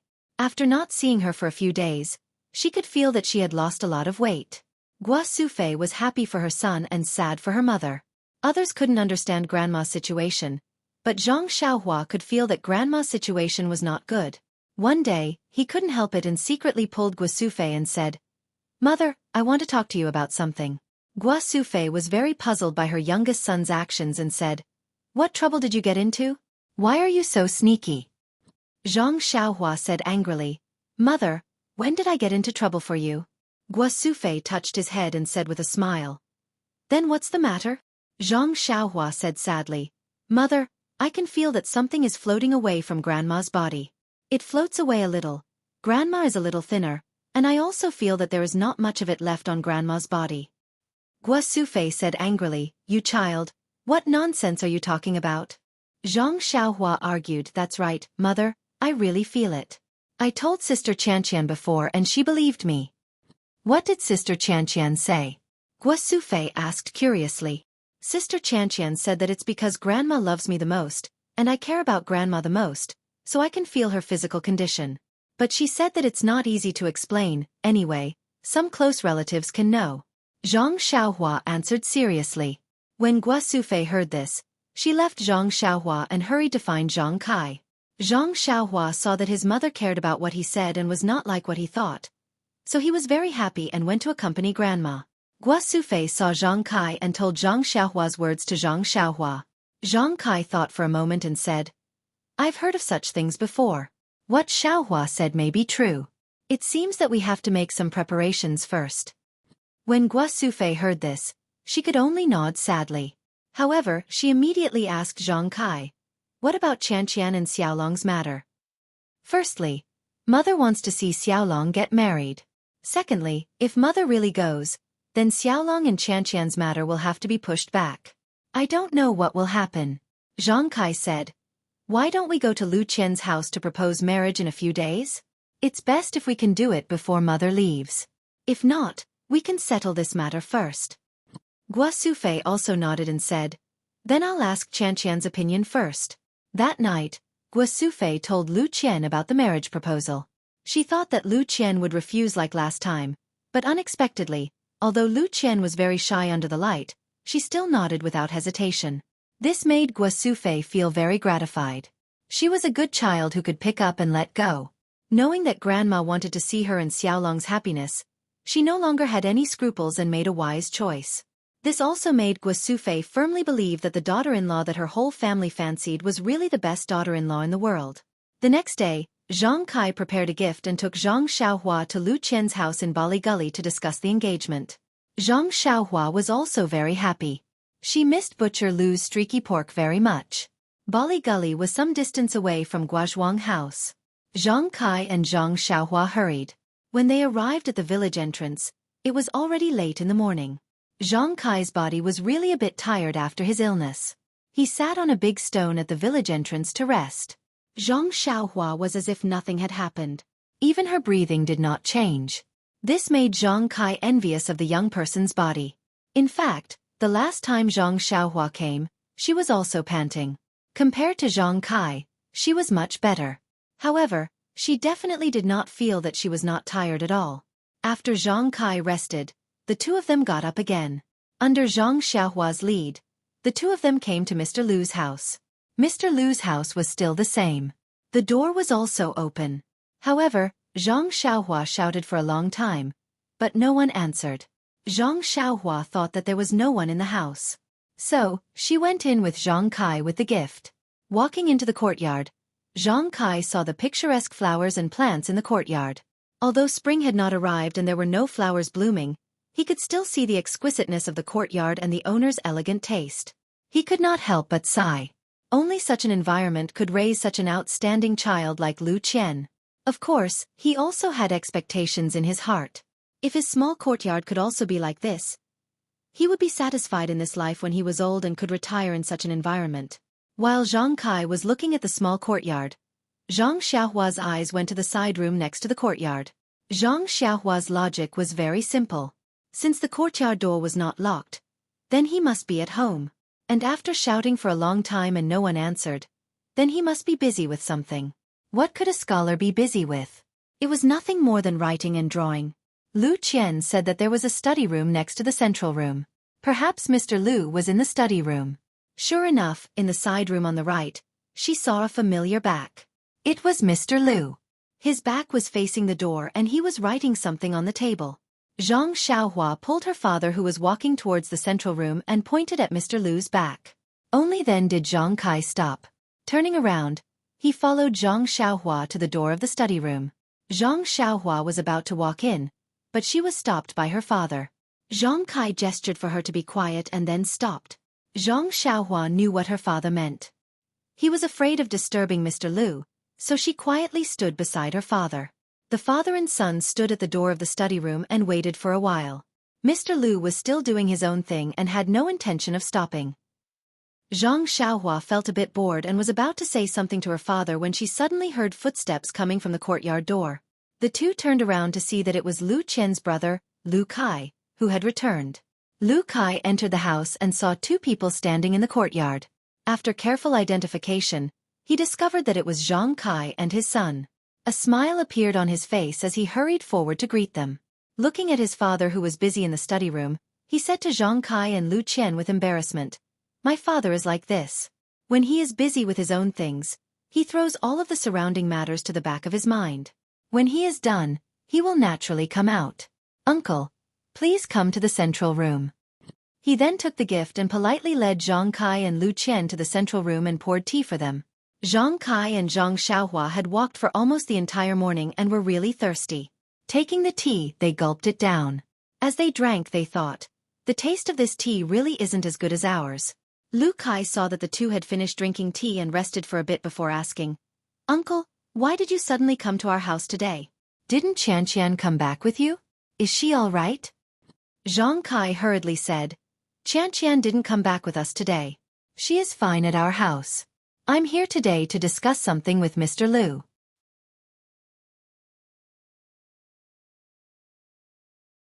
Chapter 43. Lu Kai casually asked, What's the matter? Zhang Kai smiled and said, I'll tell Mr. Lu later. Lu Kai also smiled and nodded. He then asked Zhang Kai about Lu Qian and Zhang Kai answered one by one. Zhang Xiaohua also called him Brother Lu and said a lot of good things about Lu Qian. Lu Kai listened with a smile. Lu Kai sat with Zhang Kai for a while. Seeing that it was getting late, he said to Zhang Kai, Uncle and Xiaohua, please sit here for a while. I don't know when my father will be done. I have to go to Uncle's place to say hello.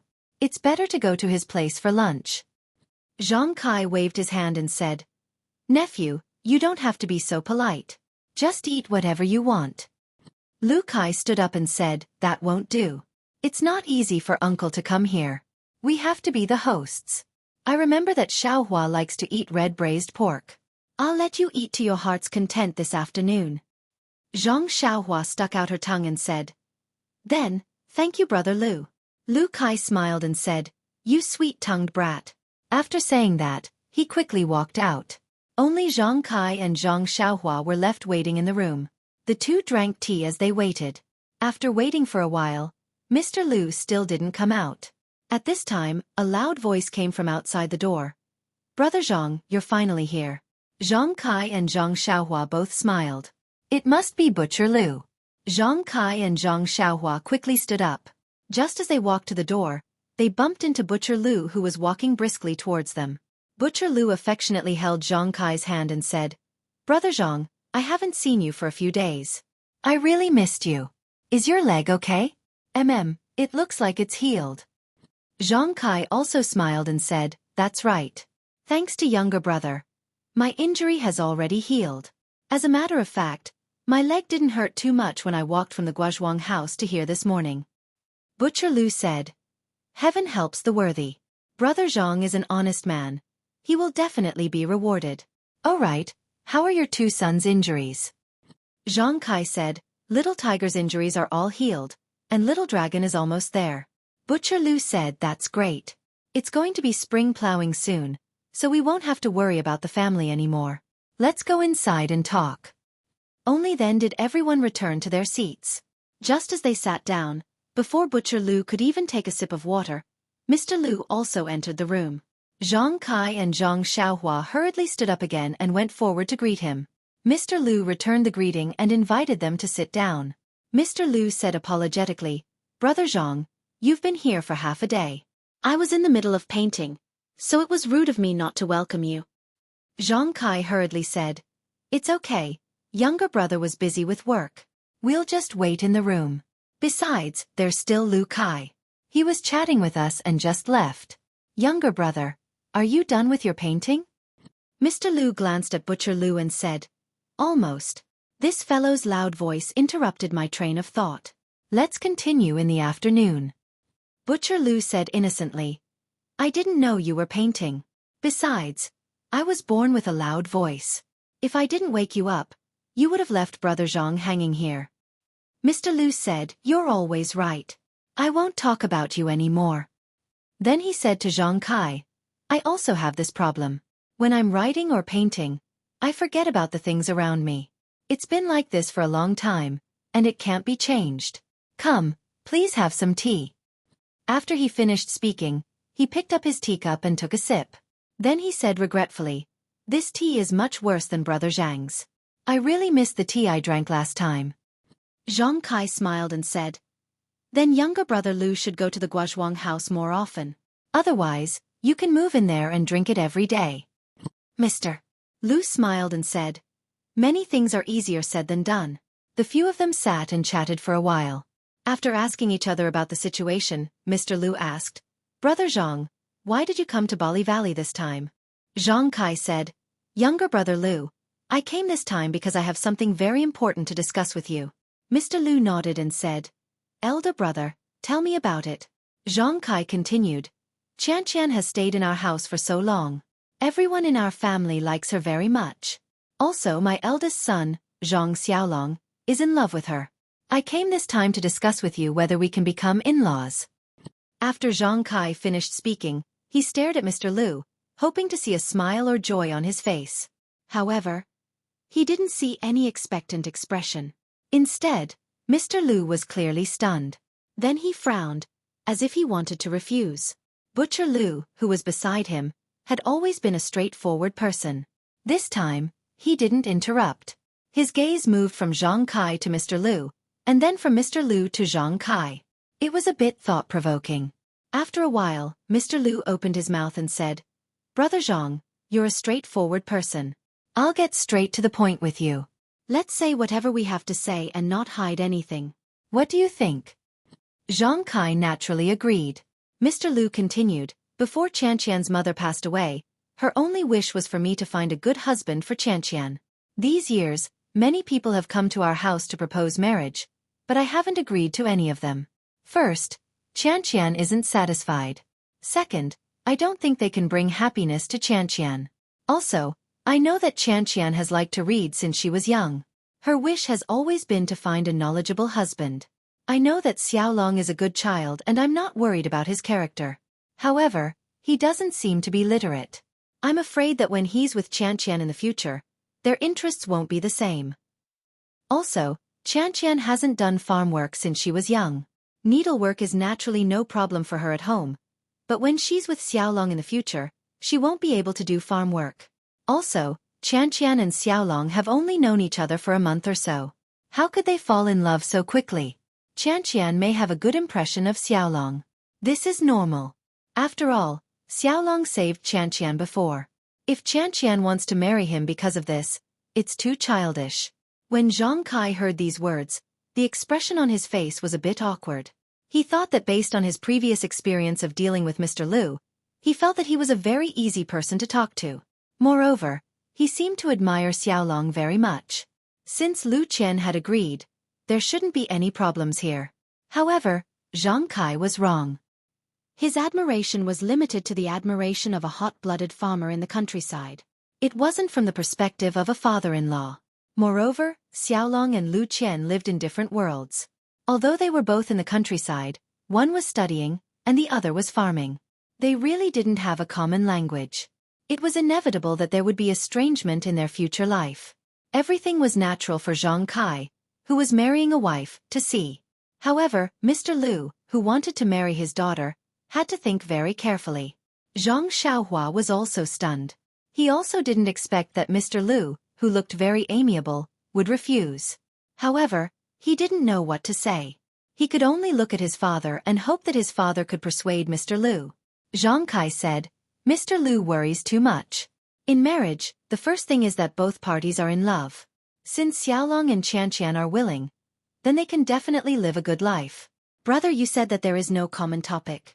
I think that in the future, I will let Qianqian teach Xiaolong more. Won't it be cultivated slowly? There is also farm work. Qianqian doesn't know how to do farm work. Naturally, we won't let her do it. Our family has 4 strong laborers. We definitely won't let Qianqian work in the field." Mr. Lu sighed and said, "Didn't I just say that some things are easier said than done? In addition, Lu Kai hasn't gotten engaged yet. Lu Qian, as the younger sister, getting engaged first isn't too good." Zhang Kai also forgot this point. Yes, farmers had the habit of marrying the elder brother first and then the younger sister. The elder brother's marriage hadn't been settled yet. As the younger sister, she naturally didn't have the qualifications to consider it. Zhang Kai was also a bit speechless. At this time, Lu Kai returned. He didn't notice the awkward atmosphere in the room. He said to Mr. Lu and Butcher Lu, "Father, second uncle, the food is ready. Please invite Uncle Zhang and Xiaohua over to eat." Mr. Lu looked at Zhang Kai and said with a smile, "Brother Zhang, let's go. Let's put this matter aside for now. You and I will think about it again. Let's go eat first." Butcher Lu also pulled Zhang Xiaohua's hand and said, "Let's go. Let's not talk about this anymore. Eating is most important." Does Xiaohua want to eat red braised pork? Butcher Lu's wine and food were naturally more sumptuous than Zhang Kai's, but Zhang Kai didn't have a good appetite. In the face of Mr. Lu and Butcher Lu's attentive hospitality, he didn't eat too much. Only Zhang Xiaohua ate the most. Firstly, he was still growing and had a good appetite. Secondly, in his opinion, his elder brother and sister Qianqian were very compatible. The two of them would definitely be very happy together. He firmly believed that this marriage would definitely happen. Therefore, he was only a bit depressed about Mr. Lu's rejection just now. Now that he had put it aside, he didn't have the same worries as his father. As for the table full of food, of course he would let go of his cheeks and eat as much as he could. Seeing that he was eating so happily, Butcher Lu's wife and Lu Yaya were also smiling like flowers. They kept putting delicious food into his bowl and urged him to eat more. Although Zhang Kai didn't have an appetite, seeing his son eating so happily, he was also slightly happy. Mr. Lu beside him would chat with him from time to time. Butcher Lu also frequently raised his cup to him. Lu Kai had already asked his father in private earlier, and knew the reason for Zhang Kai's unhappiness. Therefore, he didn't say much at the table and only ate by himself. The meal was quickly finished. Everyone rested at Butcher Lu's house for a while. Zhang Kai and Zhang Xiaohua bid farewell to everyone. Mr. Lu wanted to ask them to stay for a while longer, but seeing that it was already late and that they still had a long way to go, he didn't force them to stay. The group of people sent Zhang Kai and Lu Yaya to the village entrance before turning around to leave. At this time, Butcher Lu's family members also knew the purpose of the Zhang family's visit. Lu Yaya said to Mr. Lu, Uncle Zhang is right. My elder sister really likes Zhang Xiaolong. She even mentioned it the last time I went over.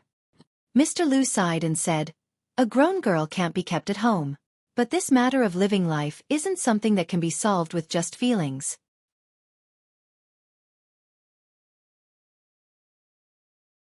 Chapter 44. On the way back from Bali Go, Zhang Kai kept thinking about what Mr. Lu said. I agreed to let Qianqian take care of Xiaolong because I wanted her to repay my kindness.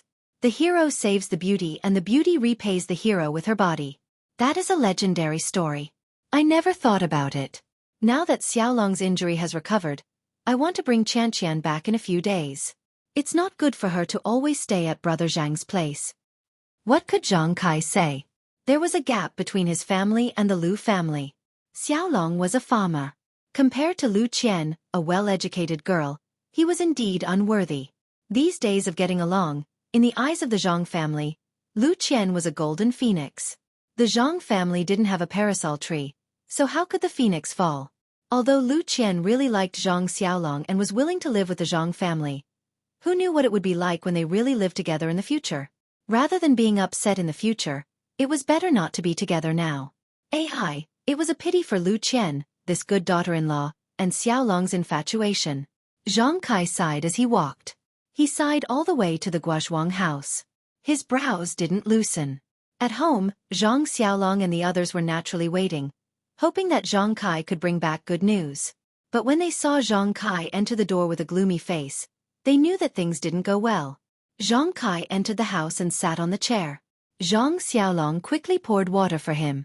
Zhang Kai drank the water and rested for a while. Then, he told them about what happened at Mr. Lu's house. Everyone was nervous and didn't speak. Xueqi asked Zhang Kai, do you want to tell mother about this? Zhang Kai thought for a while and said, don't tell her first. Mother knows that we went to Bali Go. If there is good news, she will be the first to tell. Since we don't tell her, she must know that it's not good news. Oh right, where's Lu Qian? Xueqi pointed to the inner room and said, when she saw you come back, this child was shy and hid first. I'll call her out now and tell her what her father said. Let her pack her things first. Zhang Xiaolong said from the side, Mother, I'll go call her. I don't think Qianqian will go back. There's no need to pack her things first.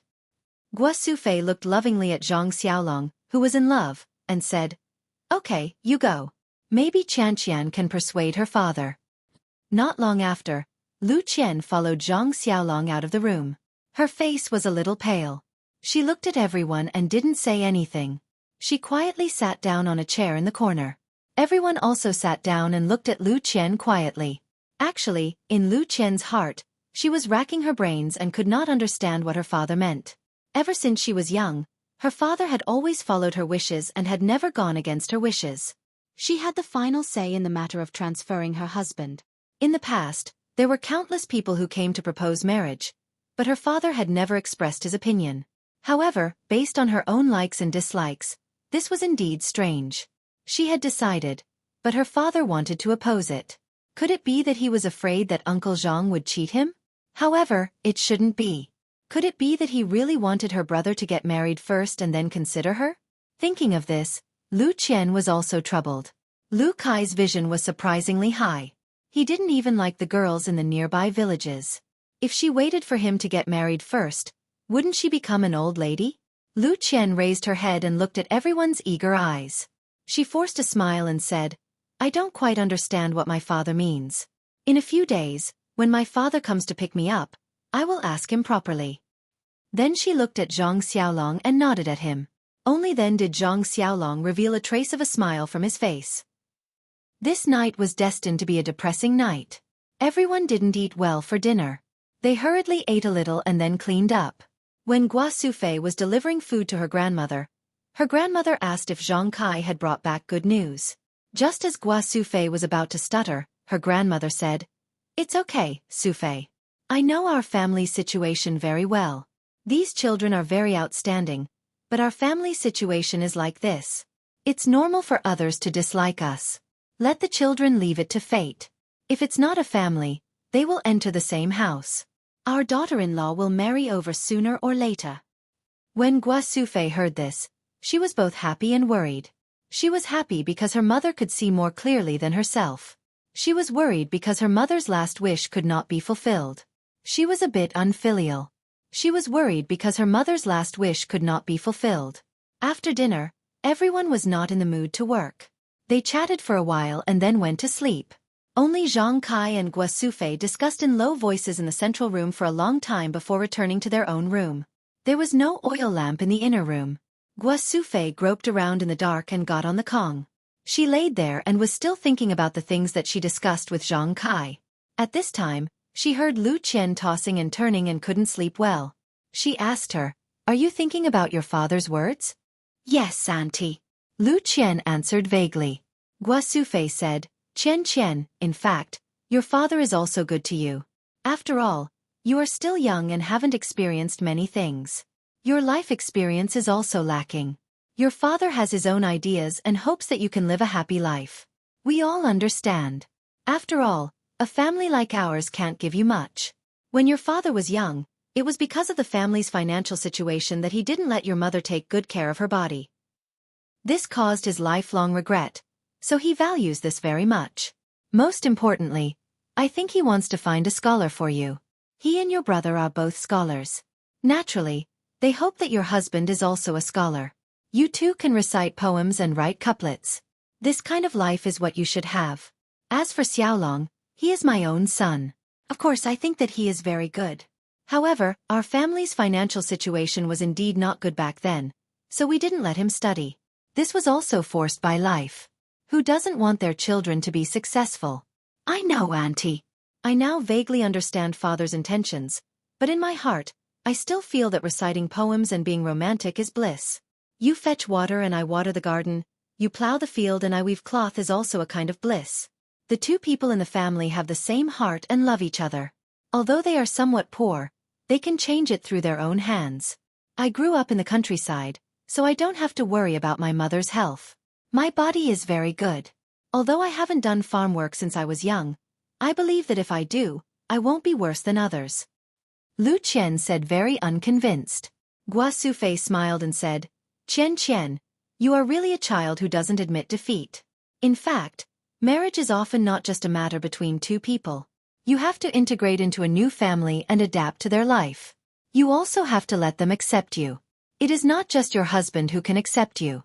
Moreover, there are many small things like oil, salt, soy sauce, vinegar and other small things in the family. Any small thing will make your life unhappy. Lu Qian said, Auntie, I know all about these things. When I was at home, father and brother didn't know how to do housework. I did everything. I believe that I am fully prepared for all of these. And And during the time I lived here, I feel that the atmosphere at home is very good. It is very harmonious. I can feel a feeling here that I can't enjoy in my home. I feel that I can integrate into this family very well. Her voice became softer and softer, as if she was embarrassed. Also, the most important thing is that I think Xiaolong is very good. He is very good in all aspects. I don't want to lose the opportunity to make my life happy because of family circumstances. In fact, I have hesitated before. I feel that Xiaolong is illiterate and there is nothing to say to me. I also thought that I can teach Xiaolong to read and write. He also agreed. I think that we will live a good life and you won't have to worry. Lu Qian's voice was so low that it could not be heard. Fortunately, it was dark and Lu Qian's face was already red. She was able to say all these words. Gua Sufei was very gratified when she heard this. She also comforted Lu Qian. Qian, today you have said all these. Auntie is very happy. You also saw that our family likes you very much. Not only Xiaolong, your uncle and I also sometimes see you as our daughter-in-law. Xiaohua and Xiaohu also want to call you sister-in-law. We will do our best to marry you. Do you still remember the last time in Lu Town? Didn't that bully compensate us with money? Lu Qian said, oh yes. If you didn't mention this, I would have almost forgotten. That is not a small sum of money. Gua Sufei said. Just now I discussed with your uncle. If your father is really poor because our family is poor and doesn't have enough money to let you live a good life, we plan to exchange the banknotes. I believe that this amount will definitely satisfy your father. Lu Qian immediately stopped her. She said, Auntie, this money must not be used now. If the bully has an ambush in Lu Town's bank, then wouldn't we be walking into a trap? If we are not 100% sure, we must not do this. Otherwise, we will not be able to live a normal life, let alone let my father be relieved. Moreover, my father is not a person who only cares about money. He must have other ideas. Everything will wait for him to come. Gua Sufei also said, that's right. I also said that to your uncle. But your uncle seems to have drilled himself into a dead end. He is afraid that your father will take you away, so he thought of this method. Later, when your father comes, we will properly ask him about his thoughts. Anyway, I feel that if Xiaolong does not look for you, he will not take a fancy to other girls. Maybe he will not look for other girls for the rest of his life. Lu Qian smiled and said, Auntie, look at what you are saying. How can I be that good? It is also our fate that I can meet Xiaolong. Gua Sufei said, yes, it is fate. But fate is determined by the heavens. It depends on the person to be able to turn fate into a real family. The heavens do not care about this. We should go to bed early and have enough energy to take care of our family. Lu Qian said, okay, Auntie. You should also go to bed early. Lu Qian told Gua Sufei about her worries. She felt very relaxed and fell asleep in a short while. Gua Sufei heard Lu Qian's light snoring and felt happy. Even if this kind of girl could not be her daughter-in-law, she wanted to wish her happiness. Thinking about it, she also fell asleep. Only in the opposite house, Zhang Kai and Zhang Xiaolong could not fall asleep. They did not know when they fell asleep.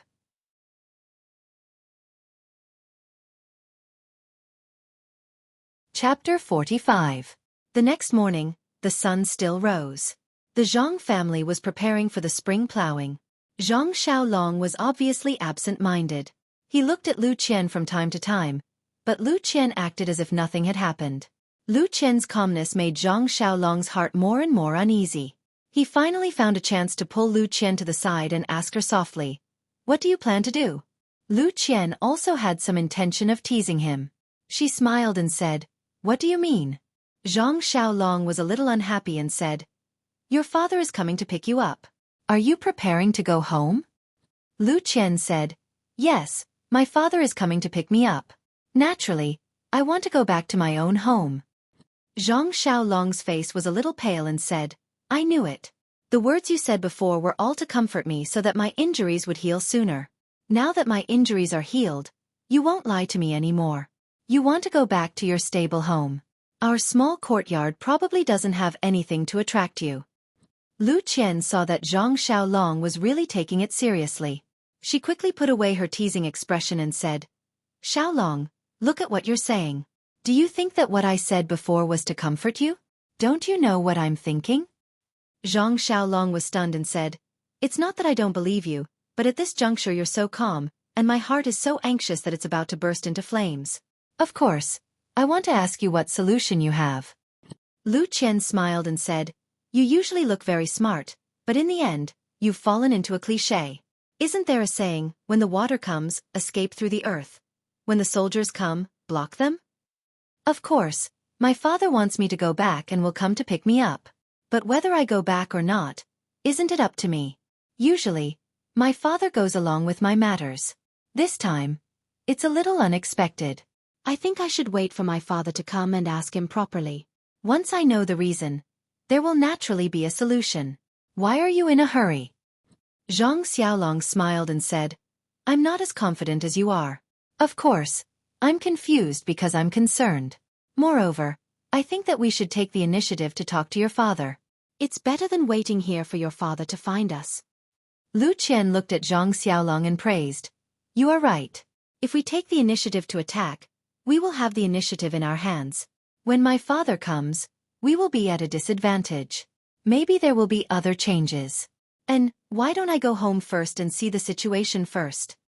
Zhang Xiaolong was embarrassed and said, "I just had a little idea. I didn't think as deeply as you did. Moreover, I was thinking that I should accompany you. My injuries have already recovered, so walking for half a day shouldn't be a problem." Lu Qian pondered for a moment and her eyes lit up as she said, "Your idea is even better. Let's go find my father and see what he's up to." Zhang Xiaolong said worriedly, "Qianqian, what if your father doesn't change his mind and insists that you go back?" Lu Qian said slyly, "That won't happen. I naturally have a way to deal with my father. He will agree."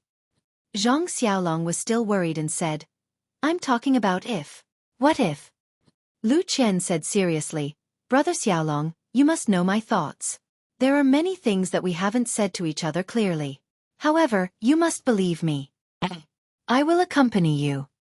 At the end, her face turned red and her head couldn't help but lower. Zhang Xiaolong gathered his courage and reached out to pull the soft hand in front of him. He said in a low voice, "Qianqian, you are so good." This time, Lu Qian didn't let him pull her. She broke free from his hand and said, "You should think about when to go to 8 Mile Groove first." After saying that, she ran away. Zhang Xiaolong looked at Lu Qian's back and savored it for a long time. The uneasiness in his heart had long disappeared. When Zhang Xiaolong returned to everyone's sight, the horn of war had already sounded in his heart. He walked in front of Zhang Kai and said, "Father, Lu Qian's father didn't say when to pick her up." Zhang Kai looked at Zhang Xiaolong and said, "That's right. He just said in a few days. He didn't say a specific date." Zhang Xiaolong said, "It's like this. Father, I want to go to 8 Mile Groove with Lu Qian and have a good talk with Lu Qian's father." When Zhang Kai heard this, he was stunned. He frowned and said, "Is this your idea or Lu Qian's idea?" Zhang Xiaolong said, "It's my idea. I also discussed it with Lu Qian just now. She also agreed." Zhang Kai's frown immediately loosened. He smiled and said, "Good boy, you have a way. When father was young, he didn't have such courage. Not bad, hee." While laughing, Guosufei walked over and asked, "Child's father, what's so funny?" Zhang Kai said, "Our son is promising. He knows to find a wife for himself." Guosufei didn't quite understand what he meant. Zhang Kai told Guosufei what Zhang Xiaolong said to him just now. Guosufei was also very happy and said, "This idea is not bad. When do you and Qianqian plan to go?" Zhang Xiaolong said, "Mother, didn't Mr. Lu say that he will be here soon? I think we should hurry before he comes. I think we should go now." Guosufei looked at the sky and said, "If we go now, we won't be able to come back today. Why don't we wait until after lunch? I'll go cook with Qianqian. Sai, if I don't have Qianqian's help in the future, I won't be able to cook. Xiaolong, you have to leave Qianqian behind." Zhang Xiaolong smiled and said, "Okay, mother. I will definitely." Lunch was naturally finished in a hurry. Zhang Xiaolong and Lu Qian packed up and prepared to go. At this time, Zhang Xiaohu said, "Big brother, it doesn't seem safe for the two of you to go out. Why don't I go with you?" Moreover, Zhang Kai also said, "Xiaolong, you should also bring something. It's not good to go empty-handed." Zhang Xiaolong said, I know, father. When we reach the village entrance, I'll go buy some. When Lu Qian heard that Zhang Xiaohu wanted to go, her eyes lit up. She said to Zhang Xiaolong, let Xiaohu go with us. It's safer for the three of us to go. Moreover, you don't have to buy anything. It's good enough to bring some of the well water at home to my father. Zhang Xiaolong slapped his forehead and said, look at me. Your father loves this water the most. I forgot. Zhang Xiaohua jumped up from the chair and said, I'll go pick some fresh ones. You guys prepare something to hold the water. When Xiaohua returned with the well water, Zhang Xiaolong borrowed a sealed bottle from a neighbor and filled it to the brim with well water. This bottle of water was naturally taken by Zhang Xiaohu. Thus, the three of them went on their way. There were 2 roads from the Guozhuang house to Baligo. One was along the river, through a bamboo forest, and then climbing a few hills, passing by the side of a few villages. The other was on a small bridge. There was a large road in the direction of Benlu town. After walking to a village, it was still a large road that led to Baligo. The small road was rugged and not easy to walk on, but it was short. Although the large road was easy to walk on, it was 2 to 3 times the distance of the small road. Zhang Xiaolong and the others naturally chose the small road. Now that it was spring, the river water had long been frozen. The gurgling stream flowed slowly, and the sound was indescribably pleasant to the ears. The birds were also active, chirping. Along with the sound of the water, it made their footsteps particularly relaxed. Zhang Xiaolong and Lu Qian walked in front hand in hand. It seemed that they no longer had the scruples of being at home. They wantonly enjoyed the feeling of each other's hands. They looked around and admired the spring scenery while talking non-stop. Zhang Xiaohu, who was some distance away from them, fell behind. He held the bottle of water in his hand and smiled as he looked at his elder brother and future sister-in-law. In his heart, other than envy, there was also a trace of expectation. He was looking forward to a beautiful encounter in Baligo. Zhang Xiaolong's heart was smeared with honey. He hoped that this long journey would never end, so that he could enjoy the happiness of this afternoon forever.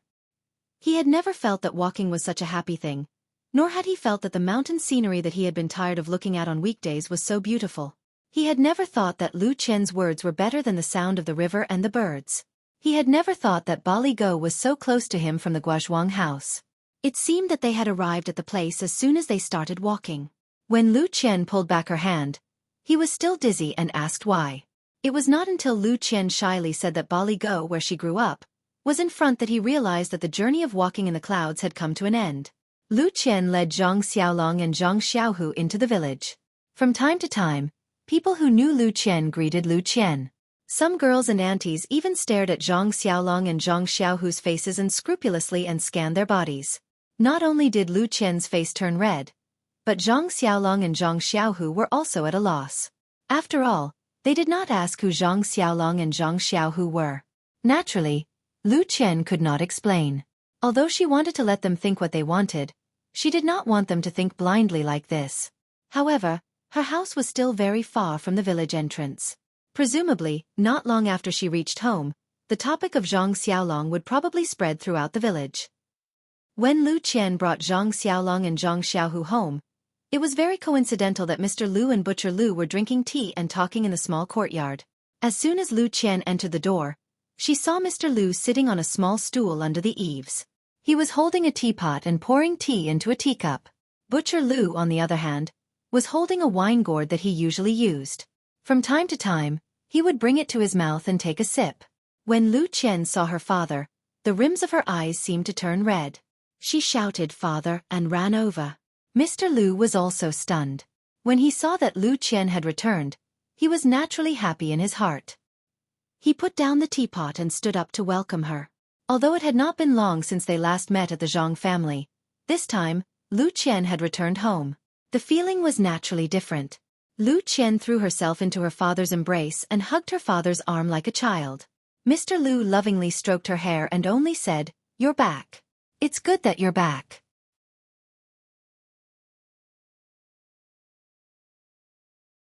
Chapter 46. The splint on Zhang Xiaolong's arm had already been removed, but it was still secured with a belt and other things. He placed it in front of his chest, while his other hand hung naturally by his side. He stood not far behind Lu Qian, watching the touching scene of Mr. Lu and his daughter reuniting. His relationship with his father and mother was very good, but he had never experienced separation, so he naturally didn't know how it felt. Now that he saw his beloved act like this, he felt gratified for her and knew that his decision this time was probably the right one. Zhang Xiaohu stood beside Zhang Xiaolong, still holding the bottle of water in his hand, but his eyes were looking around the courtyard, as if he was looking for someone. Mr. Lu lovingly stroked his daughter's hair, and his eyes also looked over Lu Qian's head towards Zhang Xiaolong and Zhang Xiaohu. He smiled and nodded at them, and his hand also moved away from his daughter's head, waving slightly at them to express his apology. Zhang Xiaolong and Zhang Xiaohu naturally also nodded in acknowledgement, and waited at the side. When Butcher Lu saw that Lu Qian had returned and Mr. Lu had gone up to greet her, he didn't get up and continued to drink his little wine. When he finished his wine, he saw the two brothers standing at the door, so he stood up and said with a smile, "I was wondering who sent Qian back, so it's our two great heroes. Come in quickly, have a few drinks with uncle." Zhang Xiaolong and Zhang Xiaohu smiled and walked towards the square table under the eaves. Lu Qian, who was being intimate with her father, heard the two words drink, and raised her head, saying to Butcher Lu, "Second uncle, Xiaolong's injuries haven't completely healed, so he can't drink for the time being. If you want to drink, look for Xiaohu." Butcher Lu said loudly, "You little girl, now you're siding with an outsider." Lu Qian said sweetly, "Second uncle," Butcher Lu said. "All right, don't call me that. I know, I don't usually see you call me second uncle." Mr. Lu, on the other hand, looked thoughtfully at the farmer boy who was walking towards him. His youthful face was full of vitality. He did not look like a yes-man like the other farmers, nor did he look as careful as Zhang Kai. His eyes seemed to be very bright. The clothes on his body were very shabby, but they were very clean. They fit him very well. His footsteps were also very steady. Each step left a footprint, which made people feel very at ease. Mr. Lu naturally knew why Lu Qian brought Zhang Xiaolong back. Although he strongly disapproved of this marriage, he did admire Zhang Xiaolong. At this time, Zhang Xiaolong and Zhang Xiaohu also walked in front of Mr. Lu and respectfully bowed to him. Mr. Lu didn't stand on ceremony this time. He simply gestured and said, "You've come a long way. Seeing that it's getting late, it's not likely that you'll be able to return to the Guozhuang house today. Why don't you stay at my place for the night? You can go accompany my second brother first. I'll go after talking with Qian." After the two brothers agreed, they walked under the eaves and each picked up a stool to sit down. They chatted with Butcher Lu. Mr. Lu then said to Lu Qian, "Qian, let's go to the study to talk." Lu Qian let go of her father's arm and said, "Father, you go first. I'll go make some tea for you. Xiaolong and I specially brought this from the Guozhuang house. Do you want to drink it?" Mr. Lu didn't say anything. He helplessly shook his head and smiled as he went back to the study. Lu Qian walked under the eaves and took the bottle of water from Zhang Xiaohu's side. She glanced at Zhang Xiaolong and said, "You two go chat with second uncle first. I'll go boil some water in the kitchen. I'll also make some side dishes and snacks while I'm at it. After walking for the whole afternoon, you must be hungry." Lu Qian went to the kitchen and put the well water on the fire to boil. When the water was ready, she looked around the empty kitchen and picked up some ready-made items to make two simple dishes. She couldn't make any snacks and only had a few leftover biscuits. She took them out along with the side dishes to satisfy the two brothers' hunger. Butcher Lu happily ate the side dishes and drank a little wine. He even poured a cup for Zhang Xiaohu from time to time. He really didn't drag Zhang Xiaolong to drink. Not long after, the water boiled. Lu Qian carefully brewed the tea and carried the tea set and water to the study. Before entering the study, she turned around to look at Zhang Xiaolong. The two of them looked at each other and Lu Qian nodded. Her eyes were full of certainty before she turned around and walked into the study. In the study, Mr. Lu was absent-mindedly reading a light book. When he saw Lu Qian walk in, he put the book down and sniffled, saying, "The water in the Guozhuang house is really different from the rest. The tea is so fragrant. It's rare." Lu Qian placed the teacup in front of her father. She watched as her father sniffed the tea fragrance and tasted the tea sip by sip. He then closed his eyes to savor the taste and didn't open his mouth to speak. After Mr. Lu drank for a while, she said, "Father, how's the tea?" Mr. Lu said, "This tea is naturally much better than what I usually drink. However, It's still not as mellow as the one I drank at the Guozhuang house last time. It's probably because it's been stored for too long. It's not as good as fresh water. After that, Lu Qian didn't ask any more questions. Mr. Lu only focused on tasting the tea and didn't open his mouth to speak. The two of them sat across from each other for a while. Mr. Lu thought for a while and smiled, opening his mouth first. Qian, this time you came back in a hurry. Is there something you want to tell your father? Lu Qian blushed and said, Father, you're asking the obvious. If I didn't come back, wouldn't you be coming to pick me up in a few days? Mr. Lu sighed and placed the teacup on the table, saying, Qian, ever since you were young, your father has always let you have your way. I haven't interfered much with you. This time, your father didn't listen to you. You should know your father's painstaking efforts. Lu Qian thought for a while and said, I'm guessing that father's intention is that you're afraid that I'll suffer in the Zhang family and have to do farm work every day. You're also afraid that Zhang Xiaolong is a rough village man. You're afraid that my life won't be as good as it was at home? Mr. Lu nodded and said, This life isn't a problem of one person. It's the life of two people. If one person likes to study and the other wants to do farm work, then the direction of life will diverge. Naturally, life will be boring and won't last long. Moreover, the Zhang family is very poor. You should know in the time you've been there that it won't be as comfortable as living in 8 Mile Valley. Lu Qian also nodded and said, Father, you're right. I've considered all of this. I've even told Zhang Xiaolong's mother.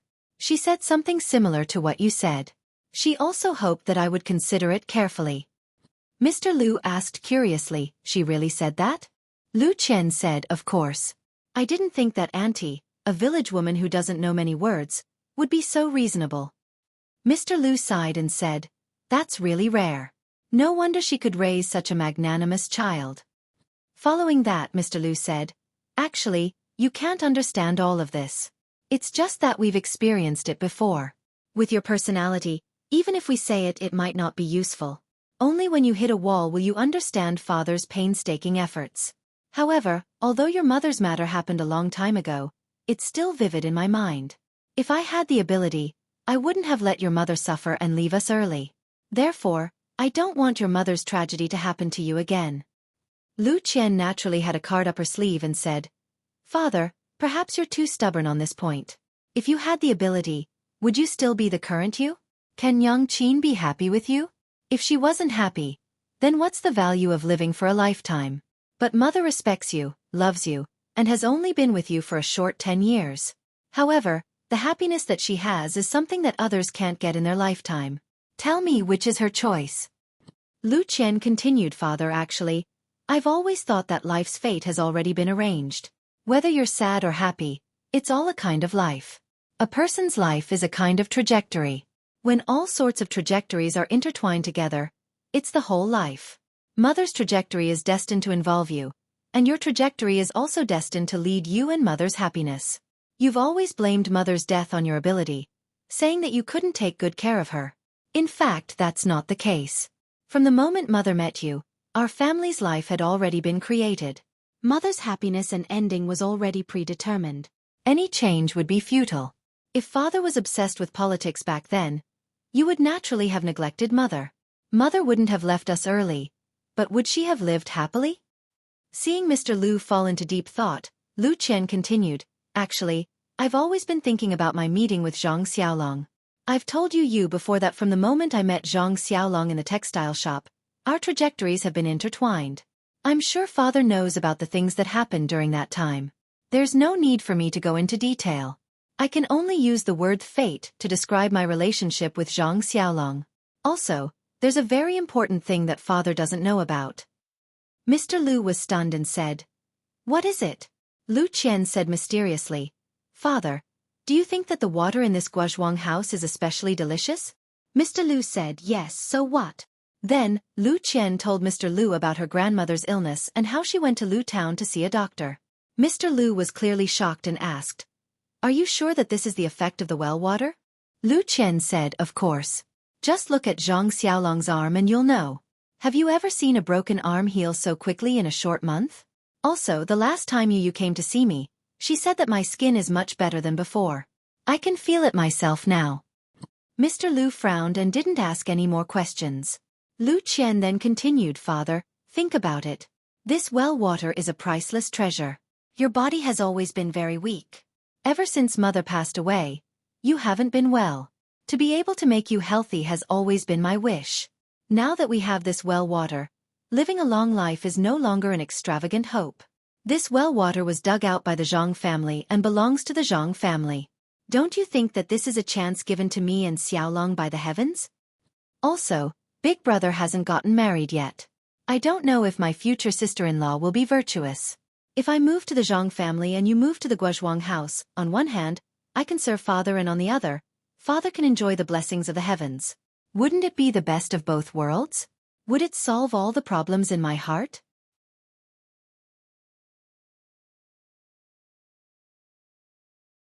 Chapter 47. Mr. Lu then said, Qian, whether or not Father drinks this well water, whether or not his health is good, whether or not he can live a long life are all small problems. You being able to live a peaceful and happy life is what Father wants to see the most. Lu Qian said, Father, then if I can live a peaceful life and at the same time take care of you and ensure your health, then why wouldn't I do that? Moreover, marriage is a gamble. You may be able to see a person's nature with a single glance, or you may never be able to see it. You can only judge whether someone is good or bad based on their appearance. If you gamble correctly, then happiness is yours. Those so-called matching families are just people's interpretation of those successful marriages in the past. How many unhappy lives in this world are the result of matching families? Liang Shanhua and Zhu Yingtai's beauty is only a legend. Perhaps when it comes to real life, they may not be as loving as father and mother. Although Zhang Xiaolong does not have Liang Shanhua's style and elegance, he surpasses Liang Shanhua in his steadiness and kindness. Those scholars in the past, I can only see their surface and it is difficult to go deeper. As for Xiaolong, I can see his nature with a single glance. I am willing to continue my fate with him. Mr. Lu was stunned hearing this and said, Qian, teaching you to read and read since you were young, I don't know if it is correct. You have read so many books that I have no words to refute you. Lu Qian smiled and said, Father, I am just feeling a little. Compared to your knowledge, I am still far from it. Mr. Lu smiled and did not speak anymore. However, Lu Qian continued, Actually, there is one thing that moves my heart in the Zhang family. It is their family's harmony and the tolerance of the elders. Marriage is not only a world for two people, but it is also a process of integration with Xiaolong's family. During the time I was in the Zhang family, I received a lot of care from the two elders, including Xiaolong's grandmother. I feel that they are very reasonable and will always think of others first. Only this kind of family can let the younger generation obtain happiness and truly live a good life. I think that I can also have the same freedom and happiness in the Zhang family as in 8 Mile Valley. Sometimes I can even feel that I may be more comfortable than in 8 Mile Valley. At this point, Mr. Lu laughed again and scolded, You little girl, you haven't even left yet and you're already talking bad about Bali Valley. No wonder people say that girls side with outsiders.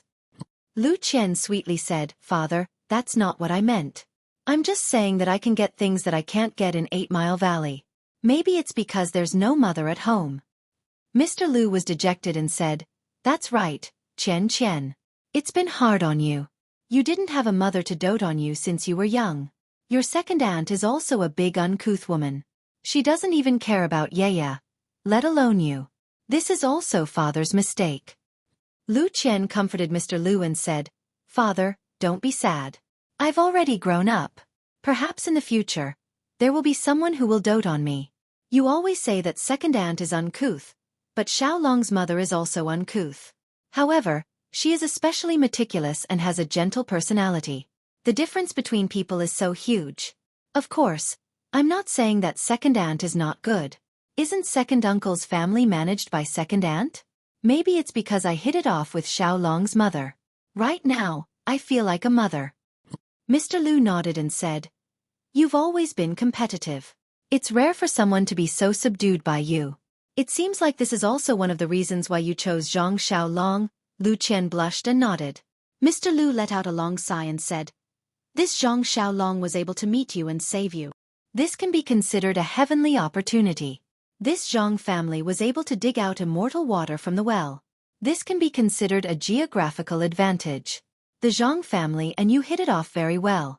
This can be considered a harmonious relationship. Lu Qian happily said, "Then, father, does this mean that you agree?" Mr. Lu smiled and said, "You've already stayed in the Zhang family for more than a month. Those who know say that you're benevolent and righteous. For those who don't know, they don't know what to say. For you to have such an ending is also very good. It's the best of both worlds. Moreover, with your personality, if I don't agree, will you imitate Cui Yingying?" Lu Qian charmingly smiled and said, "Father, isn't that bigoted old Madam Cui?" Mr. Lu said, "Don't be so talkative. When I saw that you came back, I knew that you were fully prepared to persuade your father. Otherwise, you would have already hidden in the Zhang family and refused to see me." Lu Qian said, "How could I, father? Didn't your daughter take the initiative to come back?" The father and daughter chatted for a while. Mr. Lu said, "It's already late. Quickly go and arrange dinner. Let your second aunt and you come over to help. Today, we'll have a reunion. All right, you should also quickly go and tell Xiaolong. I'm sure he's feeling uneasy right now." When Lu Qian heard this, she happily said, "Then father, come with me. You guys can also chat and get to know each other better." Soon after, Lu Qian helped her father out of the study. The sky outside was already dark. An oil lamp had already been prepared under the eaves. Butcher Lu and the other two were still sitting and talking. There was a person sitting with his back facing them. It was Lu Qian's eldest brother, Lu Kai. Zhang Xiaolong's eyes had already swept across the study door countless times. He didn't hear what Butcher Lu and the others said. He was only worried about himself and Lu Qian. At this moment, when Lu Qian and Mr. Lu came out, he was naturally the first to see them. He subconsciously stood up. When Lu Qian saw Zhang Xiaolong stand up, she gave him a sweet smile and nodded slightly. Zhang Xiaolong knew that it was a success and he couldn't help but be overjoyed. At this time, Lu Kai also noticed the movement behind him. He quickly turned around and saw his sister whom he hadn't seen for a long time. He was naturally happy. He got up and ran over. When he was in front of her, he carefully sized her up. He couldn't help but ask Lu Qian, "Qian, I haven't seen you in so long. Why do I feel that you're completely different from before? Not only have you become fairer, your eyes have also become much clearer. Your temperament has also become much more elegant. How is this caring for other people's injuries?" When Lu Qian heard this, she happily looked at Mr. Lu. Mr. Lu also understood and nodded. Lu Qian said, "How is that possible?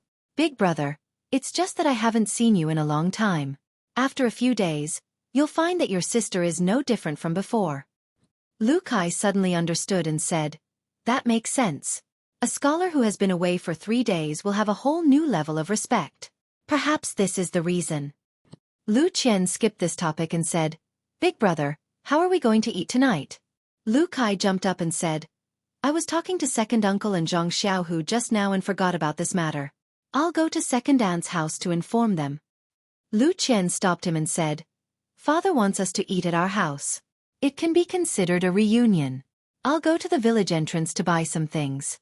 You go to second aunt's house and see what they're cooking. Bring it together and ask them to come over and help." Lu Kai agreed and hurried off. Lu Qian wanted to go out to buy things and Zhang Xiaolong naturally wanted to go with her. However, he was stopped by Mr. Lu. He said, "Xiaolong, don't go yet. Come with me to the study room." In the end, Zhang Xiaohu followed Lu Qian to the village entrance, leaving Butcher Lu to drink alone. This guy looked at the busy people and happily drank his wine. He felt that life was really colorful. Zhang Xiaolong was a bit nervous as he followed Mr. Lu into the study room. Lu Qian's eyes just now had already told him that she was satisfied with the result. This future father-in-law seemed to want to show off his power and give him some things. Although he was mentally prepared, he still felt that there was a small person in his heart that kept on pumping water. Mr. Lu entered the study room and had Zhang Xiaolong sit down. However, he did not sit down. He frowned and paced around the study room. After walking around 2 or 3 times, Mr. Lu opened his mouth and said, "Xiaolong, you probably know my attitude." Zhang Xiaolong carefully said yes. Mr. Lu continued, "Then I won't say much. Actually, I called you over because I want to say something." Zhang Xiaolong respectfully said, "Please say it. This little nephew has already engraved it in his heart." Mr. Lu seemed to be very satisfied with Zhang Xiaolong's attitude. He smiled and said, Qian Qian grew up in Bali Gully. Although our family can't be said to be rich, Qian Qian has not suffered much since she was young. She knows very little about farm work. This is different from your family's living environment. In the future you have to be more tolerant in this area. Zhang Xiaolong followed up and said, You don't have to worry about this. Our family's farmland is small to begin with. Xiaohua's plot of land is also on a hillside. There isn't much farm work. I can't guarantee that I won't let Qian Qian work in the fields. However, I will definitely do the most heavy work. Qian Qian can just do the side work. Mr. Lu said, You're telling the truth. You didn't say anything about not letting Qian Qian work. Actually, Qian Qian isn't a child who can't endure hardships. It's just that she wasn't allowed to work in the fields in the past. In the future, when you two live together, you just have to take good care of her. I don't expect you to give her a good life. I just want you two to be harmonious and sweet. Also, you haven't read too many books. In terms of knowledge and experience, there is a large gap between you and Qian Qian. This is your weakness. In the future, it will definitely have an impact on your life. I don't expect you to become a scholar or take third place. I only hope that you can recognize some words and read some good books. When you're together with Qian Qian, you can have common topics to talk about and communicate well. In addition, although acting courageously for a just cause isn't bad, in the future, you won't be alone. Your shoulders bear the safety of your entire family. Whenever you encounter injustice, you must first consider in your heart whether or not it's within your ability to deal with it. Otherwise, if you have regrets, it will be the sorrow of your entire family. Afterwards, Mr. Lu chattered on endlessly. Zhang Xiaolong could only nod his head in agreement. Although he didn't agree with some of the points, he also knew that this future father-in-law was doing it for his own good. He couldn't refute. Just like this, one spoke and one listened. The sky gradually darkened. It felt like he couldn't see anything. Just as Mr. Lu was about to light the lamp, someone knocked on the door of the study.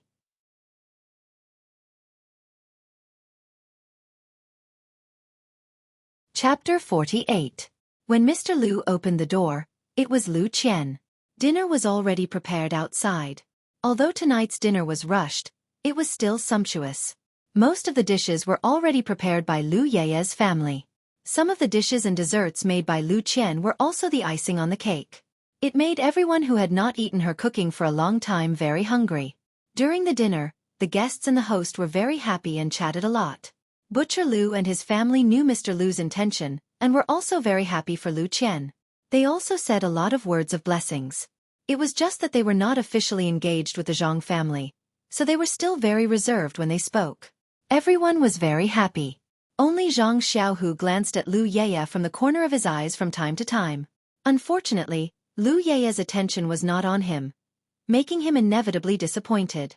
After dinner, they chatted for a while. Lu Qian, who had walked for the whole afternoon, was already yawning. Therefore, Lu Kai arranged for Zhang Xiaolong and his brother to rest for the night. Butcher Lu and his family also went home to rest. Early the next morning, Zhang Xiaolong and his brother were going to bid farewell and return to the Guozhuang house. Lu Qian considered that she had not been home for a long time and wanted to stay for a few more days. Moreover, Zhang Xiaolong was going back this time to discuss the engagement with his parents. She was too shy to follow, so she did not go back with him. Mr. Lu specially instructed Zhang Xiaolong to go back and explain his feelings to Zhang Kai. He did not want him to have a knot in his heart because of his previous rejection. He also asked Zhang Xiaolong to pick an auspicious day to settle the engagement. Zhang Xiaolong naturally agreed. Therefore, under Lu Qian's reluctant gaze, the two of them went on their way. The journey here was filled with sweetness, and the journey back was filled with joy. Returning to the Guozhuang house, from afar, one could see the Zhang family standing in the small courtyard through the low walls of the Zhang family. They looked at the entrance of the village from time to time. It was estimated that except for Zhang Xiaohua, the others did not have a good rest last night. Seeing Zhang Xiaolong and Zhang Xiaohu appear in the field of vision, Zhang Xiaohua was the first to jump up and quickly ran out. She ran to Zhang Xiaolong and asked cheerfully, "Big brother, how's the situation? Where's the good news that we were all looking forward to? Why didn't Sister Qian Qian come back? Is it?" Zhang Xiaohua didn't dare to continue asking. Before Zhang Xiaolong could open his mouth, Zhang Xiaohu snappily said, "Can't you see that big brother's face is like a peach blossom? He's so happy that he can't close his mouth. You should take the bottle in my hand first. I've been carrying it all the way." Zhang Xiaohua was happy. She didn't take the bottle in Zhang Xiaohu's hand. Instead, she turned and ran home to report to her parents. After receiving the good news, Zhang Kai and Guo Sufei were also very happy. They ran to the entrance of the courtyard to welcome their son. Zhang Xiaolong and Zhang Xiaohu were like heroes as they were escorted into the small courtyard of the Zhang family. After Zhang Xiaolong sat down on the chair, he took the water that Zhang Xiaohua handed over and drank a few mouthfuls. Then, he began to talk about the situation in 8 Mile Valley. Zhang Kai and Guo Sufei listened with joy. They were secretly relieved. When Zhang Xiaolong proudly said that Mr. Lu had apologized and asked the Zhang family to pick an auspicious day for the engagement, the two of them listened with mixed feelings. They were happy that they didn't misjudge Mr. Lu. Mr. Lu was still a good friend that they could have a deep relationship with. Of course, they would be in-laws in the future. He was a good in-law that they could rest assured. They were worried that there should be betrothal gifts for the engagement. With their family situation, this was a problem. If they gave too little, their face didn't matter, but Mr. Lu's family's face would be affected. If they gave too much, they really couldn't afford it. It would add more difficulties to Zhang Xiaolong and Lu Qian's future life. However, these were all to be considered in the future. The key now was that they could celebrate a little.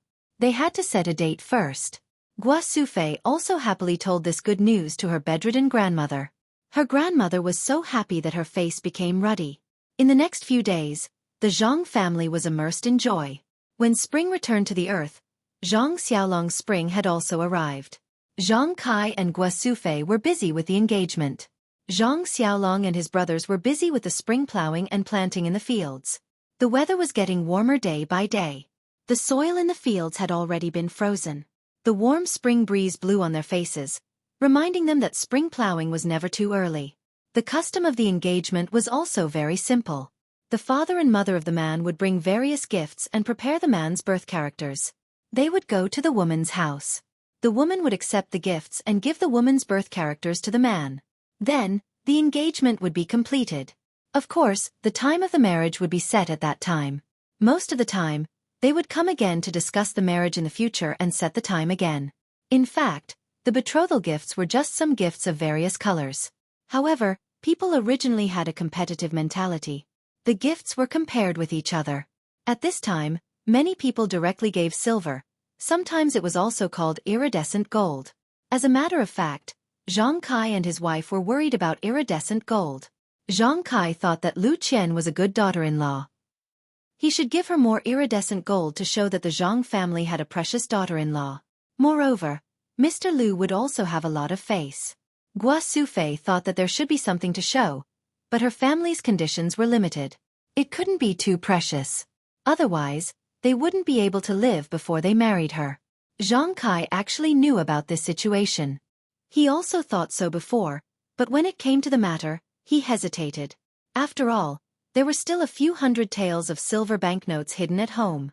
With this possibility, of course, he wanted to do things better in his heart. When Zhang Kai talked about the banknotes, Guo Sufei also hesitated. When she talked to Lu Qian before, she also decided to use the banknotes, but she was stopped by Lu Qian.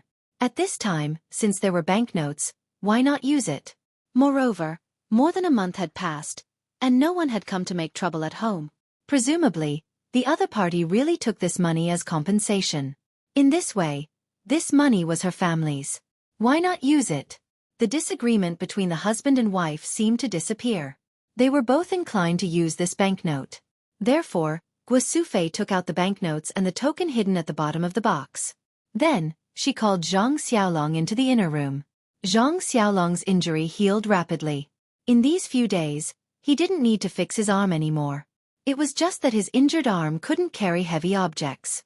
Zhang Xiaolong entered the inner room and asked, "Father, Mother, what's the matter?" "I'm preparing to go down to loosen the soil." Guo Sufei said lovingly, "Your arm hasn't recovered yet. It's better to do less work. Let Xiaohu and Xiaohua do more work." Zhang Xiaolong said with a smile, "I've been in bed for a long time this month. My bones feel like they're going to rust. It's really comfortable to move around now. Moreover, Xiaohua is still young and growing. How can I let her do more work? Xueqi said. I know that you're full of vigor now.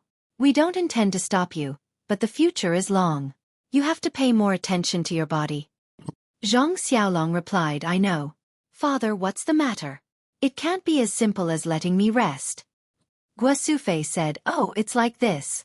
Your father and I are preparing to go to Baligo in these few days to settle the marriage between you and Qian Qian. However, our family can't come up with a good betrothal gift.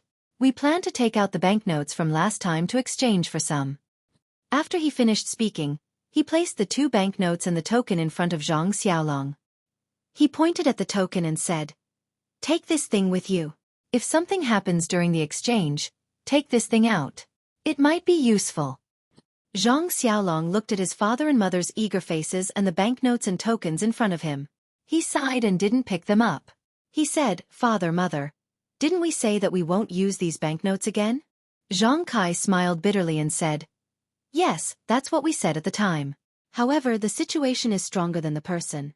If we don't come up with a good betrothal gift, won't Lu Qian's family lose face? Zhang Xiaolong said, Father, if we're talking about good or bad family background, there are many people in this area that are better than us. The number of people who went to the Lu family to propose marriage is even greater. How can we compare? Lu Qian was willing to marry into our family not because of our family background. The day before yesterday at the Lu family, Mr. Lu told me a lot. He is very clear about our family situation and didn't mention anything about betrothal gifts. I think we don't have to puff ourselves up at our own cost. Guosufei said, Xiaolong, they didn't mention it, but that doesn't mean they don't care. It's not strange to have too many gifts. We should be prepared. Zhang Xiaolong said, no, Mother. I can't ruin the family just because I want to marry a wife. These banknotes are a disaster. We must not use them. Guosufei said, your father and I have also discussed this. They haven't come to our door for so long. It should be fine. Moreover, we have this token. They may not dare to do anything to us. Zhang Xiaolong smiled bitterly and said, Mother, this token was given to us by Heroine Su to protect our lives. It only says that if there are bullies who come to find trouble, we can use it to prove that she is here to protect us. Moreover, didn't Heroine also say that? Don't touch these banknotes. When the bullies come to our door, we must quickly return them. If they come to our door in the future and we don't have any banknotes to give them, what will we do? Xueqi and Guosufei were speechless. In fact, it's not that they don't know these things. They are confused because they are concerned. When it comes to matters concerning their son, it's inevitable that they will be confused. Zhang Xiaolong said again, the Lu family doesn't admire us for things like money. Moreover, don't we have something more precious than money in our family? If there is a chance in the future, we can just give it to Mr. Lu. Xueqi smiled bitterly and said, what is better than money in our family? How come I don't know? Zhang Xiaolong smiled mysteriously and said the following words.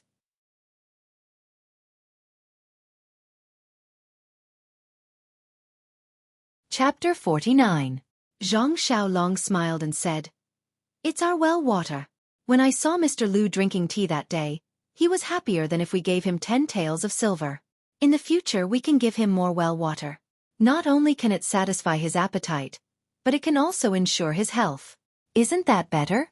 All right, Father, when you go this time if you have the chance, tell Mr. Lu to move to the Guozhuang house. I saw that he had this intention last time, but he still had some misgivings. This time, Lu Qian came, so I think he would be willing to come. This way, Lu Qian and I can also take care of him. What do you think? Xueqi and Guosufei looked at each other and said, when I go, I will definitely say these words. How about this? You keep these banknotes and tokens first. If you really need them, you can exchange them. Zhang Xiaolong thought about it and said, okay, then I'll keep them first. After he finished speaking, he put the banknotes and tokens into his pocket. Since Zhang Xiaolong didn't agree to use banknotes, the Zhang family's betrothal gifts were much simpler. They just prepared a few simple gifts according to the local customs. Early in the morning, Xueqi and Guosufei put on new clothes and took the prepared gifts. They set off to Baligo to prepare for the most important engagement in Zhang Xiaolong's life. When Zhang Kai and Guosufei arrived at Mr. Lu's house, they received a very grand welcome. When they presented the simple betrothal gifts, Mr. Lu didn't care and respectfully accepted them. He didn't look down on them or turn hostile because of the simplicity of the gifts. This made Zhang Kai and his wife feel relieved. There was no one else in the Lu family's hall, only Butcher Lu and other family members. It seemed that Mr. Lu really wasn't the kind of person who liked to be extravagant and formal. There was no sign of Lu Qian in the hall. The whole process of the engagement was simple. Everything was carried out according to the customs of the countryside. Nothing was overdone. When the ceremony came to an end smoothly, it was time for the two parties to discuss the wedding. Zhang Kai and Guosufei asked Mr. Lu to make the decision. They only had one request, which was to get married as soon as possible. Because their grandmother's health couldn't wait too long, her last wish was to see her grandson's wedding. Mr. Lu pondered for a long time. He took out the almanac and carefully examined it. His brows were slightly furrowed. Zhang Kai and the others couldn't help but feel anxious. After a while, Mr. Lu raised his head and said, "Look at this date. Recently, the end of this month has been an auspicious day. After that, it will be June. Isn't the end of this month too rushed?" At the end of June, the old lady. Mr. Lu did not finish his sentence. As expected, Zhang Kai and Guosufei also frowned. Guosufei did not give up and asked, "Are there no good days in between?" Mr. Lu said, "There are many good days in between, but there aren't any that match Xiaolong and Qian Qian's birth characters." Zhang Kai let out a long breath and said, "Ai. Then there's only June. There are only a few days until the end of the month. There's no sign of the house for the wedding. It's just a few days. How can we prepare it?" Mr. Lu also nodded and said, "That's the only thing we can do. But what about the old lady?" At this time, a voice came from outside. "Father, I think it's better to set it at the end of this month." Everyone looked and saw that the person who came in was Lu Qian. It turned out that she had been listening outside the entire time. Lu Qian's face was a bit red as she said, "Uncle, Auntie, seeing Xiaolong's wedding is grandmother's last wish. As the younger generation, we should satisfy her. Actually, the simplicity of the wedding is also up to us. There's no need for overly complicated ceremonies. It's also not realistic for us to hold a grand wedding. I think you don't need to buy a new house for the time being. Let's just find a place first. Moreover, Father, aren't you also planning to move to the Guozhuang house? Take this opportunity and find a place next to the Zhang family's courtyard. Build a few houses and surround it with a courtyard wall. Wouldn't that be a home? When this courtyard is ready, you can move there. Xiaolong and I will also move there.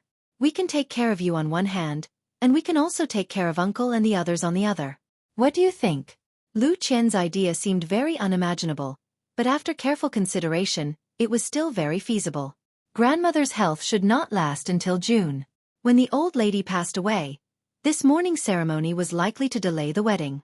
The old lady was eager to see her grandson's wedding, so this wedding should be held at the end of February. With the Zhang family's family background, it was not realistic to hold a large-scale wedding. It was also very easy to prepare a simple wedding. It was not a big problem to ask for help from familiar people in the village for a few days. The most difficult problem was the new house. It was supposed to be a new house for the newly married couple. If they started preparing now, it was estimated that it could be done in a month. If Mr. Lu also wanted to move over, then he had to build a small courtyard again. This would take a few months. Lu Qian also wanted to take care of her father. Of course, this courtyard had to be built, so it was better to put it together. However, what Zhang Kai was thinking now was that Lu Qian wanted to separate from Xiaolong before she married into the family. She wanted to live with her father. It seemed that she wanted to separate from the family. Could it be that she had other thoughts? However, after that, Zhang Kai denied this idea. What did his family have that Lu Qian coveted? It was nothing more than that. Well, Lu Qian persuaded her father to go there because she wanted to consider her father's health. This was filial piety. Xiaolong and Lu Qian would live alone. To be honest, it was a matter of time. There were 3 sons in the family. How could they not separate from the family? It seemed too early to mention it at this time, but after thinking about it carefully, it was still appropriate. At least, it would let others see Lu Qian's vision. It would not let Zhang Xiaohu and Zhang Xiaohua have a knot in their hearts. Mr. Lu naturally had no opinion in his heart. He was originally thinking about how to retire. He was a teacher and was respected everywhere. He heard that there was no teacher in the Guozhuang house. He would definitely be popular if he went there. Moreover, there was a daughter to rely on there. He could also protect his daughter. Why not? He was still thinking about how to bring up the matter of moving to Zhangkai. His daughter brought it up at this time. It was really timely. There were people who objected. That was Butcher Lu's family. Butcher Lu raised his voice and said, "Big brother, why do you want to go to the Guozhuang house? You didn't even discuss it with me. The two of us grew up in Bali Valley." Mr. Lu said gently, "Second brother, I'm also thinking about it. Qian is going to marry into the Guozhuang house far away. She is unfamiliar with the place and there is no one to take care of her. Lu Kai and I are at home alone. There is no woman to take care of us." Lu Yaya interrupted and said, "Uncle, don't you still have me? Haven't I been helping at home all this time?" Mr. Lu said with a smile, "Yaya, I know that you are working hard at Uncle's house. But after all, it is not a long-term solution. Look at your sister's engagement. She is about to get married. Are you still far away? Even if you find a husband in Bali Valley, you can't come over every day to look after the house for Uncle. Moreover, Lu Kai also needs to find a wife to live with. This house should be given to him quickly. If I don't force him, who knows when he will find a wife?" Lu Kai said with a red face, "Father, look at what you are saying. I haven't found a suitable one yet." Mr. Lu glanced at him and said, "Then you should look for a good one for me. Strive to settle the matter with your sister this year. We will have a double happiness." Lu Kai did not say anything. Then Mr. Lu said to Butcher Lu, "Second brother, although this Gua Manor is far, it's actually only half a day's journey. Even if I move there, it'll still be very convenient for me to move around in the future. Moreover, that business of yours as a butcher has nothing to do with my teaching. You and I have a brotherly relationship, so we can just move around every 10 days to half a month. We definitely won't drift apart because of time.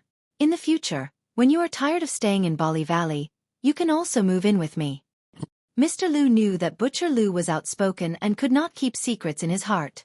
Therefore, he did not mention a word about the well water. Of course, if the water was really effective in the future, Mr. Lu would definitely bring Butcher Lu and the others over. Mr. Lu saw that no one had any objections, so he set the date with Zhang Kai. It was the day at the end of February. Then, he discussed the details with Zhang Kai. Lu Qian did not listen in and left. Lu Yaya also followed her out.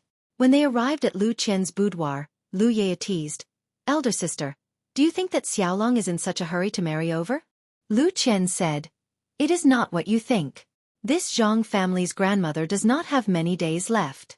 The last time I was at his house, she was already coughing up blood. The old woman has worked hard all her life. I think we should still fulfill her last wish. Moreover, you also know his family's situation. Doing things in such a hurry is actually a kind of relief. It does not give me and Xiaolong too much of a burden. My decision is beneficial to both him and me." Lu Yaya said, "The last time you told me, I also thought about it for a long time. This fate is really strange. You have known each other for less than 2 months and you are going to eat at the same stove. Now that I think about it, it is really magical." Lu Qian smiled and said, "You can do it too. I saw that these few times when Zhang Xiaohu saw you, his eyes could not leave you. I think he also wants to eat at the same stove as you." Lu Yaya blushed and said, "Elder sister, don't tease me. Last time at the Zhang family, I also told you that I don't have any feelings for this Zhang Xiaohu. Although he did save me, I am only grateful. In your words, there is no fate between us. Moreover, a few days ago, Mr. Zhao from Xueqi sent someone over to propose marriage to his second son, Zhao Yuzhao. I have seen Zhao Yuzhao before. He is also a scholar with a decent appearance. It is only because he has been busy with your matters that father has not agreed for the time being. Once your matters are settled, I estimate that the marriage will be set."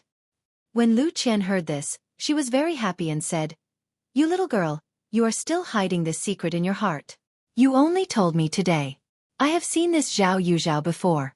His appearance and knowledge are really good. He is very suitable for you.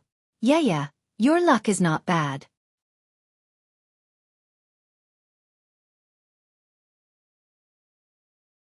Chapter 50.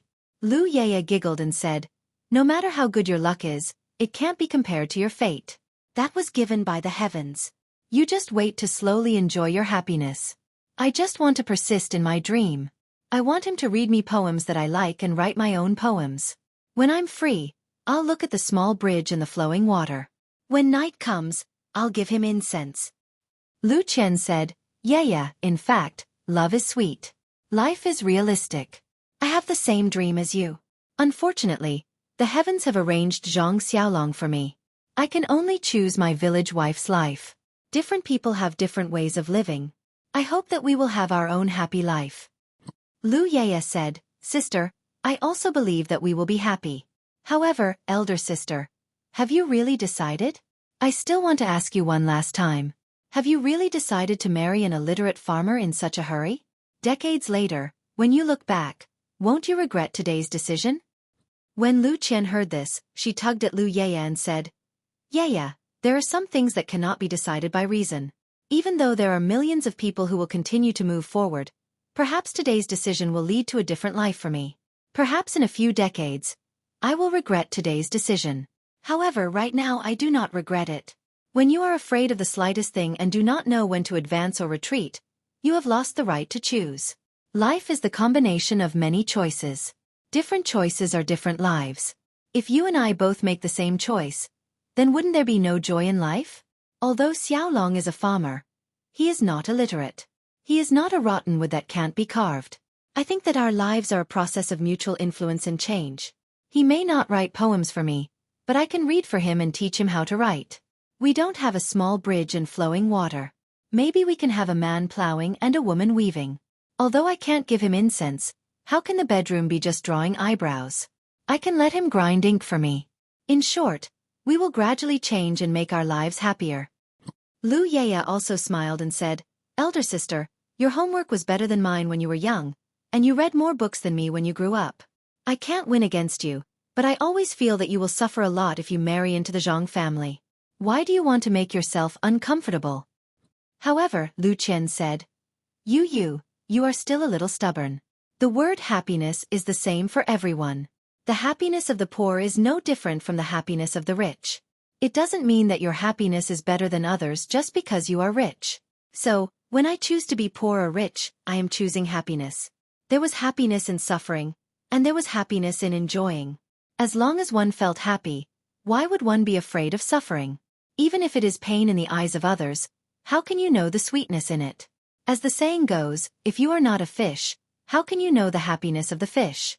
There is only so much happiness in this world. The more happiness you have, the less happiness others will have. If you feel unhappy every day, then others will have more happiness every day. Instead of sharing your happiness with others, why don't you live happily every day?" Lu Yaya listened and frowned. She understood something in her heart, but she immediately let go and said, "Elder sister, I am here to persuade you, but what you said made me think differently. However, even if you are right, I do not have the slightest interest in that Zhang Xiaohu." Lu Qian said, "You little girl, I am just telling you my own thoughts. I am not prepared to be a matchmaker."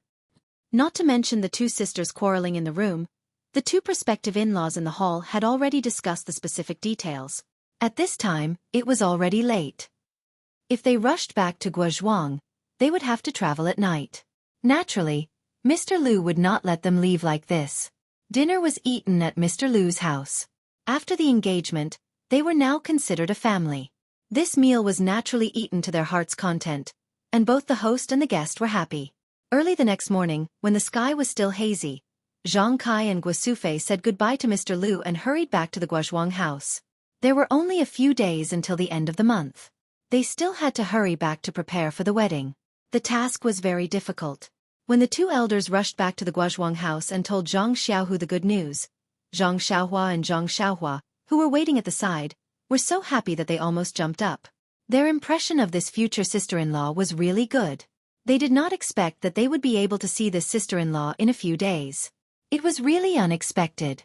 When Grandma heard Lu Qian set the date a few days later, she kept nagging, "Good child, good daughter-in-law."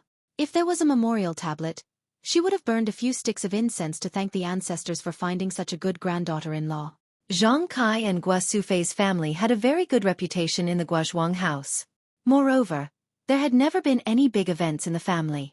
This time, for their eldest son to marry a daughter-in-law, the villagers naturally did their best to help. Many people had also seen Lu Qian. Although the Zhang family did not admit the relationship between Lu Qian and the Zhang family before, everyone had a lot of gossip behind their backs. This time, they could marry Lu Qian legitimately, which was also something that everyone expected. However, they did not expect that the time would be so short. Some people even thought in the wrong direction. But when the people with good intentions mentioned grandma, they immediately understood and could not help but give Lu Qian a thumbs up. When the villagers came to congratulate them, they would receive them in the big shed. The new house needed to be prepared. For the time being, they would use the house where the three brothers lived. Zhang Xiaohu was forced to squeeze together with Zhang Xiaohua on the Kong bed. The house in the small courtyard also needed to be slightly repaired. Fortunately, the firewood was good. With the help of the villagers, everything was completed within the scheduled time. On the day of the wedding, the entire small courtyard of the Zhang family was filled with a jubilant atmosphere.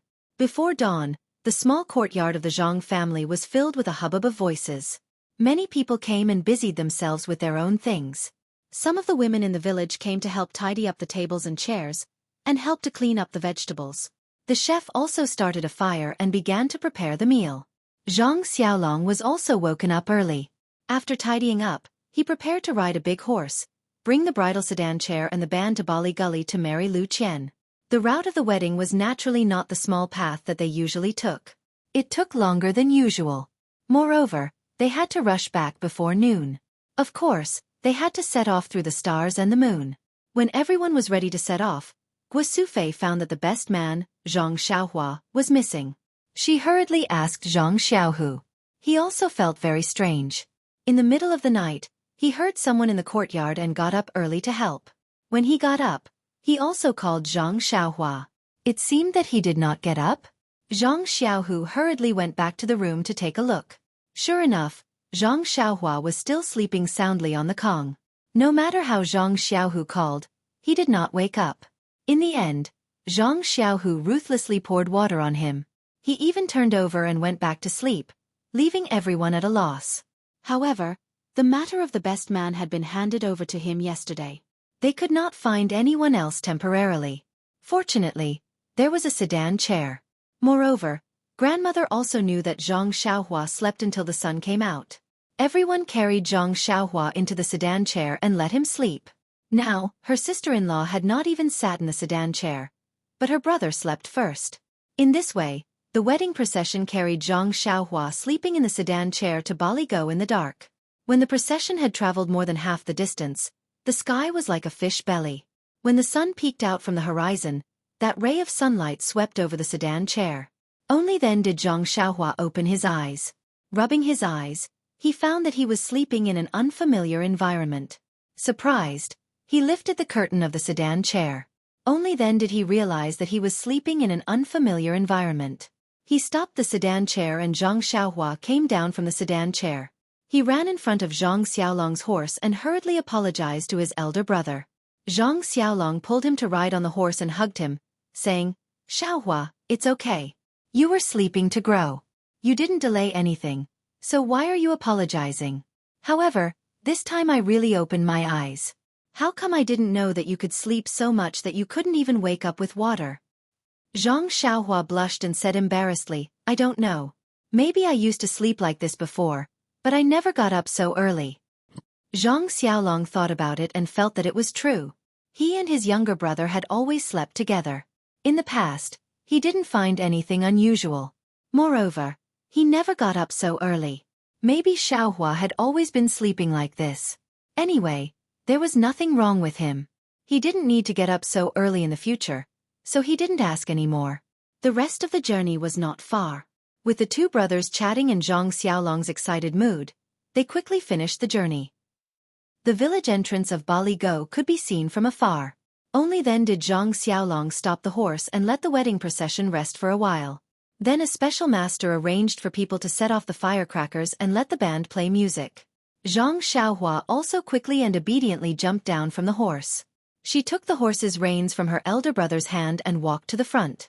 She led the horse forward slowly. The people of the Liu family were naturally waiting at the village entrance early. When they saw the wedding procession, someone hurried back to report to Mr. Liu. The wedding band also broke the silence of the early morning. The villagers of Baligo were all awakened by this festive sound early in the morning. Before the wedding procession entered the village, many children and villagers stopped them and asked for candy and other things. The Zhang family was naturally prepared. Someone took out the prepared things and scattered them to the crowd. Everyone picked up the candy and dispersed in a hubbub. They let the wedding procession move forward. In the short distance from the village entrance to the Liu family, the wedding procession was stopped several times. However, everyone was very happy and didn't get angry because of this. It was the custom of the countryside. When a family had a happy occasion, everyone wanted to share the joy. The more joy they shared, the bigger the family's happy occasion. The wedding procession couldn't wait to be stopped as much as possible. You're tuning in to the Xueqi's Martial Arts Saga YouTube channel. Don't forget to subscribe and join us on this journey to catch the most captivating stories.